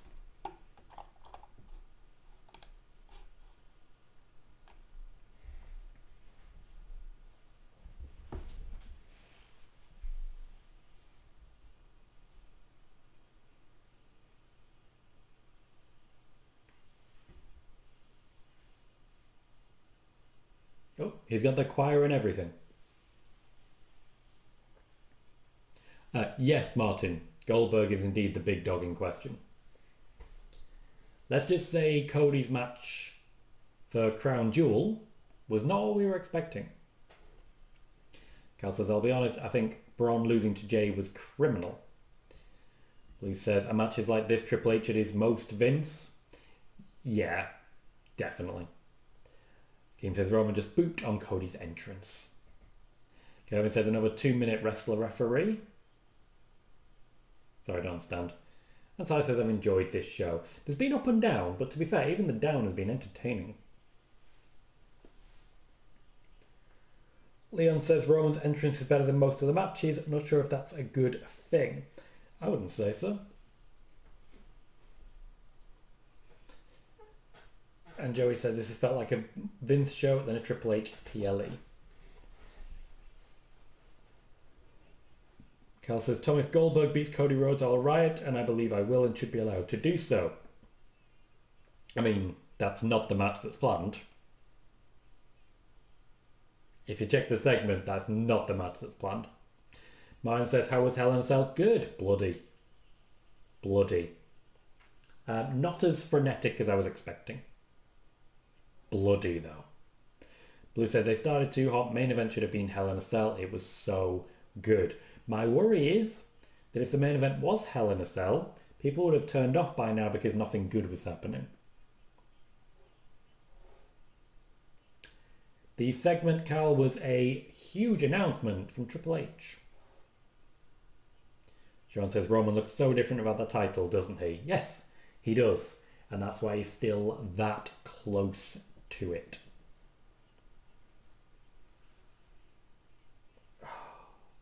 Getting a bit stiff. I'm old. It's nearly 4 hours of show. We haven't even started the main event yet.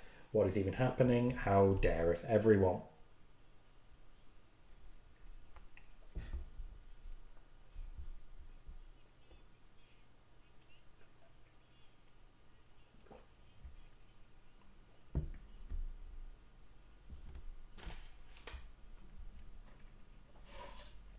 The big OTC champ.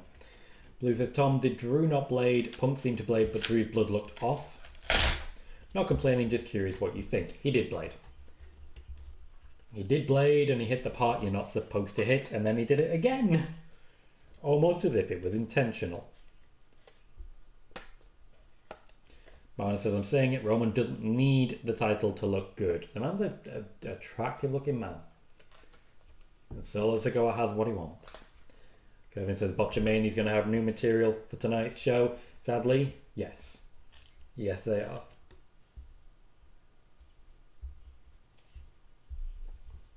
A lot of focus on Jacob Fatu here. No Tama Tonga or Tonga Loa so far.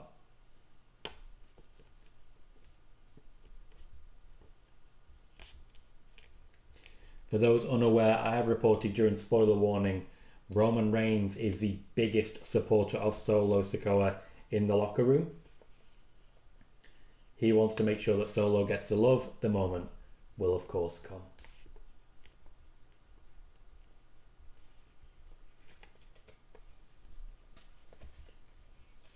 Blue says that explains the extra blood later. Drew was going for that Eddie Judgment Day 2004. Yup. Bayley says, what was the real point for the shark cage? To make sure that Dominik Mysterio did not get too involved in the match. Which, of course, he then did anyway.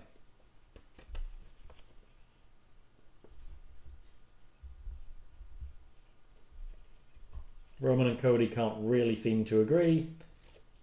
Looks like Cody's going to start the match. Cody and Jacob.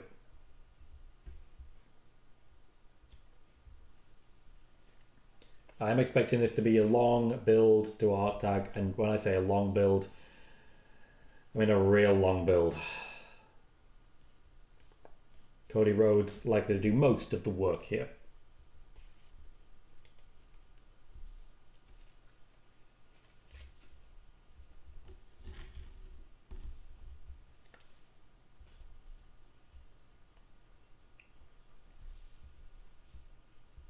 It's not Martin, but it could be. It could be. When in doubt, put Judy Bagwell on a forklift. Match has started. We are advertising saucy nugs in every direction.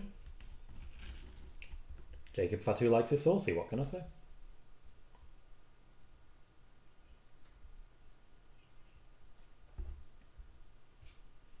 It wasn't Curvin, it was blade job. You could see the cuts.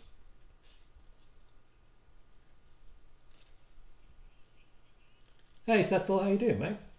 Good to see you. Welcome to the show. Blue says, what has been your favourite PLE of the year so far, Tom? I lean towards Royal Rumble. I always do. Royal Rumble's just a great show, top to bottom. Real fun. Are we tornado tagging this? 'Cause I'm not going to complain.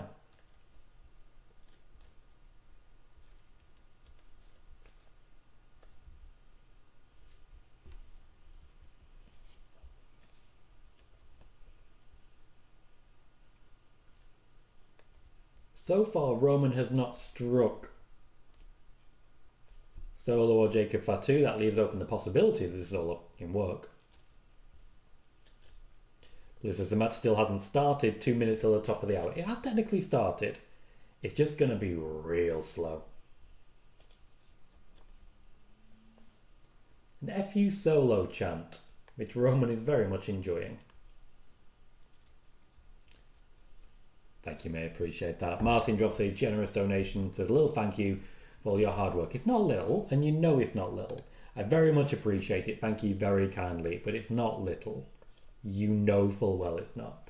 You've been very generous and you've given a lot to this channel, and I thank you for it.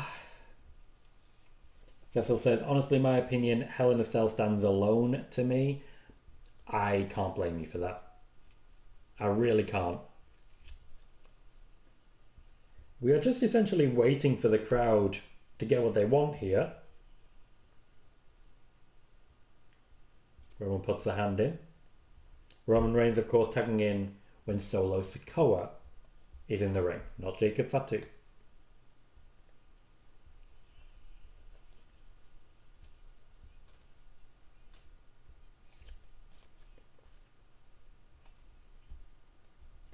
Blue says, how would you rank the gear in this match, Tom? I think it's all very classic. I think Solo Sikoa is missing something, just some identity. And Jacob Fatu's looks a little budget. Outside of that, the red glove for Roman, you really can't argue. You're all good, Cal. The waffle is always appreciated and you know full well. Gets the chat rate going. Never a bad thing.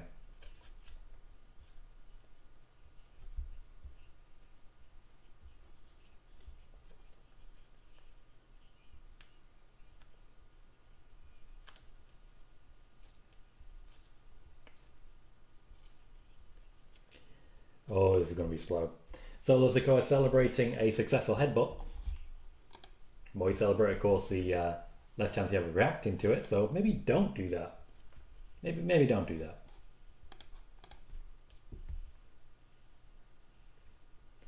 Roman basically just teasing the crowd here. Getting them involved, getting them going, getting the blood pumping.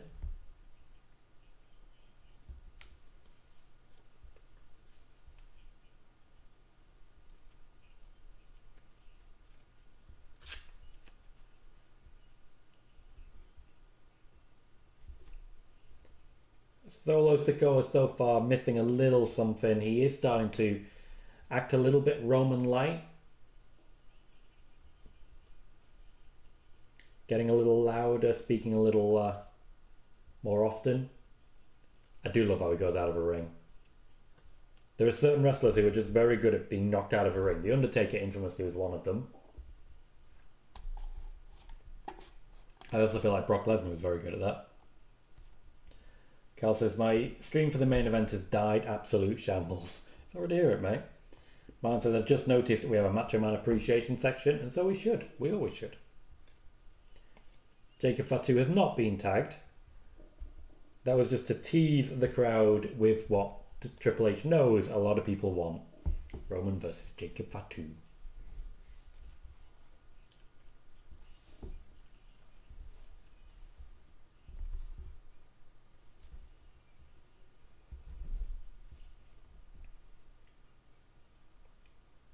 Solo going to bring some heat here.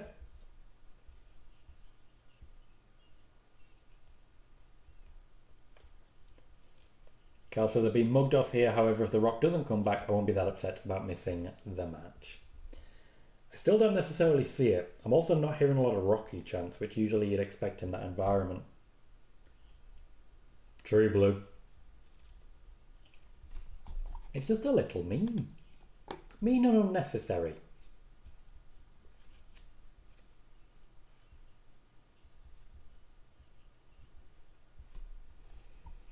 You're not wrong on that one, Martin. There's a bit of work that needs to be done. Solo needs to refine his work a little.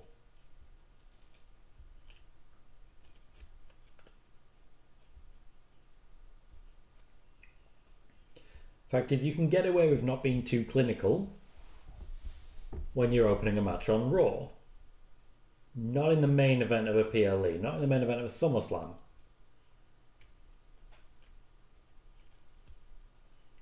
Okay, we begin the tease for Jacob Fatu versus Roman Reigns. Blue says, if The Rock shows up, wouldn't people expect him to show up for War Games? Yeah. I mean, no one said The Rock is showing up, and yet people expect him to show up for this and for War Games. It's in the blood of wrestling fans.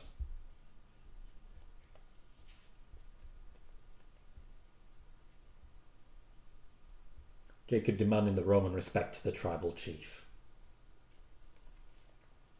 Of course, Jacob planned to be the third tribal chief after Solo. It's nice to see Roman wrestle again. He's not working a lot of dates, but they're impactful.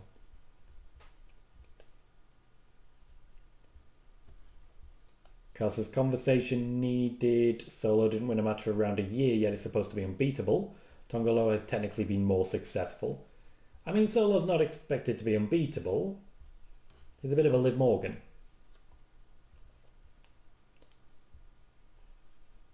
Blue says it would be nuts for Rock to do War Games. That just feels like something he shouldn't do at his age. I don't think he's going to do War Games. I think The Rock's next match will be against Cody Rhodes in the main event of WrestleMania.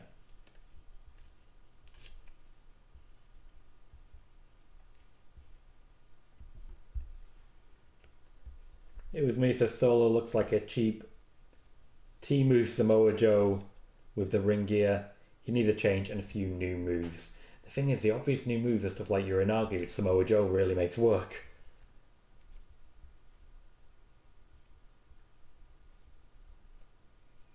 Cody's in with Jacob Fatu. Roman Reigns having a lay down on the outside. But the crowd don't care, they're having a great time. Sean said, did you predict Seth costing Bronson the last Monster Standing match? No. Didn't know that Seth was coming back until a couple of hours before the show started. With that in mind then, yes, I did. But as it was just a few hours before, it's not really a prediction of merit, is it?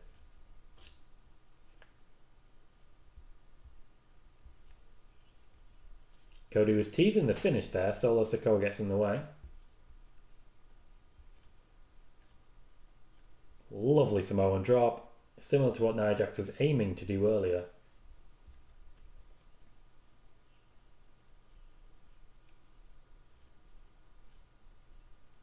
Oh, he does land up. whole body there. Whole body.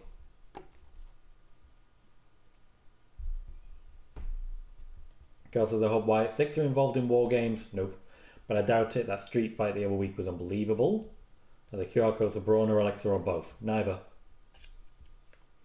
Blue says, I get Roman wanting to put Solo over, but after being built as an enforcer, he feels more like a JD or Finn than a priest, and once that happens, hard to be a top heel in my opinion. You're not wrong. You're definitely not wrong. Tom says, Jacob's Samoan drop is just vicious. Literally throws his entire body on top of you. And Phoenix follows up by saying Jacob is just vicious in general. That is very much the character. The werewolf, after all, and werewolves are rarely polite. That's a line and a half. Werewolves are rarely polite.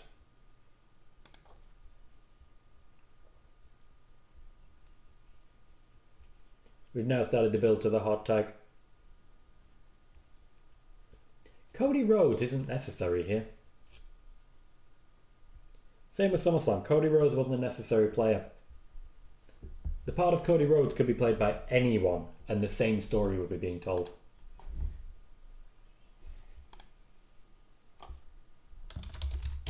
Cody Rhodes, the current WWE undisputed, not universal champion, is not necessary at all here. His role could be played by anyone else and have the exact same result. He's just there to make sure Roman versus Solo and Jacob are not exhausted. Awkward.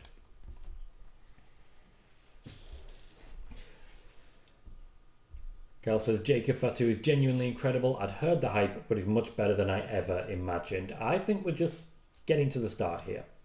There's a lot more to go yet. Blue says it kind of emphasises they don't really have much for Cody to do right now. It was the same as last year post SummerSlam till Rumble time. That brief time when he was tagging with Jey Uso. Asking the important questions of, do you feel him, sir?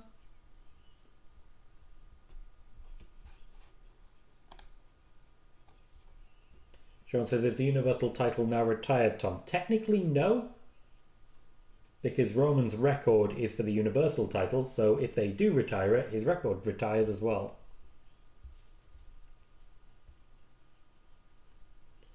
A lot of love at the minute, a lot of biting. Love and biting, same thing.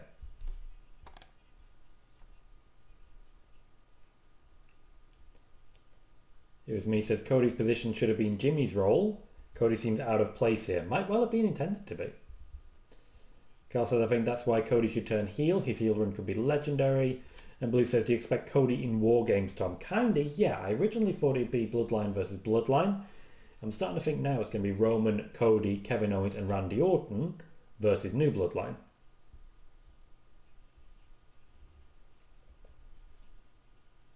A very strong "We want Roman" chant here. Roman trying to say that he's told him.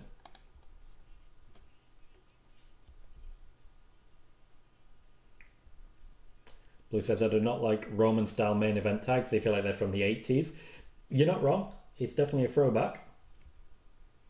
Joey says these Bloodline tag matches are always the same. Bloodline matches in general are always the same. Every Roman match, you might as well just ignore the first 20 minutes.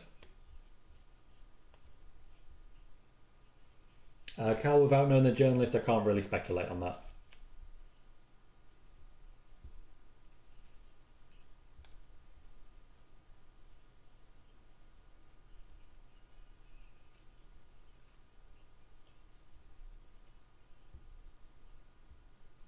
The gloating to Roman is still quite entertaining.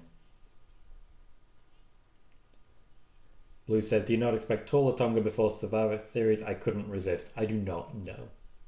Here's me says, when does Orton turn on Cody and not KO being the heel turn? I expect that Orton will turn on Cody around WrestleMania time, and then after WrestleMania, Orton will be the one to take the belt from him. Joey says Roman used to wrestle good back in 2015. What happened to that? He turned heel. Turned heel, started wrestling like one.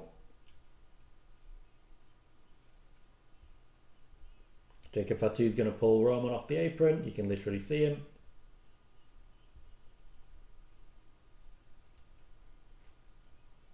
And onto the steps. We continue to build to the hot tag, which is going to take a little while longer yet. Sean says, will Randy and KO trust Roman though? No, that's well established though.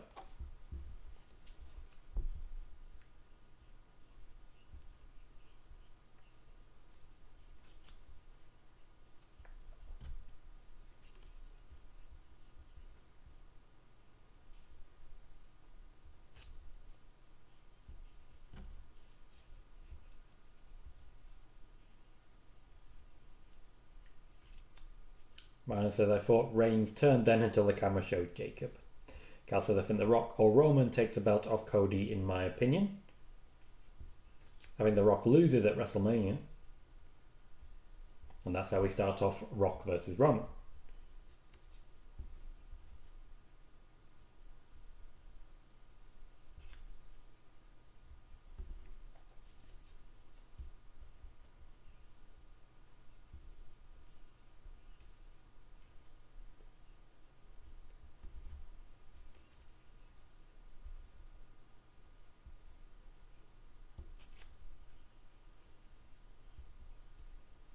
Cal says, I think Rock beats Cody at WrestleMania and then Roman takes it. In which case, that'd be like a year-long championship reign for The Rock, who won't be there for most of it.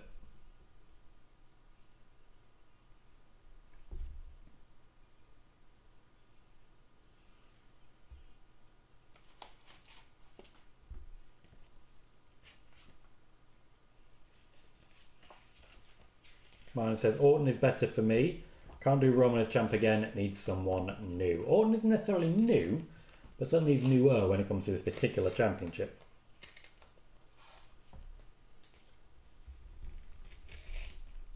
Are we ready to end the hot tag? Yes, we are. Once again, we made sure that Jacob Fatu is not in the ring at the time.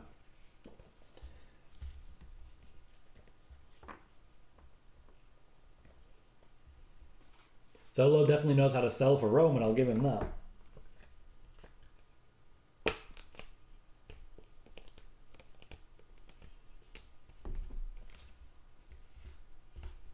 I like that, the ref thought he was going for a pin, he was not. Always knows to count to 10. The crowd, that's what they want. They just want to be able to count to 10. They've got it wrong with Drew McIntyre for a long time, but they like to count to 10. Multiple OTC chants breaking out at once. Forgotten is a heel for a moment, he's soaking it in a bit too much. Gave an instruction to the referee there. I imagine to keep track of Jacob Fatu behind him.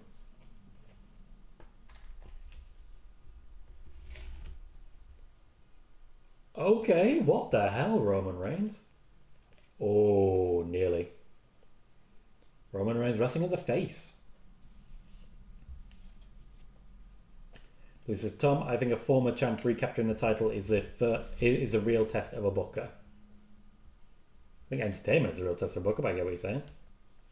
Tom says, that was different for OTC. When you wrestle as a face, you change what you do.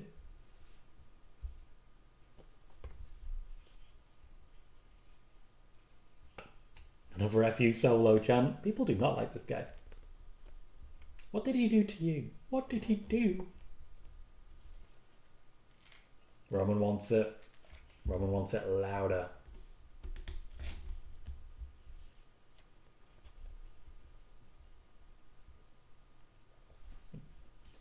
Camera just caught Jacob Fatu. In fact, just caught Roman glancing at the referee to guarantee who his guy was.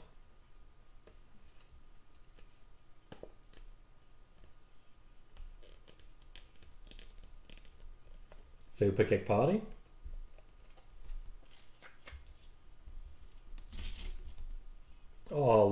moonsault. Splash from Solo. That's not going to be a finish.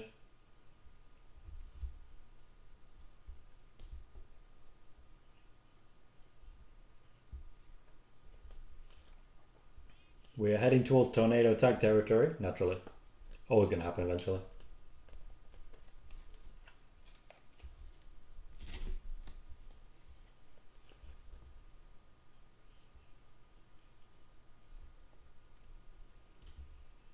Well, Damian Priest and Finn Bálor didn't get the table. Might as well use it for Roman and Cody. Tempo's really high now. It is not feeling like the 40-minute match that I was initially fearing. The first 10-15 minutes weren't great, but certainly it's massively improved since. Cody Rhodes, if anything, is keeping it going.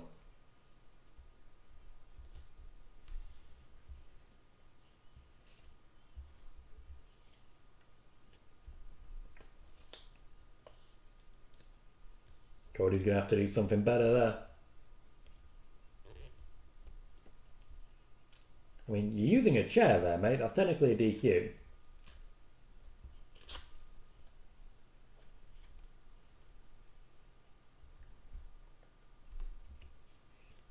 Blue says, I actively hate the ring bell area spot now. They do it nearly every show, particularly every Roman show.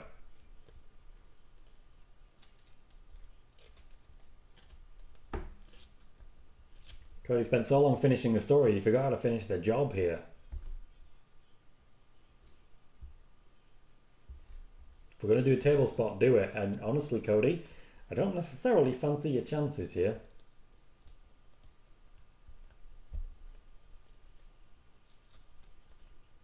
Roman clearly impressed.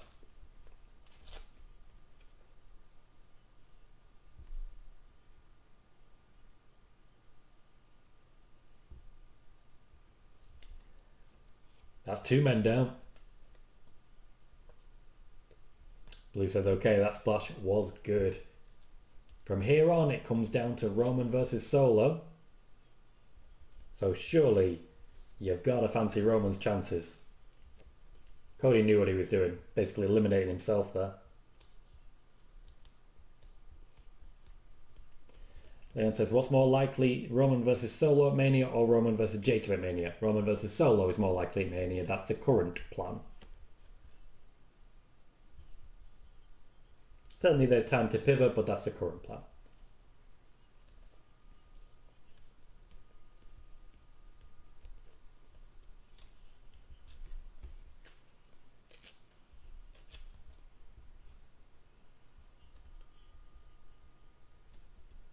Good match so far, but if there's going to be shenanigans, this is the time to do it. If there's going to be a rock, now's the time too.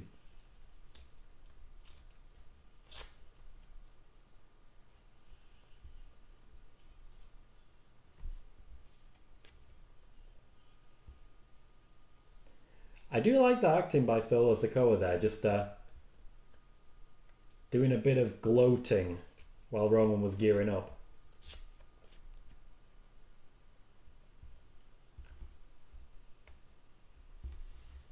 I'm waiting for the crowd to respond to someone else. Here we go, Tama, Tonga and Tonga lower. Solo Sikoa with a spear. Roman looking at the ref. Blue says, Tom, do you know if Roman preferred Rock or Cody at 40? I don't. Nobody does.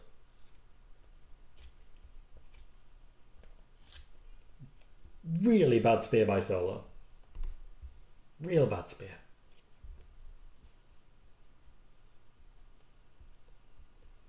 Jacob Fatu's up.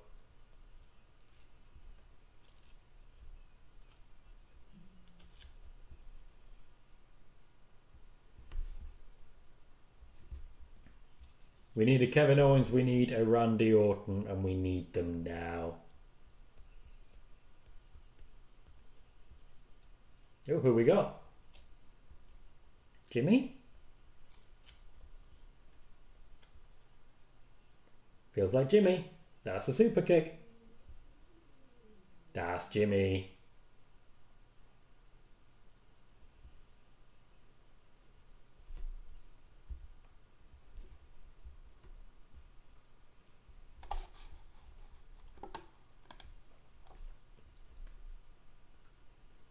mean, you all were wondering. That's a spear. That's a 1, 2, 3. And the OG Bloodline rides again. In the end, the match was only just over 20 minutes.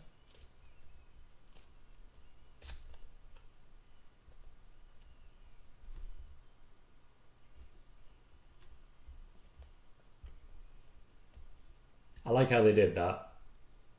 Made it look like he was on their side. Well played.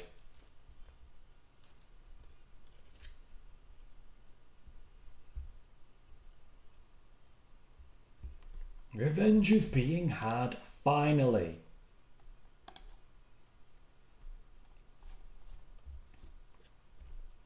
I love the intensity on Jimmy's face there.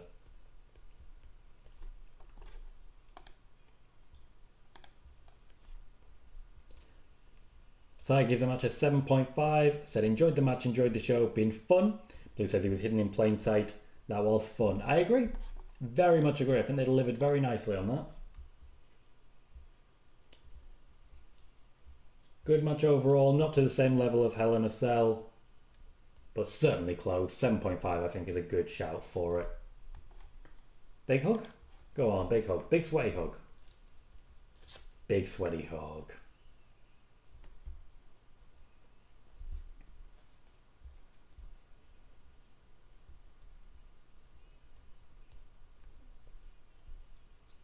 Yes, Blue, there's a lot of connected blood there.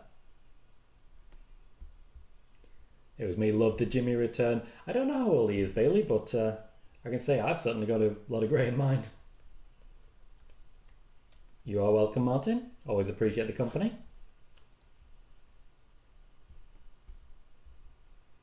I'm surprised Roman hasn't yet got his necklace, but I suppose he's getting a moment with Cody.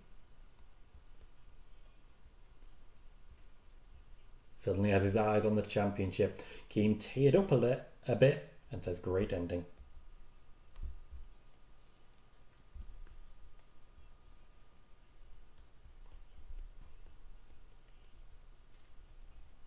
Are we going to have ourselves a little stare down?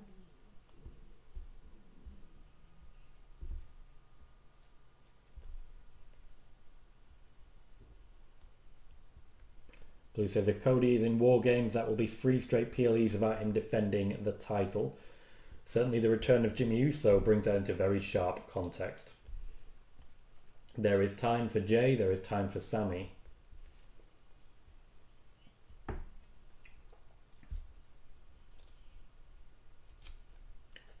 Jimmy Uso and Roman Reigns, OG Bloodline, walk away.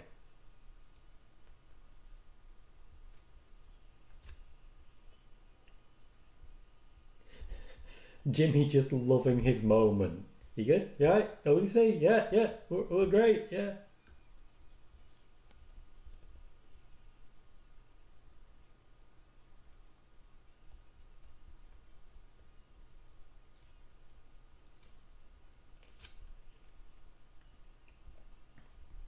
Jimmy trying to convince Roman to help Cody.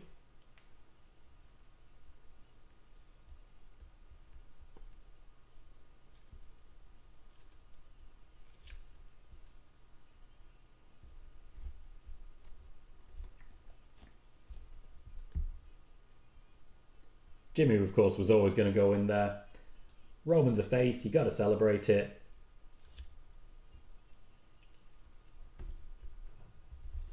This also would have been a great opportunity to get Jay involved, even briefly.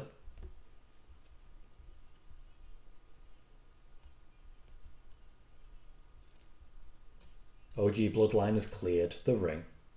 Protected Cody. Imagine that world. Imagine that world earlier this year. Oh, he's seen it. Roman's seen the gold.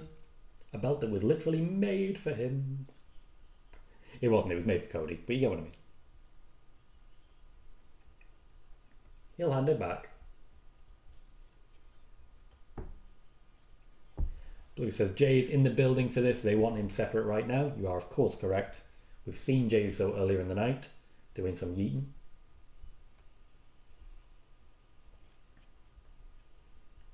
Roman hands back the gold.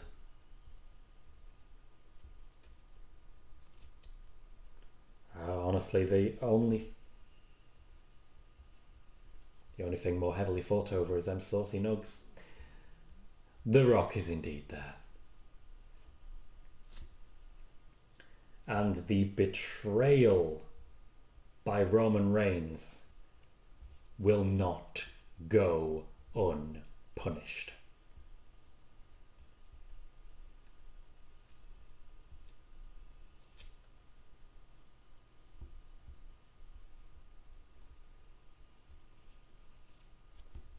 Now, I'd imagine we're going to wrap it there and we're going to see what goes on actually on SmackDown. But I think you all know where we're going with this. He is, after all, the final boss.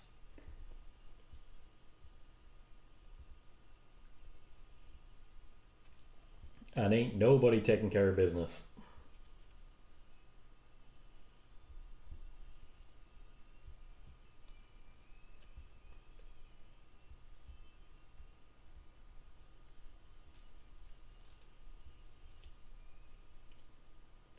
No microphone?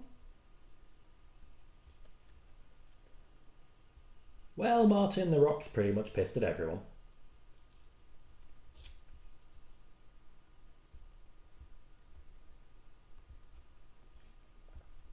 But you know who he's here for.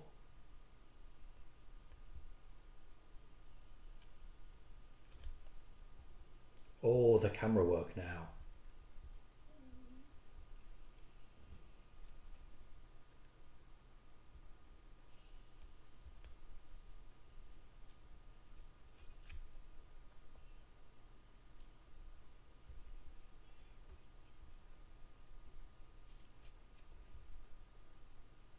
I like that Cody keeping an eye on Roman for it.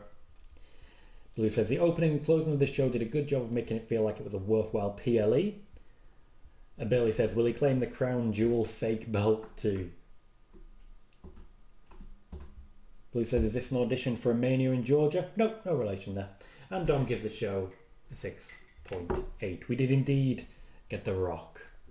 But there is so much left to do before we get to WrestleMania. A WrestleMania where The Rock is expected to face Cody Rhodes. After all, he seemingly cannot trust Roman Reigns to get the job done. It looks like The Rock will be endorsing the new Bloodline, but if Solo Sikoa cannot get the job done at WrestleMania, it sounds like The Rock will have to step in himself. Until then, I'm going to wrap it up there. Huge thank you to all of you for joining me. We did finish on more than 2,200 views. We had a great night overall. For what overall was a good but not great show. A couple of big moments, a couple of decent bookends, and a couple of confusing moments notwithstanding. I've been Tom Colohue, you've been fantastic, and I'll see you all very soon.